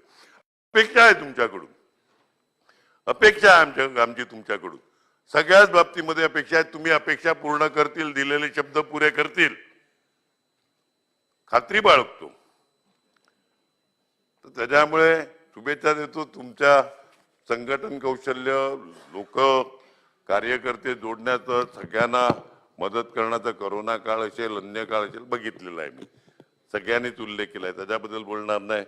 आपले आदरणीय उपमुख्यमंत्री हे देखील मुख्यमंत्री म्हणून त्यांचा कार्यकाळ चांगला होता, चांगलं काम केलेलं झालं. पक्षश्रेष्ठींनी ठरवलं, आपण मुख्यमंत्री झाली. तुम्ही मोठ्या मनाने उपमुख्यमंत्री पद ज्यावेळी आम्ही टीव्हीवर बघत होतो, कारण का थिएटर वगैरे सगळी ओसच पडलेली गेली 15-20 दिवस. राज्यसभा, विधान परिषद एवढंच लोक बघत होते.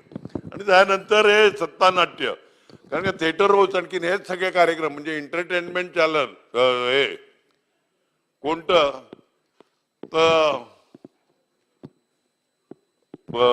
बातम्या हेच झालेलं. त्याच्यामध्ये तुम्ही ज्यावेळी डिक्लेअर केलं का सहसा मी मुख्यमंत्री पदावर शिंदे साहेब बसतील, मी बाहेर असणार आहे, यांच्या बरोबर असणार पण बाहेर असणार आहे. त्यानंतर बरोबर सगळ्यांनी विचार पण असा केला की एखादा मुख्यमंत्री राहिलेल्या माणसांनी उपमुख्यमंत्री कदाचित होऊ नये या पद्धतीने निर्णय घेतला असेल. श्रेष्ठींनी निर्णय, जो काय पक्षात निर्णय झाला त्याच्याबद्दल बोलण्याचा मला अधिकार नाही. पण त्यानंतर तुम्ही तुमचं जे काय मार्गदर्शन मिळावं, तुमचा जो काय अनुभव आहे, आणि त्या दृष्टीने श्रेष्ठ पक्षश्रेष्ठींनी सांगितलं, तुम्ही परत कबूल केले, आले. तुमचं पण आम्ही अभिनंदन करतो. तुमच्याकडून देखील चांगल्यात चांगली सेवा. काही बॅकलॉग असेल गेल्या अडीच कशाला, त्याच्या अगोदरच्या 5 वर्षाचा पण बोलेल ना. बॅकलॉग वचन आहे की दरिद्रीचे, म्हणजे यार भिक्षा मागताना दरिद्री कशाला, चहानं नाश्ता मागायचं कशाला, जेवढंच मागू ना पंचपक्वानाचं. 2.5 वर्षाचा बॅकलॉग कशाला. आणि मी बोललोच नाही 2.5 वर्षाचा बॅकलॉग आहे नाना. तुम्हाला एक सांगतो, मी बोललो का, मी अगोदर बोललो, दादांनी दिलाय मला, दिलाय, त्याला दिलाय बोलायला काय हरकत आहे. दिलाय त्याच्यामुळे बोलणार नाही. परंतु आहे आमची ॲबनॉर्मल लोकसंख्या, एकंदरीत परिस्थिती बघता आहे. तर त्याच्यामुळे आमच्यावर जास्तीत जास्त प्रेम ठेवा. सावत्रपणाची वागणूक आम्हाला मिळणार नाही अशी खात्री बाळगतो. दोघांनाही मनपूर्वक अभिनंदन करत असताना काल अध्यक्षांचं मी अभिनंदन केलं नव्हतं, आता चेअरवर ते नाहीत, परंतु ते पण एक अतिशय सक्षम असा युवक, पेशानी वकील, सगळ्यांना बरोबर घेतील. काल त्यांनी त्याप्रमाणे आश्वासन दिलंय, त्यांचं पण मनपूर्वक अभिनंदन करतो, त्यांना पण शुभेच्छा देतो. आणि इकडे एक लक्षात ठेवा, 29 जण आहेत आम्ही.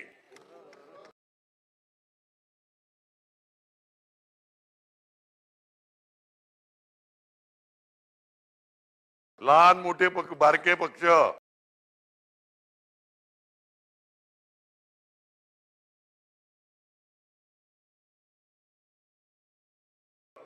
हे आम्ही 29 आहेत.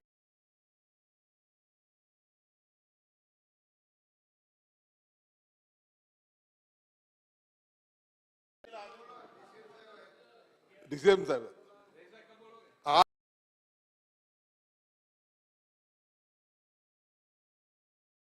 आज महाराष्ट्राचे मुख्यमंत्री म्हणून एकनाथजी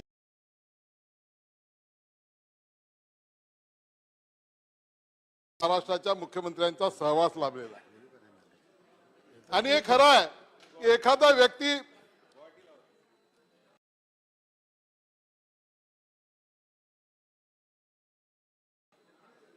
गुवाहाटी, गोवा, मुंबई सर्व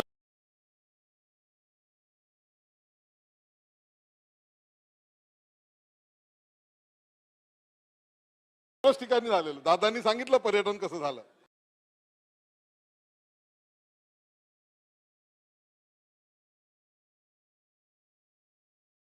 मोदयांची जी वृत्ती होती त्यांनी सांगितलं त्यांना कदाचित त्यावेळेस अटलजींची ती कविता आठवत असेल, अटलजींची कविता आठवत असेल, क्या हार में क्या जीत में किंचित भी नहीं भयभीत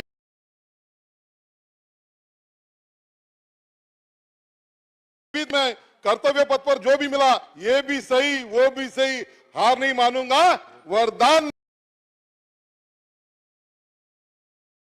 नहीं मागूंगा, या वृत्तीनं ते 12 दिवस आम्हाला एका कुटुंबाचे प्रमुख म्हणून अध्यक्ष महोदय ते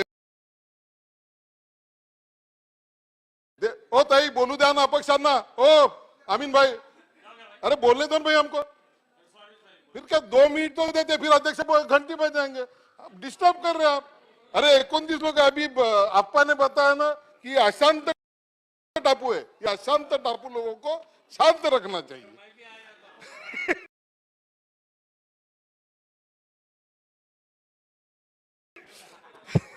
तो इसलिए ज्या जोड्या ज्या राजकारणामध्ये झाल्या म्हणजे फंटॅस्टिक, शिंदे फडणवीसची फंटॅस्टिक सक्सेसफुल जोडी ही महाराष्ट्राच्या राजकारणामध्ये एक जोडी केंद्रातही आहे, त्याच्याबद्दलही बोललं जाते, परंतु निश्चितपणे या सरकारच्या माध्यमातून अनेक विकासाची कामं होणार याच्याबद्दल माझ्या मनात शंका नाही, कारण की मी शिंदे साहेबांना या 12 दिवसांमध्ये जवळून पाहिलेला, यापूर्वी मी पाहिलेला, हा त्या धर्मवीर सिनेमातला या ठिकाणी उल्लेख झालाय, खरा आहे की त्यांना धर्मवीर दिघे साहेबांनी आशीर्वाद दिला, एकनाथ तू लोकांचा लोकनाथ हो, हे खरं आहे, ते महाराष्ट्राचे लोकनाथ होऊन लोकांची सेवा करतील। आणि दुसरं, मुख्यमंत्री महोदय शिंदे साहेब, आमची तुम्हाला विनंती असणार आहे, आप्पांनी सांगितलं की आम्ही छोटे पक्ष आणि अपक्ष, आम्ही अनाथ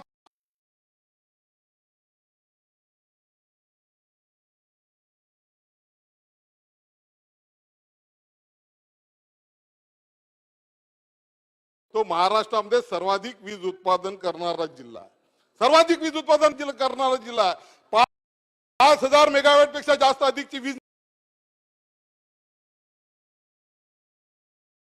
निर्माण करतो, 50% अधिक फॉरेस्ट कव्हरिंग असणारा आमचा जिल्हा आहे, परंतु भारतामध्ये 4थ्या क्रमांकाचा प्रदूषित जिल्हा म्हणून ओळखला जातो।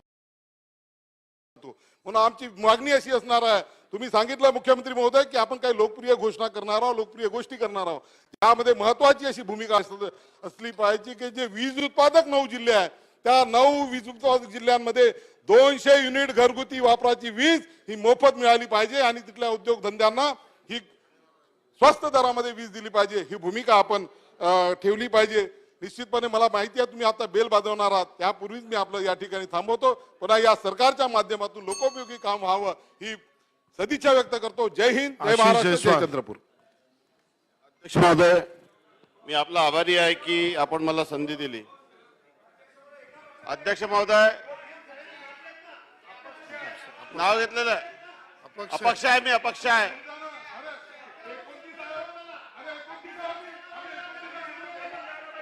अध्यक्ष महोदय, वेळेचा जर आपण हिशोब लावला,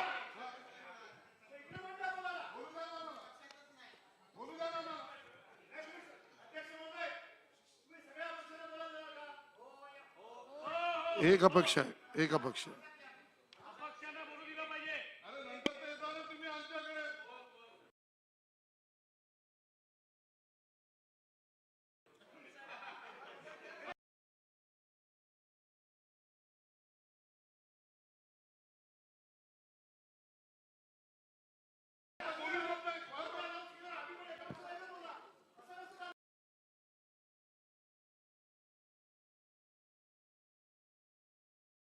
संपूर्ण महाराष्ट्र ओळखते,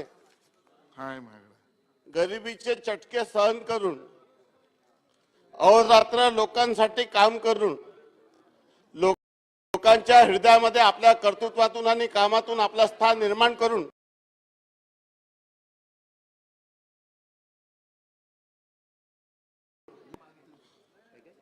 एक सामान्य कुटुंबातील माणूस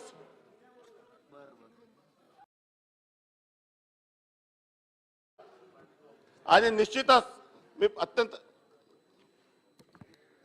त्यांचं अभिनंदन आणि त्यांच्या नेतृत्वात महाराष्ट्रासमोर जे सर्व काही आव्हानं आहे, या सर्व आव्हानांना तोंड देऊन यशाकडे वाटचाल करेल याबद्दल माझ्या मनात मुळी शंका नाही. अध्यक्ष महोदय, मला अत्यंत महत्वाचा एक मुद्दा मांडायचा, कृपा करून मला मांडू द्या. मला या गोष्टीची जाणीव आहे की वेळेची कमतरता आहे, परंतु आम्ही सर्व लोकांनी माननीय एकनाथजी शिंदे यांच्या नेतृत्वात हा उठाव केलेला आहे. अध्यक्ष महोदय, 1999 ला शिवसेना भाजप युतीचा उमेदवार म्हणून 3दा मी महाराष्ट्राच्या विधानसभेत गेलो आणि आज संपूर्ण महाराष्ट्राला या गोष्टीची क्युरियोसिटी आहे की उत्कंठा आहे की कसं काय घडलं. अध्यक्ष महोदय, मी चिमणराव पाटील, गुलाबराव पाटील, दादा भुसे, भरत गोगावले असे अनेक लोक आहे, यांनी उभ्या आयुष्यात संदीपान भुमरे सारखे 25, 30 वर्ष शिवसेनेसाठी काम केलं. अध्यक्ष महोदय,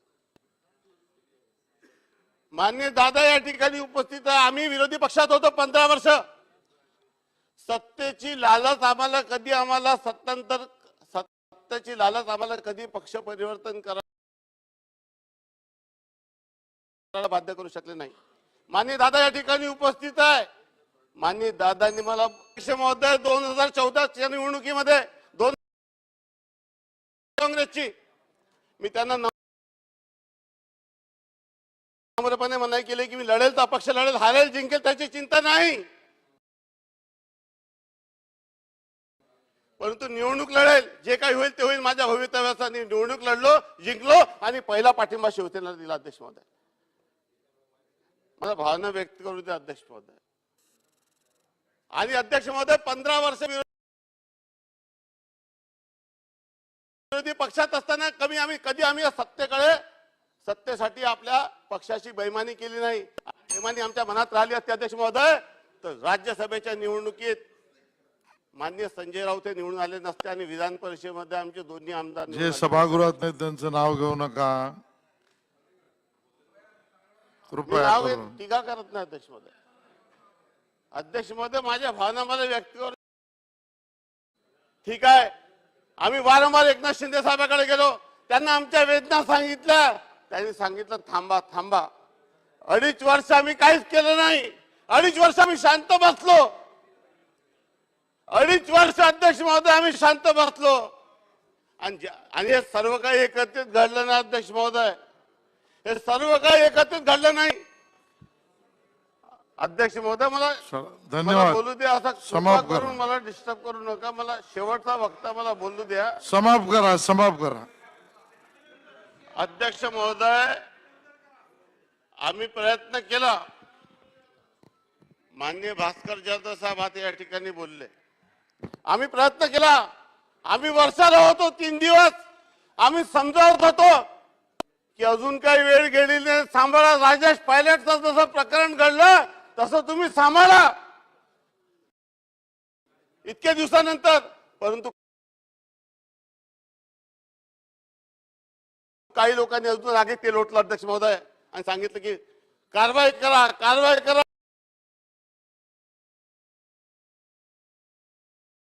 प्रभूजी नवीन मंत्री आहेत, 2 सन्माननीय सदस्य ठाण्यातले आहेत, ते 2-2 मिनिटं बोलतील. आपण सभागृहाने मला मदत करावी. समाप्त करा. आशिष, लोकहिताचे काम करेल. 80% समाजकारण आणि 20% राजकारण ही जी शिकवण माननीय बाळासाहेब ठाकरे त्यांनी दिलेली आहे, तसा विसर कुठेतरी झाला होता. ते लक्षात ठेवून आम्ही लोकहितासाठी काम करेल अशा पद्धतीची शुभेच्छा देतो. धन्यवाद. जय हिंद, जय महाराष्ट्र. जितेंद्र आव्हाड अगदी थोडक्यात आपल्या जिल्ह्यातील माननीय मुख्यमंत्री असल्यामुळे आपल्याला परवानगी दिली. थोड्या वेळ जास्त द्या, म्हणजे एकनाथ शिंदेचा आमचा प्रवास बरोबर झालेला आहे. एका पक्षाला एक सदस्य असतानाही काही तुमचे नेते सन्माननीय अजितदादांनी विनंती केली म्हणून आपल्याला थोडक्यात वेळ देणार आणि संजय केळकर यांना थोडक्यात वेळ देणार. माझ्या भाषणाला सुरुवात करत असतानाच मी माननीय एकनाथ शिंदे साहेबांचं मनापासून अभिनंदन करतो. त्यांचा प्रवास मी स्वतःच्या डोळ्यांनी बघितलेला आहे.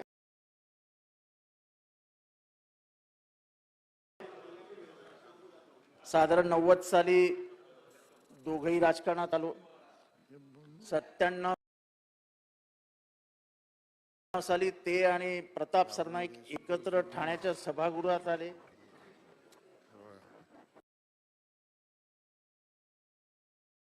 त्यांना कायम बोलायचे की तू जितेंद्रचा मित्र आहेस, तुम्ही दोघं एका विरोधात कधीच काही करू शकत नाही. आणि देवेंद्रजी मला सांगायचे की तू आणि शिंदे सख्खे मित्र आहात, तुमच्या बाबतीत काय बोलायला नाही. मला वाटतं की ह्या प्रवासामध्ये त्यांनी मनाचा कोतेपणा कधी दाखवला नाही. माझ्या विभागाला जेव्हा जेव्हा निधी लागला तेव्हा त्यांनी मोठ्या मनाने तो निधी देताना कधीही आक्षेप घेतला नाही. हे स्पष्टपणाने सांगायला मला काही लाज वाटत नाही.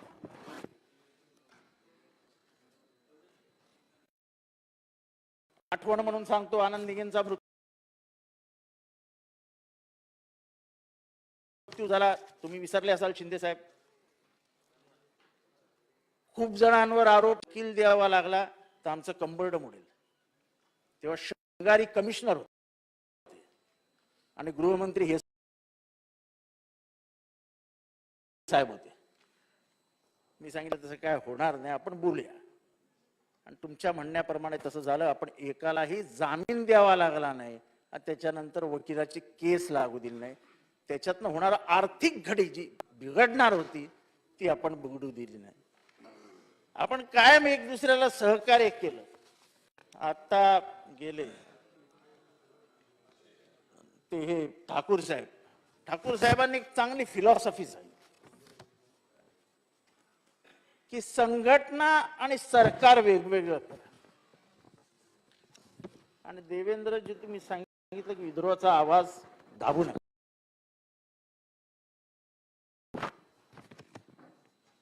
माझी एवढीच इच्छा असेल की मी तुम्हाला माहिती आहे, मला एकनाथ शिंदे साहेबच सांगायचे त्यांच्याकडनं शिकण्यासारखं खूप काही आहे. हो, खूपच काही आहे. कारण ते कोणावरच काही बोलत नाही. मला वाटतं की हे सगळं जे काय होत आहे, मी गेले 10-15 दिवस बघतोय, पण आपल्या लक्षात झालं असेल की मी नेहमी बोलणारा माणूस गेले 10-15 दिवस कोणावरही बोलत नव्हतो. मी कुठेही येतच नव्हतो टीव्हीवरती आणि येताना असा हात करून निघून जायचो. कारण का हे काय हेच मला कळत नव्हतं. आणि ते पण एकनाथ शिंदे हे काय म्हणजे काय ह्याच्या बाहेर होतं. त्यामुळे ह्या गणितात या बुद्धिबळात आपण जाऊ नये ही माझी प्रामाणिक भावना होती. तुम्ही मुख्यमंत्री पद जाहीर केलं आणि मी मंत्रिमंडळात जाणार नाही असं सांगितलं आणि अर्ध्या तासाने स्थिती बदलली. मला एक गोष्ट सांगायची आहे. तुम्हारे दिल का दर्द तुम्हारा दोस्त का चेहरा बयां कर देता है. तो मित्र त्याच्या चेहऱ्यावरती तुमचं दुःख दिसत होतं. तुम्ही बोलायला नको, पण उभ्या महाराष्ट्राला कळत होतं. तुमचे इंटेलेक्ट, तुमची काम करण्याची पद्धत, तुमची फिरण्याची पद्धत, वैचारिक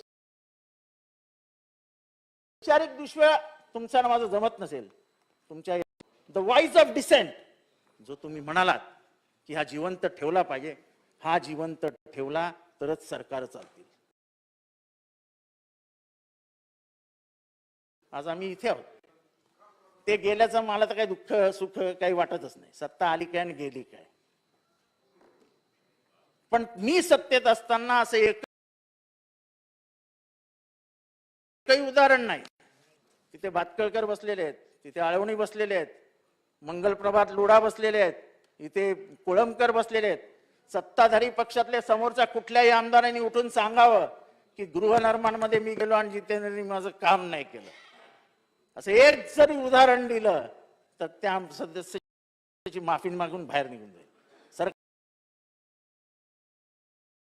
सरकार चालवताना पहिल्या दिवशी मी जेव्हा भाषण केलं तेव्हा तुम्ही म्हणालात की अरे जितेंद्र किती बदललास.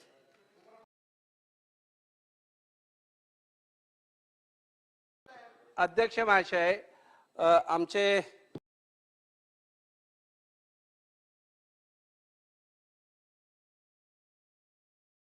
जितेंद्र आव्हाड साहेबांनी या ठिकाणी असं एक आव्हान केलं की एकाही आमदारांनी असं जर दाखवलं की मी त्याचं काम केलं नाही, तर जे काय पुढे म्हणाले ते आव्हाड साहेब ह्या 8-10 दिवसामध्ये जर आपण, आणि तो रोष काय होता हे मला वाटतं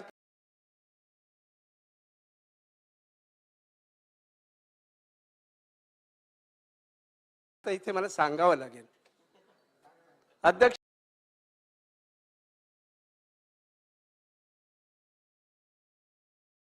महाशय, माझ्या इथे जवळजवळ 5,000 कुटुंब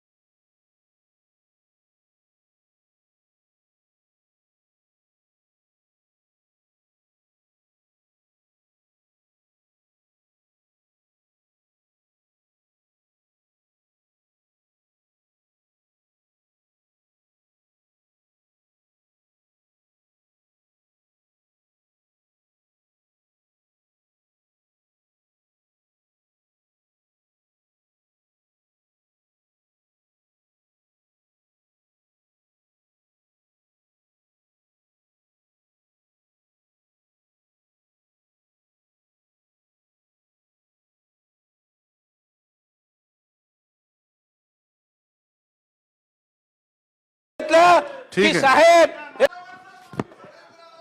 माझी एकच चुकी झाली की आता विषयावर या. आता मला रेकॉर्डवर घेणार नाही, चिंता करू नका. एकनाथ शिंदे साहेबांबद्दल मी बोलत असताना सरवणकर साहेब, रेकॉर्डवर आम्ही बघू, चेक करू, नाही तर घेणार नाही. एकनाथ शिंदे साहेबांबद्दल बोलत असताना मी आधीच सांगितलं की आपण अभिनंदन प्रस्तावावर बोला आव्हाड साहेब. की कोरोना काळामध्ये मी आजारी होतो, त्याच्यानंतर मी बरा होऊन बाहेर आलो. रेमडेसिवीरचा प्रचंड तुटवडा होता, पण माझ्याकडे रेमडेसिवीर आहेत असं समजल्यानंतर त्यांचा फोन यायचा, तुझ्याकडे असेल तर मला दे, माझ्याकडे तर मी तुझ्याकडे पाठवतो. म्हणजे पक्षविरहित काम करण्याची आमची जी पद्धत होती ती कायम होती. त्याच्यामुळे मला वाटतं की आज हे सरकार जे आलेलं आहे त्याच्या मध्ये मला बदललेले देवेंद्र दिसत आहेत. मी त्यांच्या भाषणाची स्टाईल गेले 20 वर्ष बघतोय. खूप डिबेट्स मध्ये आम्ही समोरासमोर आलेलो आहे, पण त्यांचा असा हात पुढे नेण्याची जो स्टाईल होती ती आज कुठेही दिसली नाही. तो आवेश, तो आक्रमकपणा हा कसा काय दाबले गेलाय काही कळत नाही हो. म्हणजे जसं मी बदललो तसे तुम्ही बदललात असं दिसतंय. एकनाथ शिंदे साहेबांबद्दल बोलताना मी खरंच सांगतो की एक चांगला कार्यकर्त्याला न्याय मिळाला.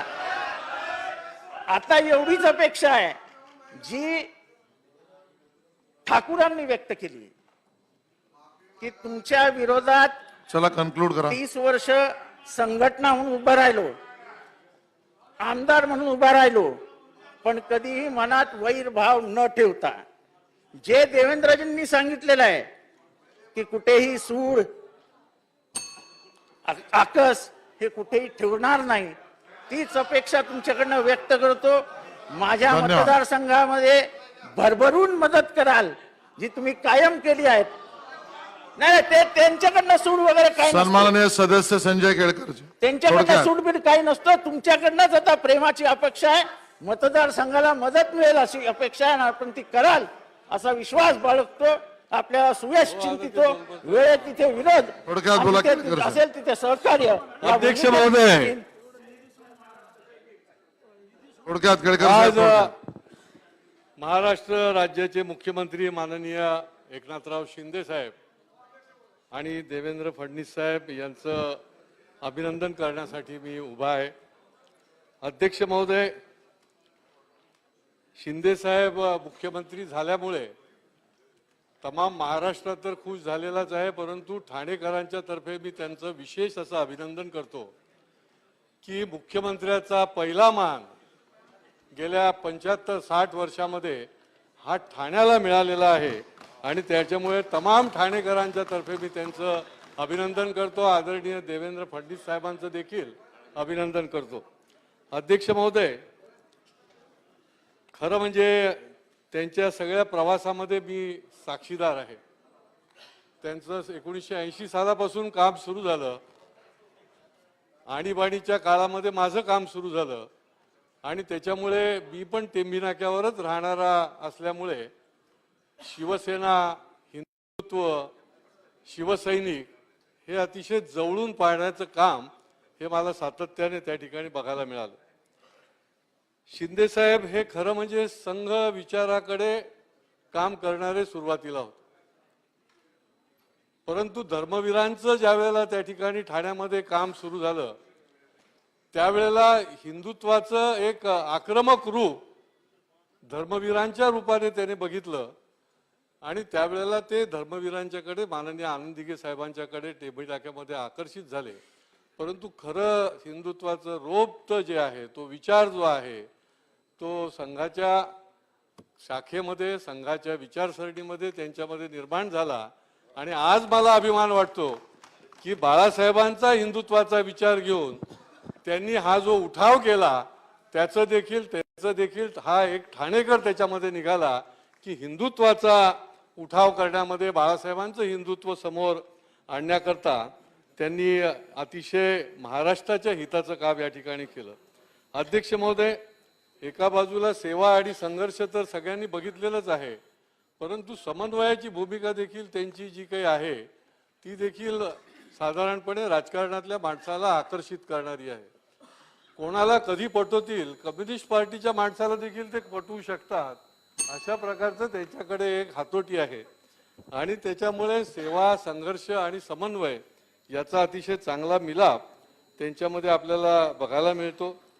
खरं म्हणजे ज्या वेळेला आदरणीय देवेंद्रजीच्या सरकारमध्ये ही दोन जोडीने ठाणे आणि ठाणे जिल्ह्यामध्ये फार प्रभावी काम केलं, फार विकासाचं मोठं काम केलं आणि त्याचा आता आम्हाला आनंद आहे की पुन्हा एकदा आदरणीय देवेंद्र फडणवीस साहेबांच्या मार्गदर्शनाखाली त्या ठिकाणी आपल्याला विकास बघायला मिळणार आहे.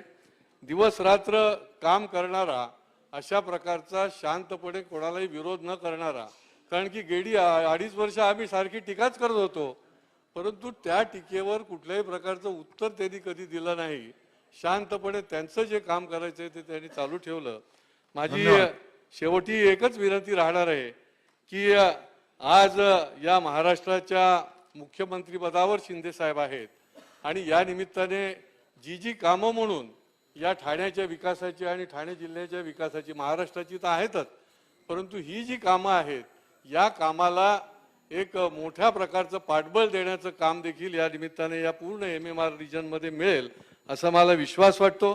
मी पुन्हा एकदा आदरणीय शिंदे साहेब आणि आदरणीय देवेंद्र फडणवीस साहेब या दोघांचं मनापासून अभिनंदन करतो आणि माझं बोलणं संपवतो. धन्यवाद. ठाण्यातील आपले एक सहकारी सन्माननीय प्रताप सरनाईक, थोडक्यात. हो अध्यक्ष महोदय, सर्वप्रथम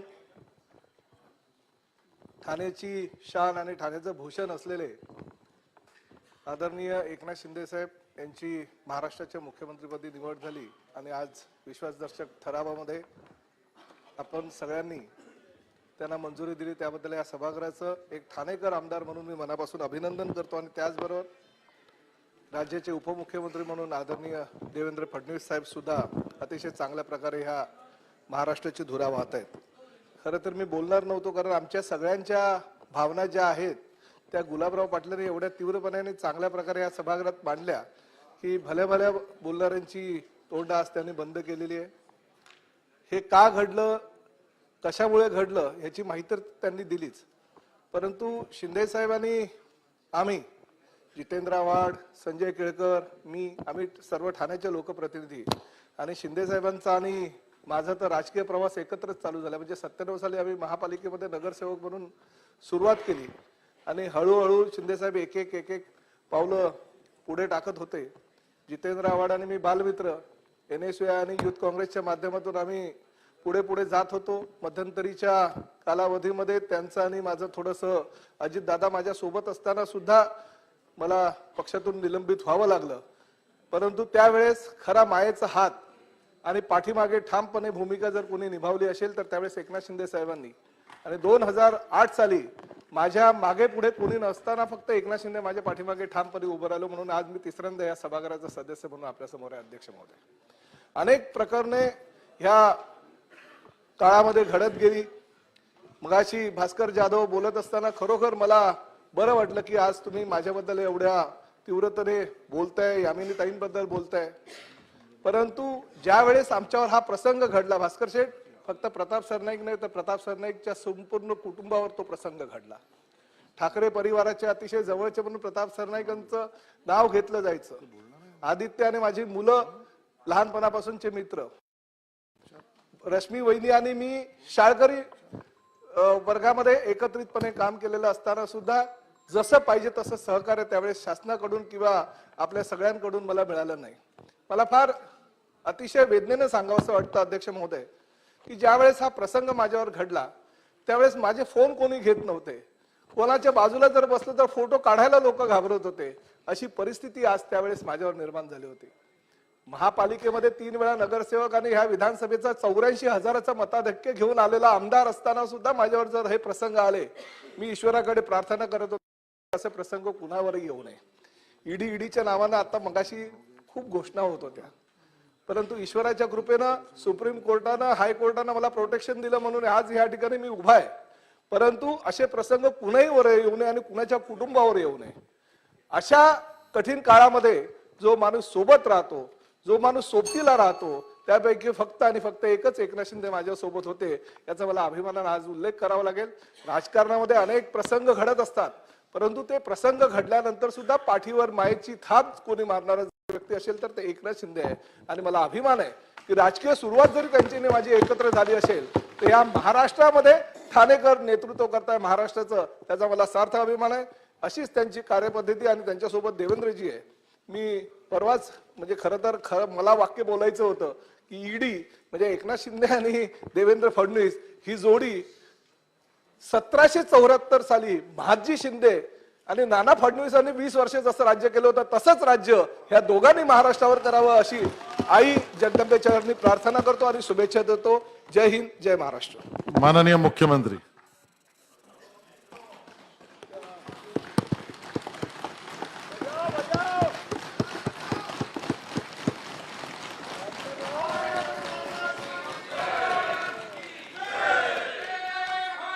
अध्यक्ष महोदय,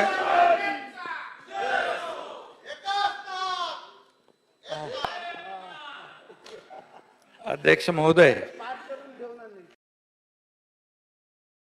आणि सभागृहातील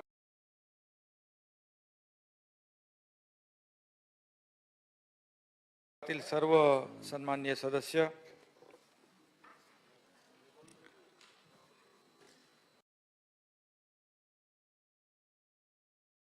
गोरगरीब कष्टकरी सगळ्यांचं दैवत पांडुरंग विठ्ठलाला, आई तुळजाभवानीला, आमच्या सभागृहातल्या काही सदस्यांनी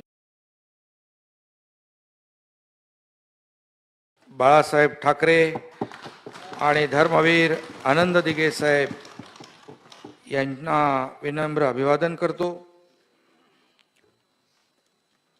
आणि महाराष्ट्रातील दीन दुबळे गोर गरीब समाजाच्या सर्व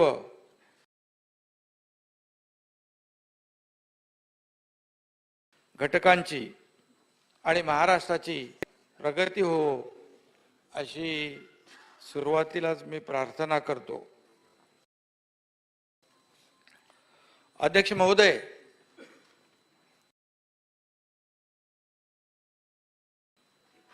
वंदनीय हिंदुहृदय सम्राट बाळासाहेब ठाकरे, मी या प्रसंगी खास करून माझ्या सोबत गेले 15-20 दिवस जे शिवसेनेचे 40 आमदार आणि सहयोगी पक्षाचे अपक्ष आमदार 11 असे जवळपास 50, मला वाटतं एक आज वाढला ना, 50 आमदार गेले 15 दिवस 20 दिवस सातत्याने माझ्यावर विश्वास ठेवून एवढा मोठा निर्णय त्यांनी घेण्याचं धाडस केलं. त्यांचं मी मनापासून अभिनंदन करतो, त्यांना धन्यवाद देतो.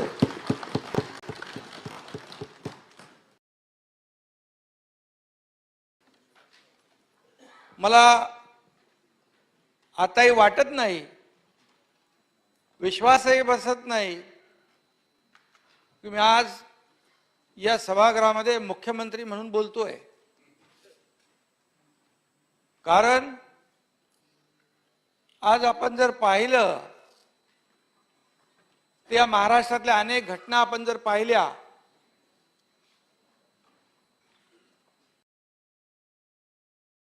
तर लोकप्रतिनिधी असतील, आमदार असतील, खासदार असतील, किंबहुना नगरसेवक देखील असतील, ते विरोधी पक्षाकडून सत्तेकडे जाण्याची वाटचाल करत असतात. परंतु आज आपण जर पाहिलं ते जी काय ऐतिहासिक घटना जी आपण पाहतोय, राज्य पाहतोय, देश पाहतोय, मला काल देवेंद्रजी म्हणाले की फक्त देश नाही तर ही घटना जी आहे ऐतिहासिक, या घटनेची 33 देशांनी नोंद घेतलेली आहे.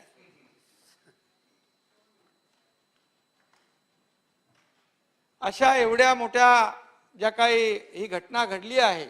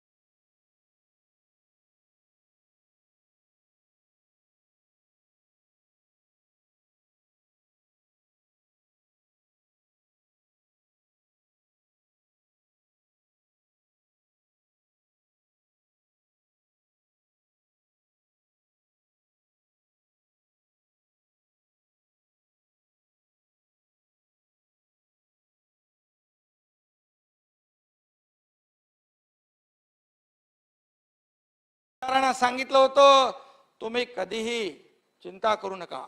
तुमच्या आमदारकीची, तुमच्या निवडून येण्याची ज्या दिवशी मला वाटे माझ्याकडे माणसं पाठवली चर्चेला आणि बेकायदेशीरपणे सगळं केलं. एकीकडे चर्चा करायची, दुसरीकडे काढून टाकायचं, पुतळे जाळायला लावायचे, घरावर दगडफेक करायचे, आदेश द्यायचे. अरे एकनाथ शिंदेच्या घरावर दगड मारण्याची हिंमत अजून कोणाला पैदा झालेला नाही. जितेंद्र आव्हाड यांना माहित आहे माझ्यावर प्रेम करणारी माणसं किती आहेत. असे जसे मधमाशाचं मोळ उठतं तसे मधमाशाचं मोळ उठून जे माझ्यावर हात चालवेल त्याला डसून संपून टाकणारे लोक. एवढा मी दादा 30 वर्ष 35 वर्ष या एकनाथ शिंदेने जीवाचं रान केलंय, रक्ताचं पाणी केलंय.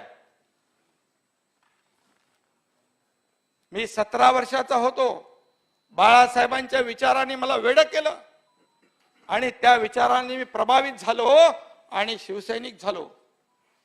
आणि एका प्रकरणामध्ये धर्मवीर आनंद दिघे साहेबांची माझी भेट झाली आणि त्यानंतर मी शिवसेनेची शाखा, मी वयाच्या मला वाटतं 18 वर्षाचा असताना मी शाखा प्रमुख झालो. माझ्यापेक्षा खूप मोठे सिनियर लोक होते. मी दिघे साहेबांना सांगितलं, त्यांनी माझ्या खांद्यावर हात टाकला. उद्घाटन होतं शाखेचं दुसऱ्या दिवशी. मी त्यावरची अजून मला घटना आठवतीये. मी साहेबांना सांगितलं की साहेब हे सिनियर लोक आहेत, त्यांना तुम्ही पद द्या, मी काय मला शिवसैनिक असलो तरी चालेल. त्यांची एक भाषा होती, याला माहित आहे जितेंद्रला, मला शिवी घातली आणि मला शिकवतो का, मला शाखा प्रमुख बनवलं. आपल्याला मी सांगतो, मी 97ला नगरसेवक झालो, परंतु त्याच्या पूर्वी 5 वर्ष आधी मी होऊ शकलो असतो. परंतु दिघे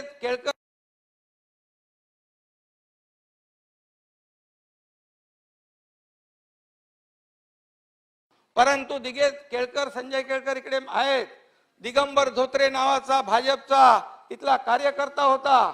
युतीमध्ये त्याला तिकीट देण्याचा निर्णय झाला. दिघे साहेब बोलले जाऊ दे, आपण बघू युतीचं काय करायचं ते, पण तुला तिकीट देतो. मी बोलो मला असं साहेब युती तोडू नका, मी 5 वर्षानंतर नगरसेवक होईन. ही वस्तुस्थिती आहे. मी कधी पदाचा लालसा केली नाही. मला पद पाहिजे, मला लवकर पुढे जायचंय, असं कधीच मी विचारही केला नाही. तिथून माझी सुरुवात झाली. तिथून मी शाखा प्रमुखापासून 97ला नगरसेवक झालो. त्यानंतर मी काम केलं.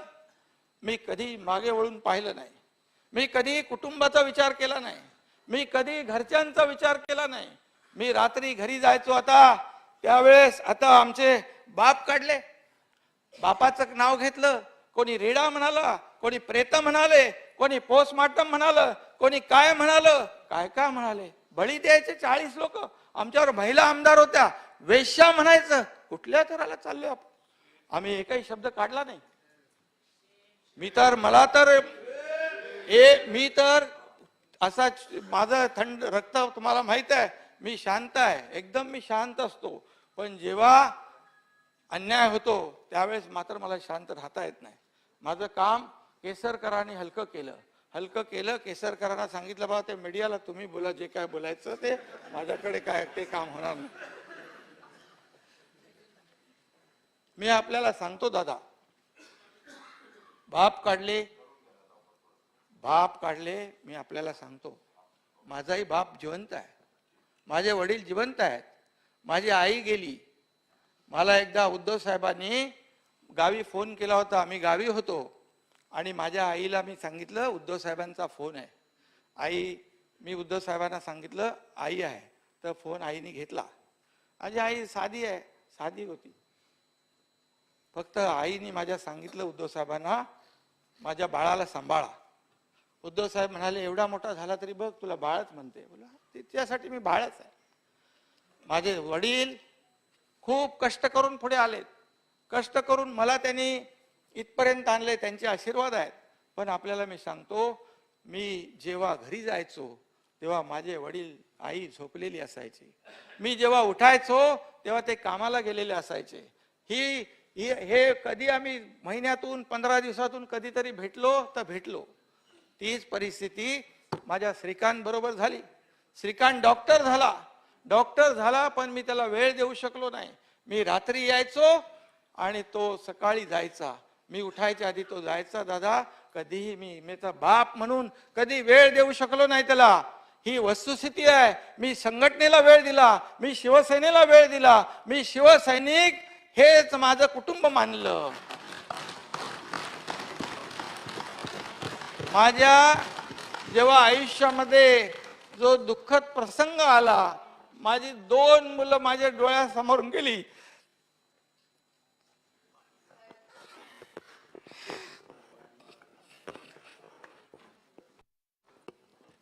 त्यावेळेस साहेबांनी मला आधार दिला.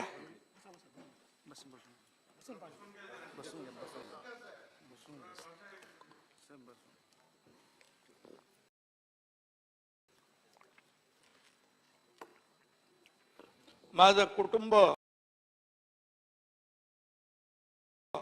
उद्ध्वस्त झालं होतं.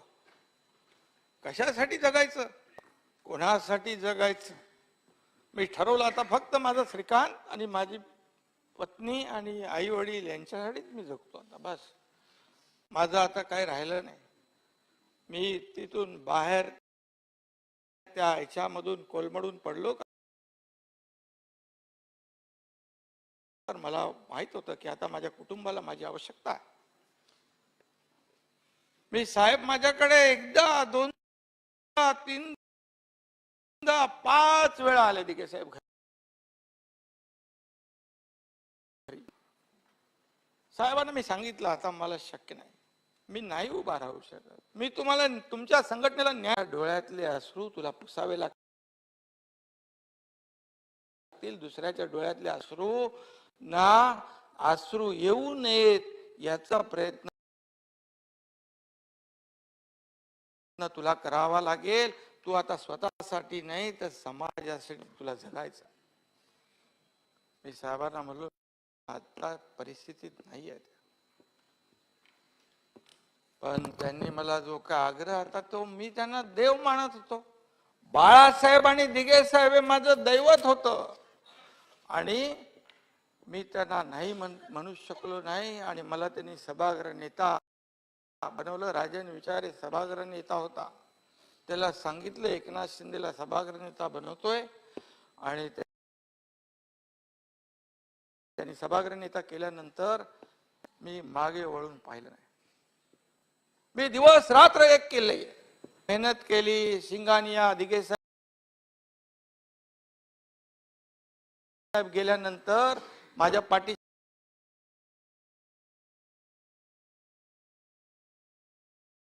दिघे साहेब होते. मला काही भीती नव्हती. मी सगळे ठाण्यातले, वागळे स्टेट मधले त्यांना माहित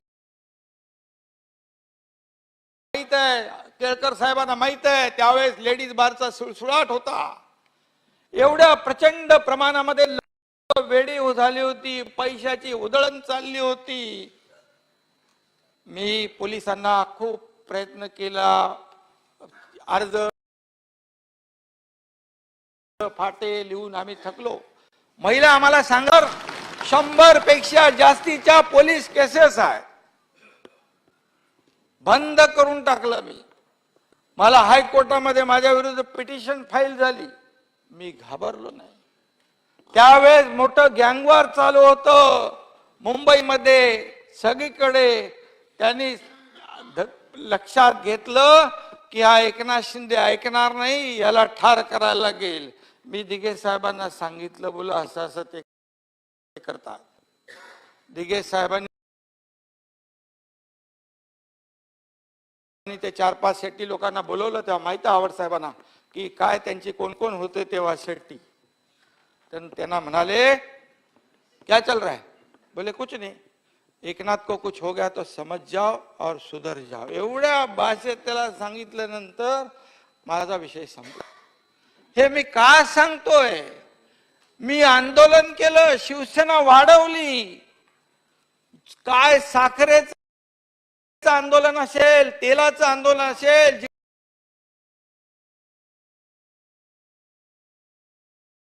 जीवनावश्यक वस्तूंचं आंदोलन असेल, कुठे कधी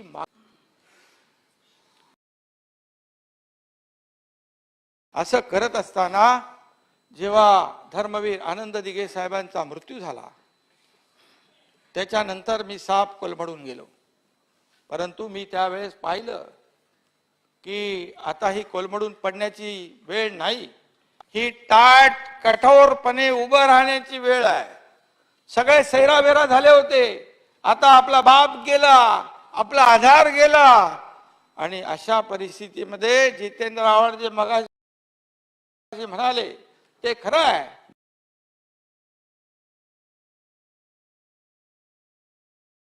मला आठवतंय तो इन्स्पेक्टर होता, त्याला मी सांगितलं हा उद्रेकातून झालेला आहे, हॉस्पिटल बेचिराग करून टाकलं, हा उद्रेक आहे. मी तिकडे नसतो तर त्या सिलेंडर स्फोट मध्ये जवळपास 100-200 माणसं मरून संपली असती. जितेंद्र आव्हाड तिकडे व्हॅन मध्ये घालून आम्ही बाहेर काढलं. 150 लोकांना त्यामध्ये कारवाई झाली. मी त्यांना सांगितलं पोलिसांना हे उद्रेक आहे, ह्या जाणीवपूर्वक कोणी केलेलं नाही, हे प्रेमामुळे झालंय. दिघे साहेबाला देव मानत होते लोक आणि त्यामुळे झालं. माणसं हजर करतो, माणसं हजर केली. कोर्टाचे जे सोपासकार होते ते केले. त्यावेळेस सगळ्यांना वाटलं की ठाण्यातली शिवसेना संपून जाईल. ठाण्यातल्या शिवसेनेचं खरं नाही. इव्हन आदरणीय शिवसेना प्रमुखांना देखील चिंता लागली होती. अशा परिस्थितीमध्ये ठाण्यातली शिवसेना त्यांना बाहेर काढेपर्यंत मी झोपलो नाही. त्या सगळ्यांना त्या केस मधून बाहेर काढलं. परिषद अध्यक्ष, खासदार, आमदार, ग्रामपंचायत, नगरपंचायत सभापती सगळे शिवसेनेचे आहेत, सगळे शिवसेनेचे आहेत. आज हे सगळं करत करत करत करत आपण या इथपर्यंत पोहोचलो. आणि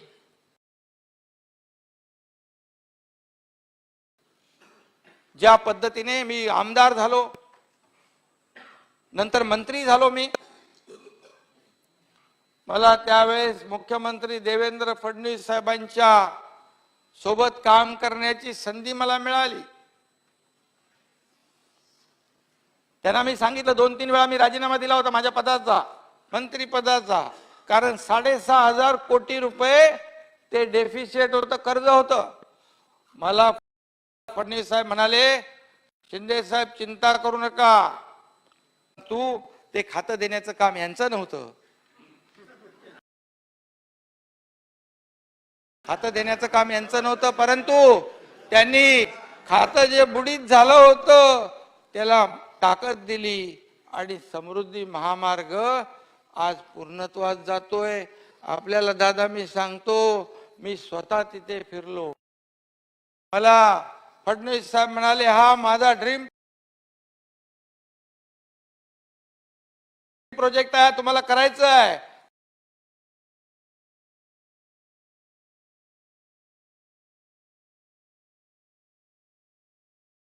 हा गेम चेंजर या राज्याच्या आणि देशाच्या दृष्टीने हा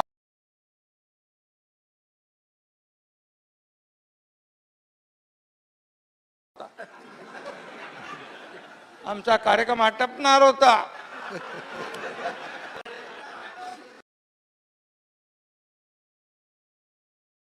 पावसाळ्यामध्ये आम्ही चाललो होतो बुलढाण्याला.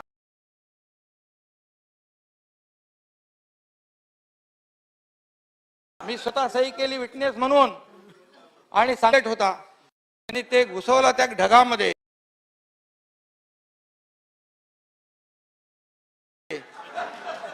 तो नंतर आम्ही तर 10-10, 15-15 फूट वरून खाली उडत होतो.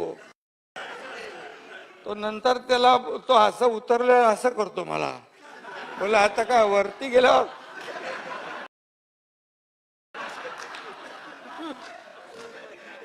तो म्हणाला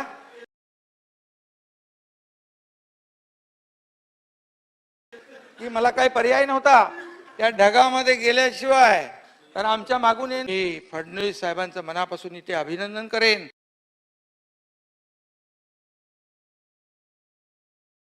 की त्यांना मला काम करण्याची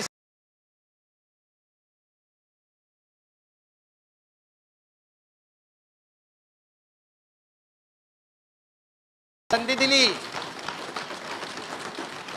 शिवसेना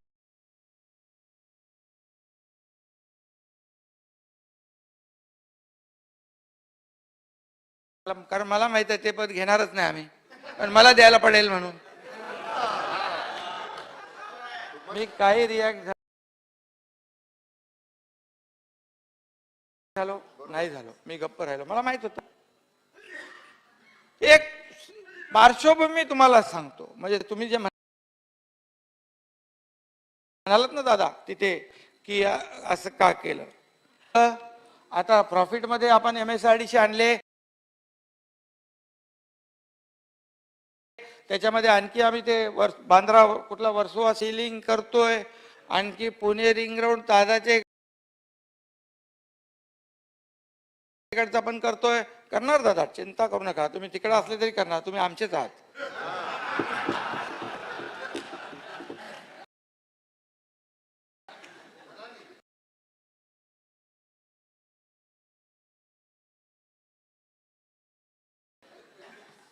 हे सगळं विसरूनच गेलो मी आता अगदी.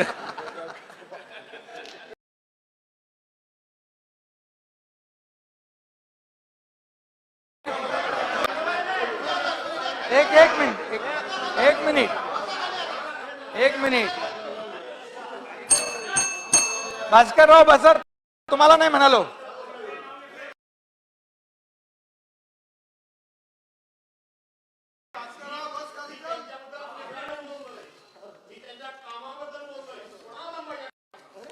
तर ह्याच्यामध्ये बसा, थांबा सांगते. अरे भास्करराव पण आपले आहेत. बाबा बसा ना. भास्करराव बसा. हे तर ठीक आहे, वैयक्तिक मला काही स्वार्थ नव्हता. सांगतो, दादांना पण माहित आहे तो विषय. सुरुवातीला मला मुख्यमंत्री करणार होते ही वस्तुस्थिती आहे. आपल्या सगळ्या आमदारांना आमच्या ते माहित होतं, त्यांची सगळ्यांची भावना होती.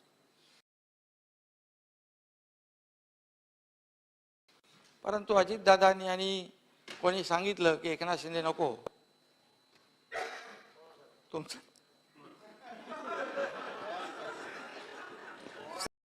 काय सांगितलं मला माहित नाही, परंतु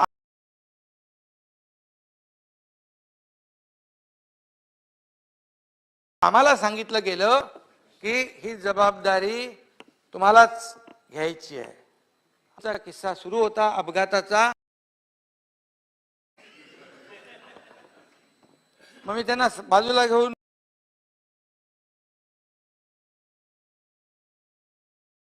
विचारलं. ते बोले आमचा कोणाचाच विरोध असण्याचं कारणच नाही, तुमच्या पक्षाचा तो निर्णय होता. पण मी कधीही विचारलं नाही. त्यानंतर मी विसरून गेलो, मी सगळं विसरून गेलो आणि मला त्या पदाचा मोह कधी नव्हता कधी, आणि मी कधी त्याची अपेक्षाही केली नाही. सुरुवातीला मला सांगितलं होतं म्हणून, आणि जेव्हा ठरलं की बाबा नाही, आमच्या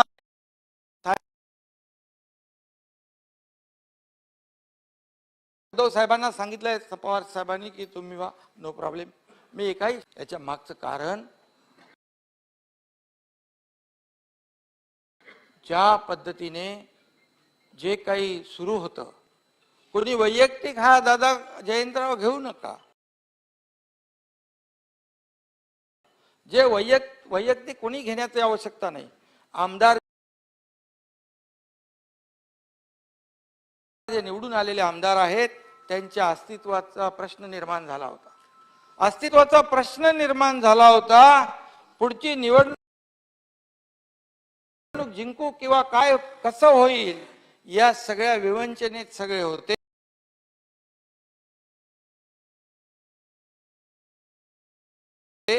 आणि ते मला वारंवार सांगायचे, आपले नॅचरल अलायन्स भाजप बरोबर आहे, शिवसेना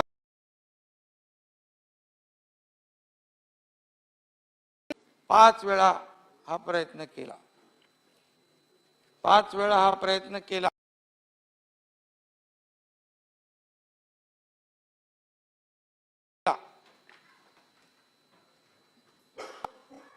केसरकर त्याला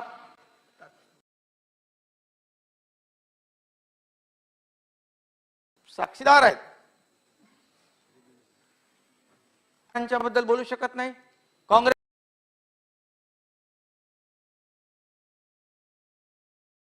त्यांनी कुठल्या तरी याच्यामध्ये सावरकरांची बदनामी करण्याचं हे केलं. सभागृहामध्ये आम्हाला गप्प राहावं लागलं. ज्या दाऊदने बॉम्बस्फोट केले या मुंबईमध्ये, त्यांच्याशी ज्यांचं कनेक्शन झालं त्यांना त्यांच्यावर कारवाई करू शकलो नाही आम्ही. संभाजीनगर हे बाळासाहेबांनी संभाजीनगर नाव दिलं होतं ते आम्ही करू शकलो नाही. आता आम्ही जेव्हा हा निर्णय घेतल्यानंतर तो केला, स्वागत आहे त्याचं, आपण स्वागत केलेलं आहे. हे सगळे जे काही बाळासाहेबांच्या हिंदुत्वाचे विचार, जे बाळासाहेबांनी हे आपल्याला जे काही शिकवलंय, जी काय त्यांनी शिकवण दिली, जो काय त्यांची भूमिका होती, आम्ही साहेबांचे शिवसैनिक आहोत.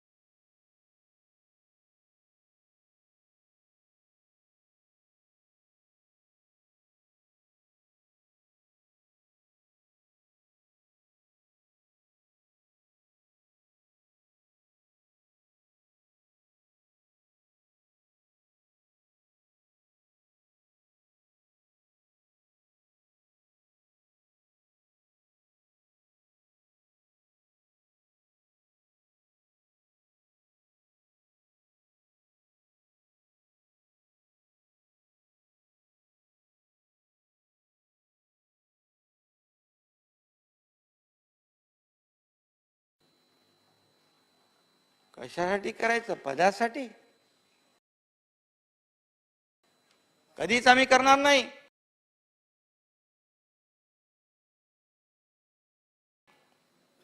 आज आपण पाहिलं तर आपल्याला मी सांगतो, कोणी वैयक्तिक घेण्याची आवश्यकता नाही. शिवसेना प्रमुखांचा 6 वर्षाचा मतदानाचा अधिकार कोणी काढला होता त्यावेळेस आपल्याला माहित आहे. 1987च्या विलेपार्लेच्या पोटनिवडणुकीमध्ये रमेश प्रभू यांच्या प्रचारामध्ये वाजपेयी सरकार होतं. इलेक्शन कमिशनने रोखलं नाही, तक्रार काँग्रेसने केली. भास्करराव, भास्करराव, आणि यावेळेस बाळासाहेबांच्या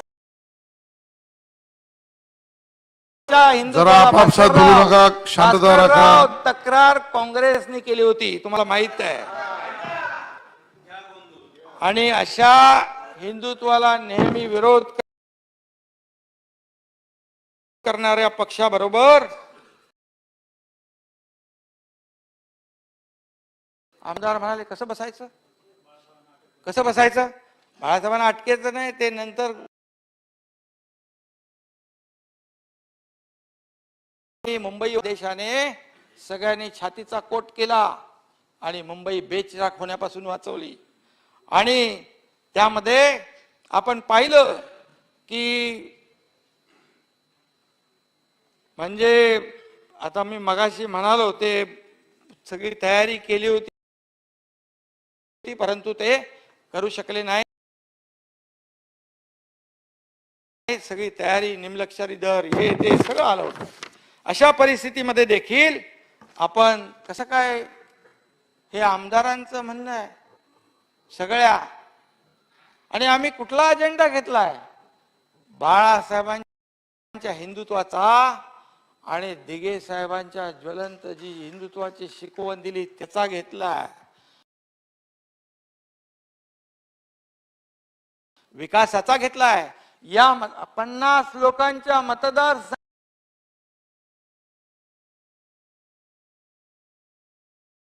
होत्या, माझ्या नाही.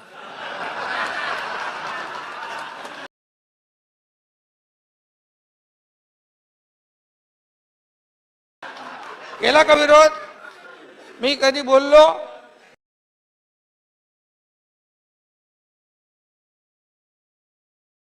नाही, कारण ते काम करत होता माणूस. 800 कोटी घेतले. एकदा मी तुम्हाला त्यांना तुमचं नोटिंग दाखवलं. मी तुम्ही एक नोटिंग केलं होतं, सुधीर भाऊ आणि आपलं होतं ते, तर तेही दाखवलं मी. तरी मी बोललो तसं मी नाही करणार, आपण तुम्हाला तिकडे कार्यकर्त्यांना सांभाळायचं आहे. पण नंतर तुम्ही पॅरलल नगर विकास विभागाचा हेड का केला?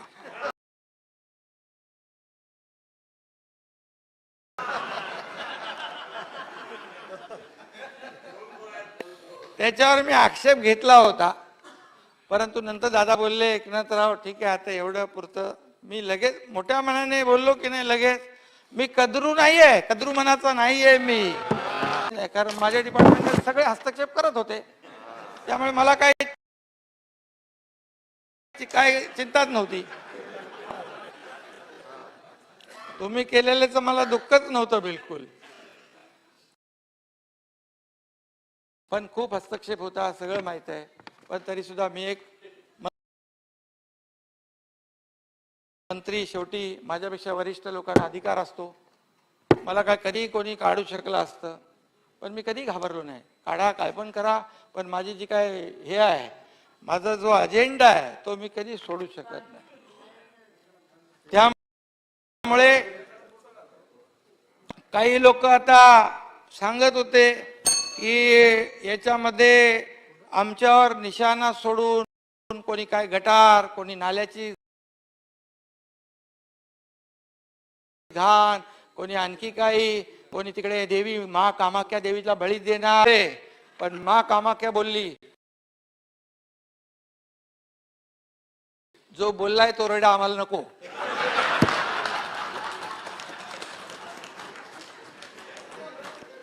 दादा, सहन करायची पण एक परिसीमा असते,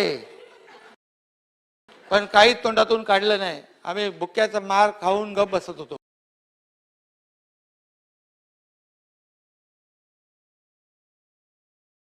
रडत होतो आम्ही, हे काय केवढं बदनाम आम्हाला करताय. आम्ही बंडखोर, आम्ही गद्दार नाही, आमच्या रक्तात गद्दारी नाही. आम्ही उठाव केला, जसं गुलाबराव म्हणाले तसा उठाव आम्ही केला होता. तर त्या नेत्यांचं म्हणणं होतं, जे जळगाव इथं भाषण केलं होतं त्यांनी दोन्ही काँग्रेसवर जहरी टीका केली होती. 15 वर्षात काँग्रेस आणि राष्ट्रवादी काँग्रेसने महाराष्ट्र सडवल्याची, महाराष्ट्र टोळ होऊन जाईल. आता सांगा तुम्ही, आम्ही मग कसं बसणार तुमच्याबरोबर?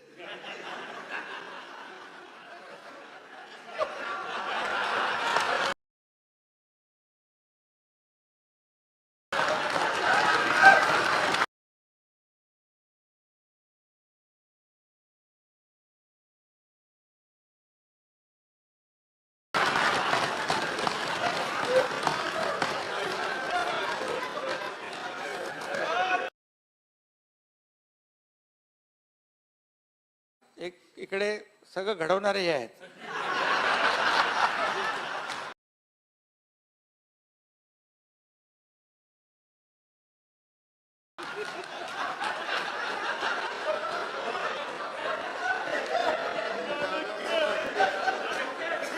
कधी काय काय करतील, कधी काय काय करतील माहित नाही. अरे लोकसभा आपल्या राज्यसभेच्या 2 उमेदवार होते, आमचे दोन्ही निवडून येणार होते, फुल फिल्डिंग लावली. पण निवडणूक आहे ते बोले नाही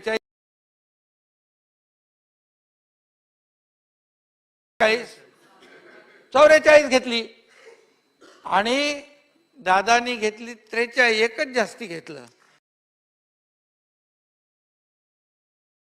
बोला आता एवढं झालं तरी आपली शीट येऊ शकते. बघितलं साला आमचा दुसरा माणूस पडला.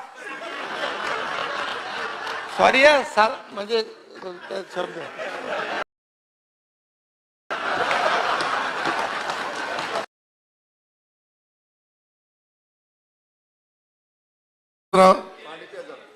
विनंती आहे, शब्द मागे घेऊ नका. हे नॅचरल फ्लो मध्ये चालू दे.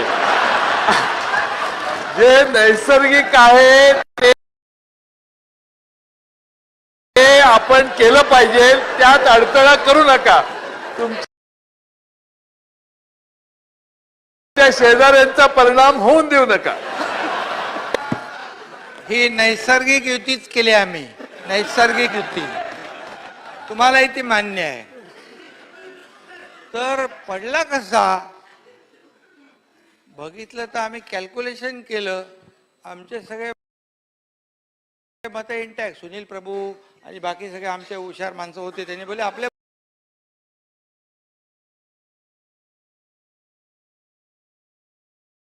बरोबर आहेत. अरे कुठले कोणाचे? आता इकडे कलाकार बसले.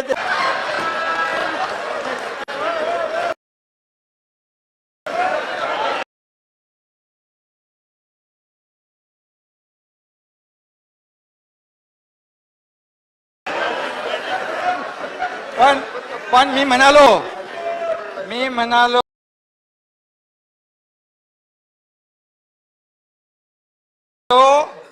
दोन्ही खासदार आपले निवडून येण्याचं गणित आपल्याकडे होतं आणि ते सगळे फिल्डिंग लावली. सगळं उघड करू नका. नाही तो बाजूला टाकलं, बोले हा जाऊ दे बाजूला. 3 मतं एक्स्ट्रा बाहेरून आणली. 3 मतं माझ्या ओळखीने, बरोबर आहे. आणि ते तुम्ही बघितली पण, म्हणजे अनिल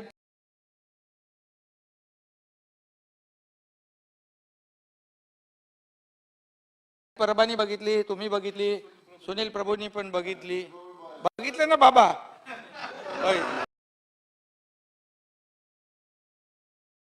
सगळे लोक बोलले काय करायचं. बोले बघा दोन्ही आपले शिवसेनेचे निवडून आले पाहिजे, त्याच्यामध्ये कॉम्प्रोमाइज होता कामा नये. बिलकुल. कारण मी गद्दार नाहीये दादा. माझ्या ध्यानीमनी माझ्या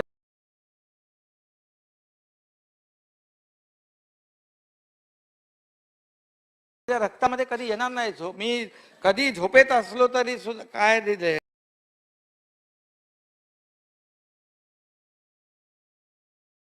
ते काय. अरे ते निधी वाटप नको, संपला विषय. थोडं आज माझे बघा फ्लो तुटला मग गडबड होईल.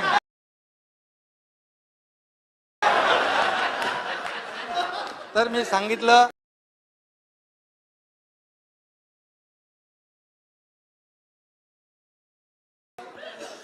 बाबा दोन्ही आले पाहिजे निवडून. कारण काय आम्ही त्या दिवशी माझी सरकली होती. बोला आता आम्ही जाताना साला इकडे पडला तर बोलतील गद्दारी करून गेले.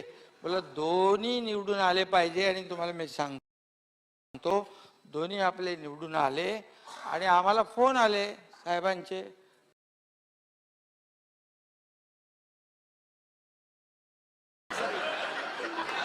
तिकडे गेलो. अरे आता तुम्ही हे सगळं अरे लपवायचं काय त्याच्यामध्ये.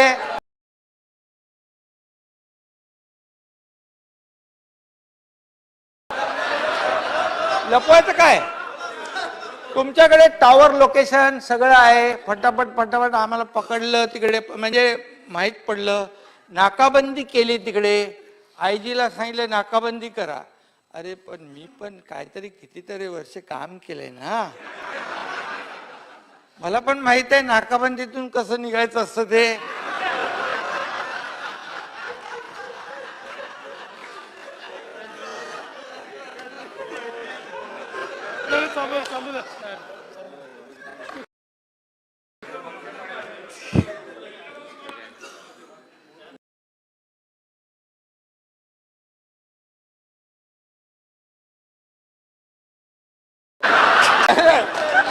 भुजबळ साहेब जेव्हा बेळगावला गेले होते ना, ते वेश बदलून गेले होते आणि तिकडे गेल्यावर त्यांनी त्यांच्या लोकांनी ते पोलिसला मारलं कर्नाटकच्या, आणि मारल्यानंतर आमची 100 लोकांची तुकडी गेली.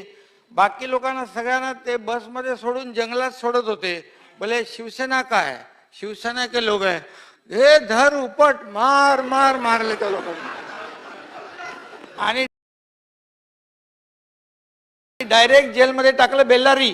100 लोक आम्ही 40 दिवस आत जेलमध्ये, यांच्यामुळे भुजबळ साहेब.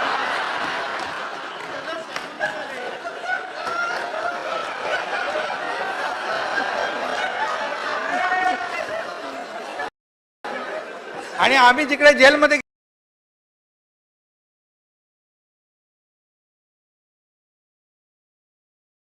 गेलो होतो ना, तिकडे आतमध्ये हे अगोदर मला वाटतं जामीन तुम्हाला झाला, खराब झाली तिकडे, पण आम्ही घाबरलो नाही. तेव्हा 1-1 लाख रुपयाचं काहीतरी प्रत्येकाला जामीन काहीतरी होता वाटतं. मग तो त्यांनी पैसे, तेव्हा कुठले पैसे कोणाकडे, 100 लोकांना म्हणजे 1 कोटी रुपये लागले त्यावेळेस. मग ते म्हणजे भुजबळ साहेब, मी तुम्हाला नंतर सांगेन कसं गेलो ते.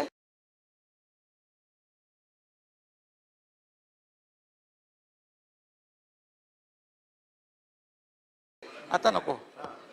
त्यामुळे हे जे काही घडलेलं आहे, हे घडलेलं जे आहे,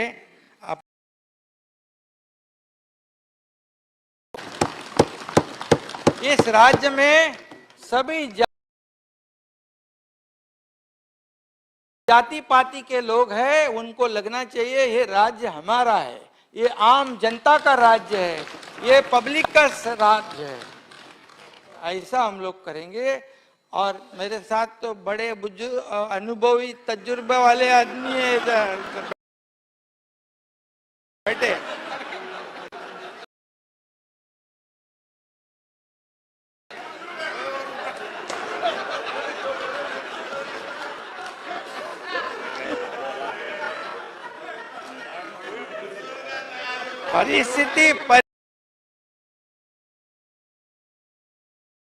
परिस्थिती काय झाली दादा? नाही काय नाही, आमचं ट्युनिंग बरोबर आहे. ते सगळा मोठा पक्ष आहे तो, आणि तिथे मोदी साहेब, ते तर जगाला त्यांनी आपल्या काबूमध्ये करून ठेवले. आपण तर छोटे छोटे लोक आहे बोललो.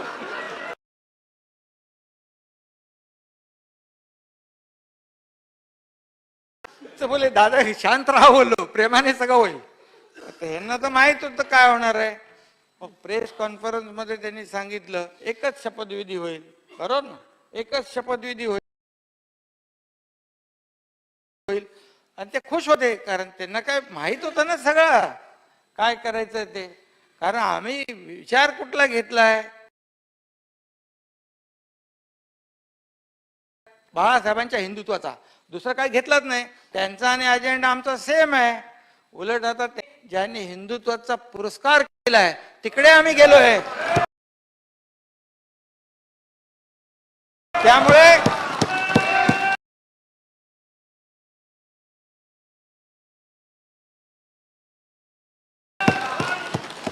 त्यामुळे तुम्हाला मी सांगतो दादा, 165 नाही, आम्ही दोघं मिळून 200 लोक निवडून आणणार.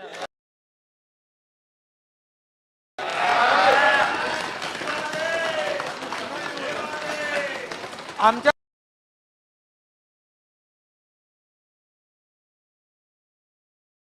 लोकांना मी सांगितलं, त्यांना सांगितलं अरे काय होईल उद्या चिन्ह,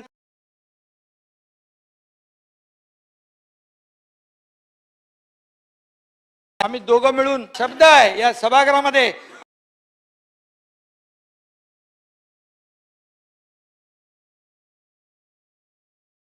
आणि ते नाही केलं तर आम्ही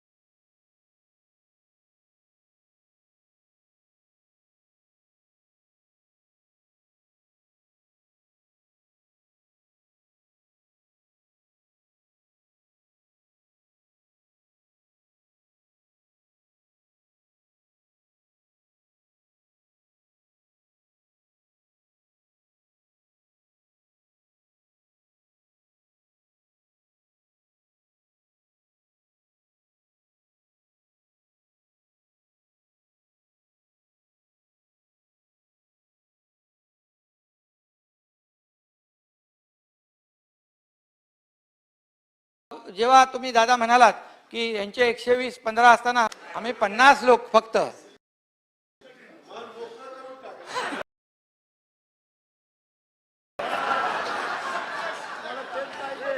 पन्नास लोक आम्ही आणि हे 115. बघा, भाजपच्या बद्दल तुम्ही सगळे लोक बोलत होते, अरे भाजप म्हणजे सत्तेसाठी काही करेल, काही पण कुठल्याही थराला जाईल, ईडीची चौकशी करतील, सीबीआय करतील. पण बघा, ह्या सगळ्या घटनाक्रमामध्ये कोणाला एकाला तरी टाकलं का जेलमध्ये? टाकलं का? टाकलं नाही? टाकलं, बरोबर. कारण त्यांना ते करायचं नव्हतं, त्यांना हे लढाई प्रेमाने जिंकायची होती. आता 50 लोक आम्ही असताना ते 115. आता त्यांनी ठरवलं की बाबा हे पोरं जे आलेत, हे सगळे लोक आलेले आहेत, हे एका विचाराने, बाळासाहेबांचे विचाराचे सगळे लोक आहेत, बाळासाहेबांच्या भूमिकेतून आलेत, हिंदुत्वाचा विचार घेऊन आलेत. तर आता ह्यांना आपल्याला ताकद द्यायला पाहिजे. आता तुम्ही मला सांगा, त्यांना जर पाहिजे असतं तर त्यांनी घेतलं असतं, मी पण काय बोलू शकलो नसतो.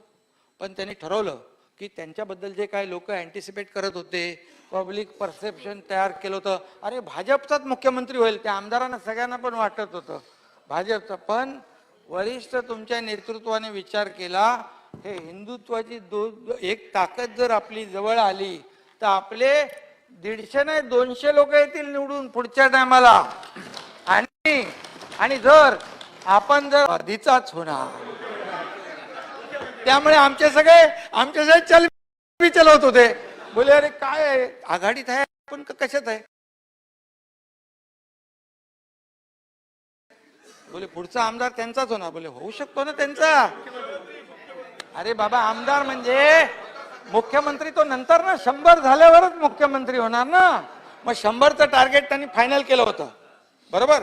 काही ठिकाणी जयंतराव सांगायचे तुम्ही शिवसेनेमध्ये आपलं एनसीपी मध्ये या. आता आमचे काही पोरं बघा, ते चंद्रकांत पाटील कुठे आहे रे? तिकडे. ते जे तालुका प्रमुख, उपाध्यक्ष, उपजिल्हा प्रमुख, आता पण ते खडसेंच्या भीतीने आणि पोलिसांच्या भीतीने 6 महिने बाहेर वॉन्टेड आहेत. आता त्यांना मी सांगितलंय, आता मी मुख्यमंत्री आहे आणि देवेंद्रजी माझे सोबत आहेत, त्यामुळे तुला चिंता करायची नाही, ये लवकर ये. आणि सांगली तर तो आहेच रे. तर ते सांगलीचा माणूस बघा, जयंतराव, सांगलीचा अनिल बाबर त्रस्त आहेतच, पण ते माहित आहे जयंतरावांना, एक आमच्या माणसाला मोका लावला, बरोबर. एक तो पोरगा, त्याचा काय संबंध नव्हता, तडीपारी केली, सगळं केलं, मारणारा माणूस वेगळा, पण त्याला टाकला आतमध्ये.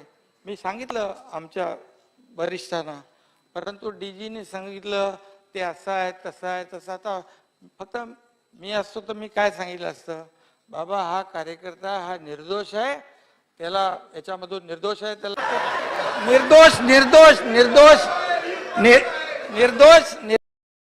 निर्दोष माणसाला आत घालू शकतो का? घातला त्याला. आणि नंतर जयंतराव तुम्हाला माहित आहे का नाही माहित नाही, पण त्यांच्या घरात त्यांच्या कुटुंबाकडे आपले लोक गेले, बोलले तू राष्ट्रवादीत ये, तुझं हिअरिंग लावतो आणि तुझा रद्द करतो मोका. तुम्हाला माहित आहे असं नाही म्हणत मी, पण तो जिल्हा प्रमुख आहे ना, तो जिल्हा प्रमुखचं नाव काय रे? आनंदराव. असा ओक्सा बोक्षी रडत होता माझ्याकडे.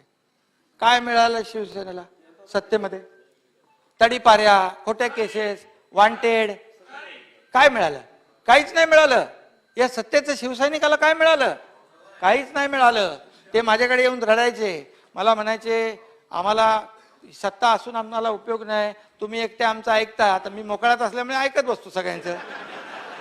बोले दुसरा कोण नाही.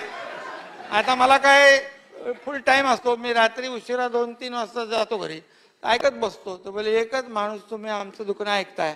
मग मी त्यांना नगर विकास कडून 1 कोटी 2 कोटी असे पैसे निधी द्यायचो मी त्यांना. बाबा ठीक आहे, तुमच्याकडची कामं करा, ठीक आहे. पण त्यांना सांभाळायला पाहिजे होतं.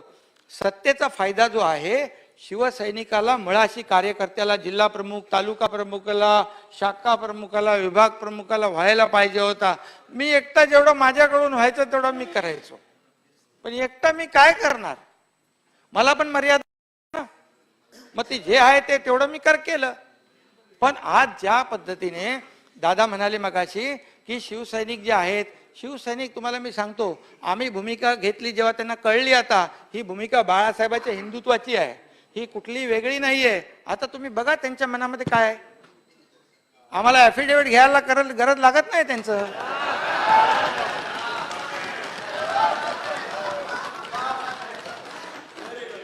तुम्हाला मी सांगतो की बिलकुल ते मनाने आमच्या बरोबर आहेत. मी अजून तो प्रयत्न केला नाही, कारण तुम्ही आम्हाला याच्यात अडकवून ठेवले.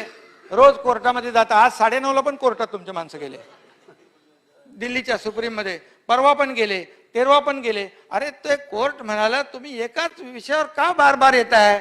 तुम्ही 2/3 मेजॉरिटी आहे या देशामध्ये, कॉन्स्टिट्यूशन आहे, नियम आहेत, कायदे आहेत, हे मोडून 11 तारखेला जे काय ते बघू. आता आम्ही इकडे अध्यक्ष बसलेत, हे आपले हे तालिका अध्यक्ष आहेत, ते जे बसलेत ते आता नियमाने बसले सगळे. तुम्ही सहकार्य केलं, परंतु दुसरे लोक कोर्टातच चालले सारखं सारखं. आता त्यामुळे आम्ही इथे अडकलोय. इथून फ्री झाल्यावर मग सगळं बाकीचं बघतो.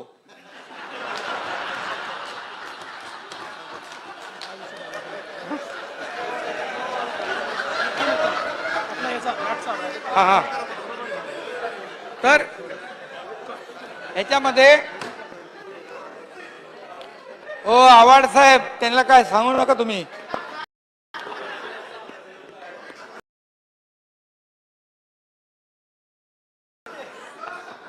तर गमतीचा भाग आहे. तर याच्यामध्ये मिळालं काय दादा? आम्ही तुम्हाला एकच म्हणजे आमचं एवढंच म्हणणं होतं की सत्तेचा फायदा जो आहे हा तळागाळातल्या पायावर उभं करायला हे सरकार मध्ये मुख्यमंत्री असताना, सत्ता असताना नाही करू शकत, मग कधी करणार? पण मी आपल्याला सांगतो, जेवढे शिवसैनिक आहेत या महाराष्ट्रातले, जे पदाधिकारी आहेत, हे सरकार जे आहे युतीचं सरकार आहे, हे बाळासाहेबांच्या नावाचं सरकार आहे. याच्या माध्यमातून त्यांच्या जीवनामध्ये आमूलाग्र बदल घडवल्याशिवाय आम्ही राहणार नाही.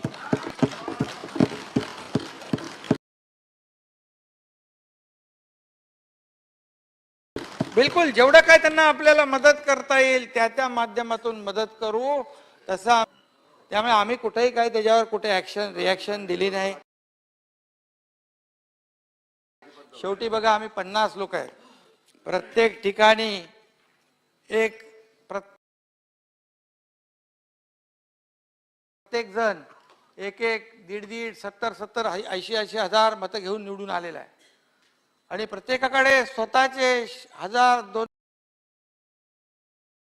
2000 लोक आहेत, कार्यकर्ते आहेत, दबंग आहेत सगळे. पण आम्ही ते शस्त्र बाहेर काढलं नाही. कोणाशी लढायचं? भास्करराव कधी रक्तपात होऊ देणार नाही, एवढं लक्षात ठेवा. आणि आम्ही शिवसैनिक येणार नाही, अविचार येणार नाही. मी अजून पण आमच्या लोकांना सांगतो, अरे मी मुख्यमंत्री झालोय की नाही मला माहितच नाही अजून. मी त्यांना सांगितलंय तुम्ही 50 लोक आहे ना, सगळेच मुख्यमंत्री आहात. आणि आता उरलेले आमचे 115 हे पण मुख्यमंत्री. कारण त्यांचा हक्काचा माणूस आलेला आहे. ते माझ्याकडे पत्र घेऊन येतात, ते म्हणतात याच्यावर लिहा. मी लिहायचं नाही, फोन करतो लगेच डायरेक्ट कलेक्टरला, चलो त्यांचं हे काम करून टाका, विषय संपला. हे लिखापडी बिकापडी बंद, त्याला टाइम लागतो.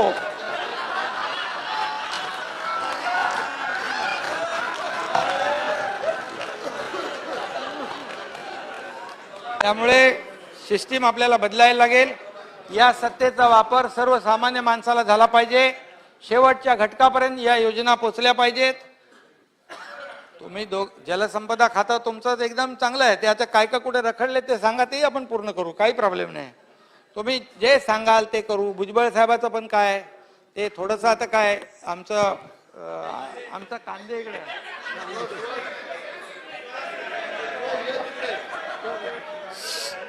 सुहास कांदेला आपण सांभाळूया, त्याला टेन्शन देऊया नको. शेवटी काय लोकांचंच काम करायचं ना आपल्याला, कोणाचं आपलं पर्सनल काम आहे. आणि मला तर काय वैयक्तिक स्वार्थ नाहीच आहे. मी काय कधी माड्या बांधल्या, मोठे 5 स्टार हॉटेल बांधले किंवा काय प्रॉपर्टी घेतली, माझं काहीच नाहीये. आहे का हो आवड साहेब, काय माझं काय आहे का?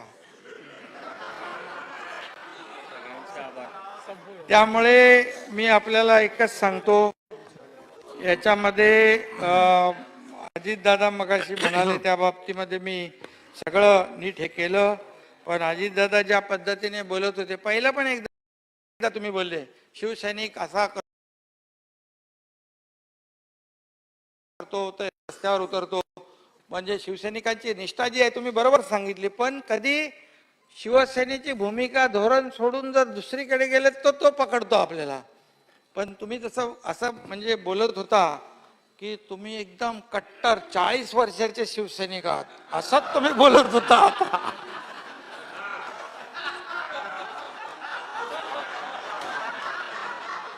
चांगलं आहे, चांगलं आहे ते. शेवटी आपण बघा, आपण दोस्त मित्र आहोत, काही प्रॉब्लेम नाही. कधी आपली मैत्री काय आपली, कधी आपण तिकडे असो, कधी पण इकडे पण येऊ शकतो, काही प्रॉब्लेम नाही. त्यामुळे काही चिंता नाही. आपल्याला कुठेही असलो तरी सुद्धा एकनाथ शिंदे तुम्हाला माहित आहे, मी कधीही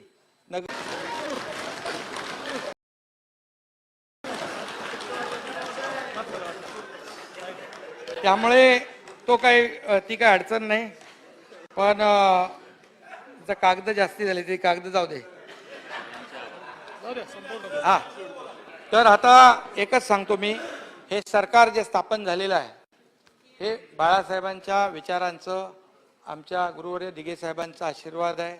आणि सगळ्यात महत्त्वाचं म्हणजे आमची संख्या कमी असताना मोदी साहेबांनी याला आशीर्वाद दिला. मोदी साहेब मला बोलले, मला म्हणाले शपथ घ्यायच्या आधी, बोले एकनाथ जी अच्छा काम करो, ये राज्य को आगे बढ़ाओ, ये राज्य को प्रगति पथ पे लेके जाओ, ये राज्य का सर्वांगीण विकास करो, आपको किसी भी चीज की कमी हम होने नहीं देंगे. आणि अमित शाह साहेब की म्हणाले, ये हम लोग तो पुराने मित्र है, शिवसेना भाजपा युति पहले से है, आप चिंता मत करो, आपके पीछे हम चट्टान की तरह खड़े हैं.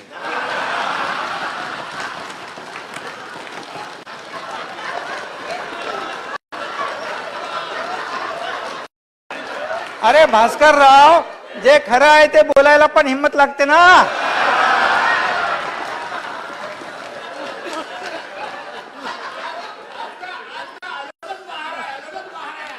हे अंदर से अंदर की आवाज आहे. भारतीय जनता पक्षाचे अध्यक्ष JP नड्डा साहेब तेही पाठीशी आहेत, त्यांना मी धन्यवाद दिलेत, आताही देतो. आणि सगळ्यात महत्वाचं म्हणजे सगळ्यात मोठे कलाकार आहेत. आम्ही कधी भेटायचो ते आमच्या लोकांना कळायचं नाही. सगळे झोपल्यावर मी जायचो, सगळे उठायच्या आधी मी परत जायचो.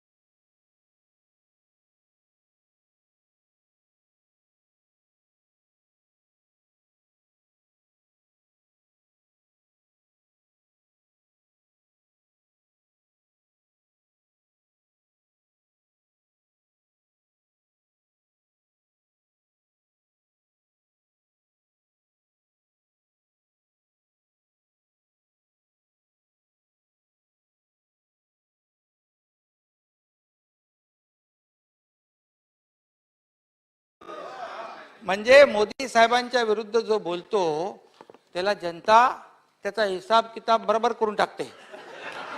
आज आपल्याला मी सांगतो, सगळ्या पंतप्रधानांच्या बद्दल, इंदिरा गांधींच्या बद्दल पण खूप आम्हाला आदर होता. पण मोदी साहेबांनी, तुम्ही म्हणाल आता लगेच मुख्यमंत्री पद दिलं लगेच गोडवे गायला लागला, असं नाही. मोदी साहेबांनी आपल्या देशाची इज्जत जी आहे, देशाचा मान सन्मान आहे, पुऱ्या विश्वामध्ये आपल्या देशाची कीर्ती पसरवली की नाही? पसरवली की नाही? बरं, आमच्या बाळासाहेबांनी काय परिवर्तन नाही, सत्य बोलतोय बाबा, ऐकायला शिक जरा, सत्य बोलतोय. तर हे बघा सुनील प्रभू, तुम्ही काल काय म्हणाले? नाही, 1 मिनिट पहिलं मी सांगतो, विसरून जाईन. बाळासाहेबांचं काय म्हणणं होतं? मला या देशाचं 1 दिवस पंतप्रधान बनवा, बोलले होते ना? मी बोले काश्मीर मधला 370 कलम हटवून टाकतो, असं म्हणाले होते, बरोबर? ते अमित शाह साहेबांनी केलं, 370 हटवलं की नाही? म्हणजे आपला अजेंडा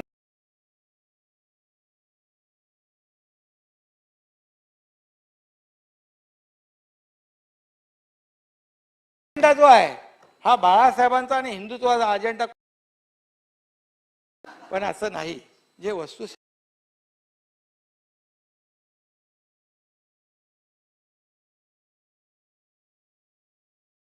स्थिती आहे किंवा मला मर्यादा होत्या बोलायच्या, तसं अमित शाह साहेब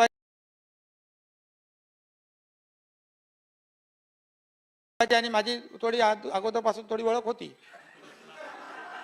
त्यांनी मला एकदा म्हटलं होतं, जे आहे हे सांगण्याचं तात्पर्य एवढंच आहे. सुनील प्रभू काल काय म्हणाले की त्यांना दुःख झालं मी इकडे बसलो. ते म्हणाले हे इकडे बसायला पाहिजे होते, पण जेव्हा ते बसत होते तेव्हा विरोध कोणी केला त्यांना? अरे आपल्या पक्षाने केला ना, असं काय करतात? आपल्या पक्षाने केलं ना. अरे ज्या वेळेस युतीचं सरकार 2019ला बनत होतं त्यावेळेस देवेंद्रजीच मुख्यमंत्री. बाकी आता मला वाटतं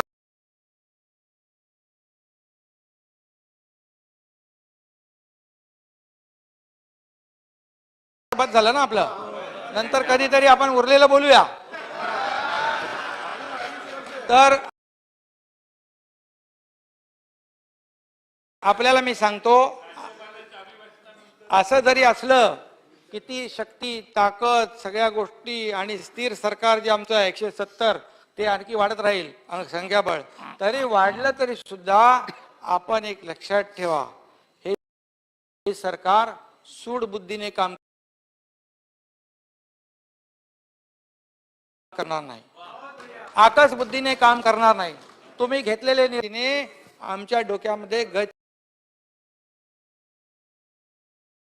कार्यकर्ते आहोत, ते कार्यकर्तेच राहणार आहोत. त्यामुळे आपण विरोधी पक्ष म्हणून असं कधी मनाला आवडसाहेब वाटून घेऊ नका. त्याच्यावर चुकीचं काम होईल, बिलकुल होणार नाही. आणि जे आहे सर्वसामान्य लोकांना न्याय देणारं सरकार, या राज्याचा सर्वांगीण विकास करणारं सरकार, या ठिकाणी जे मेट्रो प्रकल्प असतील, समृद्धी हायवे असेल, पुणे रिंग रोड असेल, मुंबई गोवा हायवे असेल, हे सगळे जे काही प्रकल्प आहेत,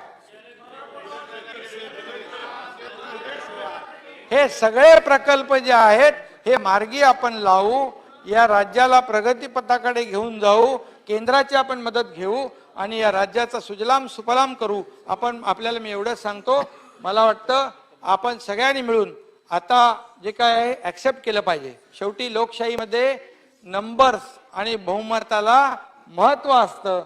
इकडे बहुमत कालही बघितलं आपण,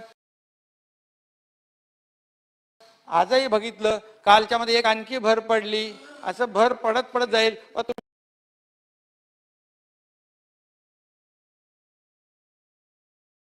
तुम्ही कबूल केलं पाहिजे, ऍक्सेप्ट केलं.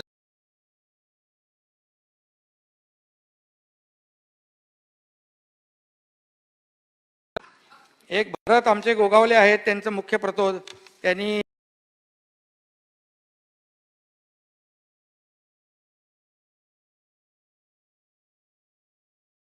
केलंय की ते रायगड किल्ला ही आमची अस्मिता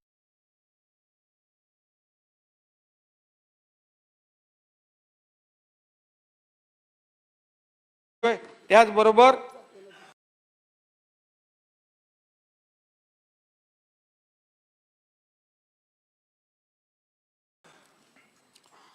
जागतिक बाजारपेठेमध्ये तेलाच्या किमती वाढल्यावर काही 5 पैसे देखील आपण कमी केले नव्हते. तर हे आमचं युतीचं सरकार, हा गॅस केलेलं युतीचं सरकार जे आहे, नवीन सरकार जे आहे, हे सरकार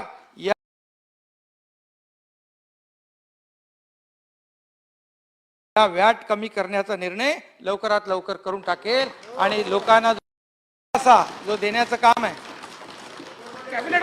कॅबिनेट मध्ये करायला लागेल ना, पण आम्ही करायचं ना, पण चालेल ना. त्यामुळे तो देखील निर्णय आम्ही आणि शेतकरी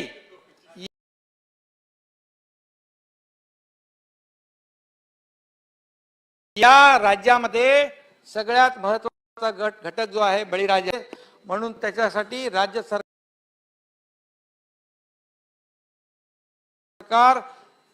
एवढं करेल की शेतकरी आत्महत्या मुक्त महाराष्ट्र या ठिकाणी आम्हाला करायचं आहे.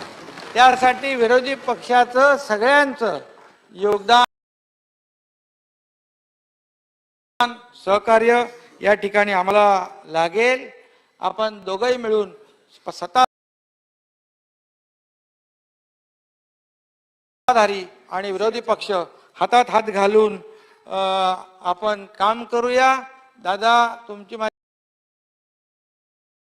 मैत्री आहे, जयंतरावाची पण आहे, भुजबळ साहेब तर आमचेच होते पहिले आणि ते आवडतं तो आपलाच माणूस आहे. मला पण मदत केली आहे ना, पण खूप मदत केली आम्हाला सगळ्या, म्हणजे नियमानुसार कामकाज चालवलं. त्यामुळे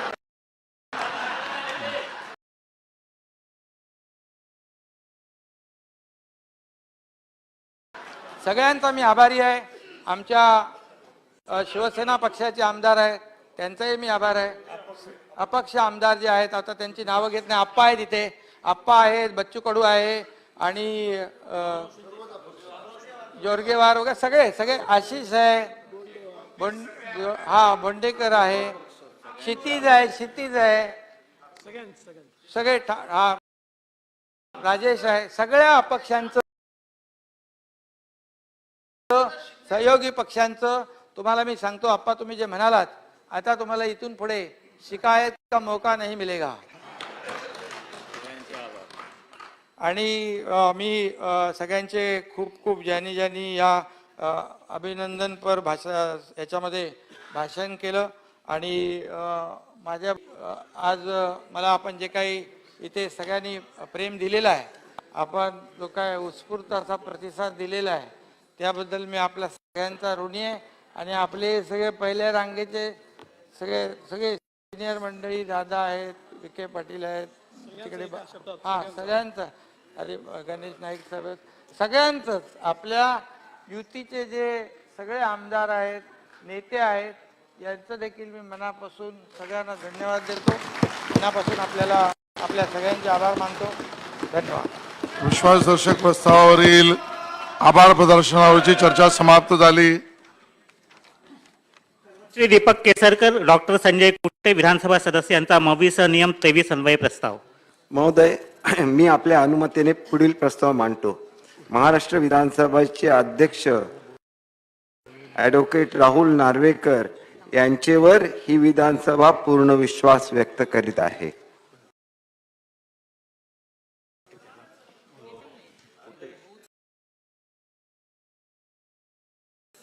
अध्यक्ष महोदय, सन्मान्य सदस्य श्री दीपक केसरकर यांनी मांडलेल्या महाराष्ट्र विधानसभेचे अध्यक्ष ॲडव्होकेट राहुल नार्वेकर यांच्यावर ही विधानसभा पूर्ण विश्वास करीत आहे.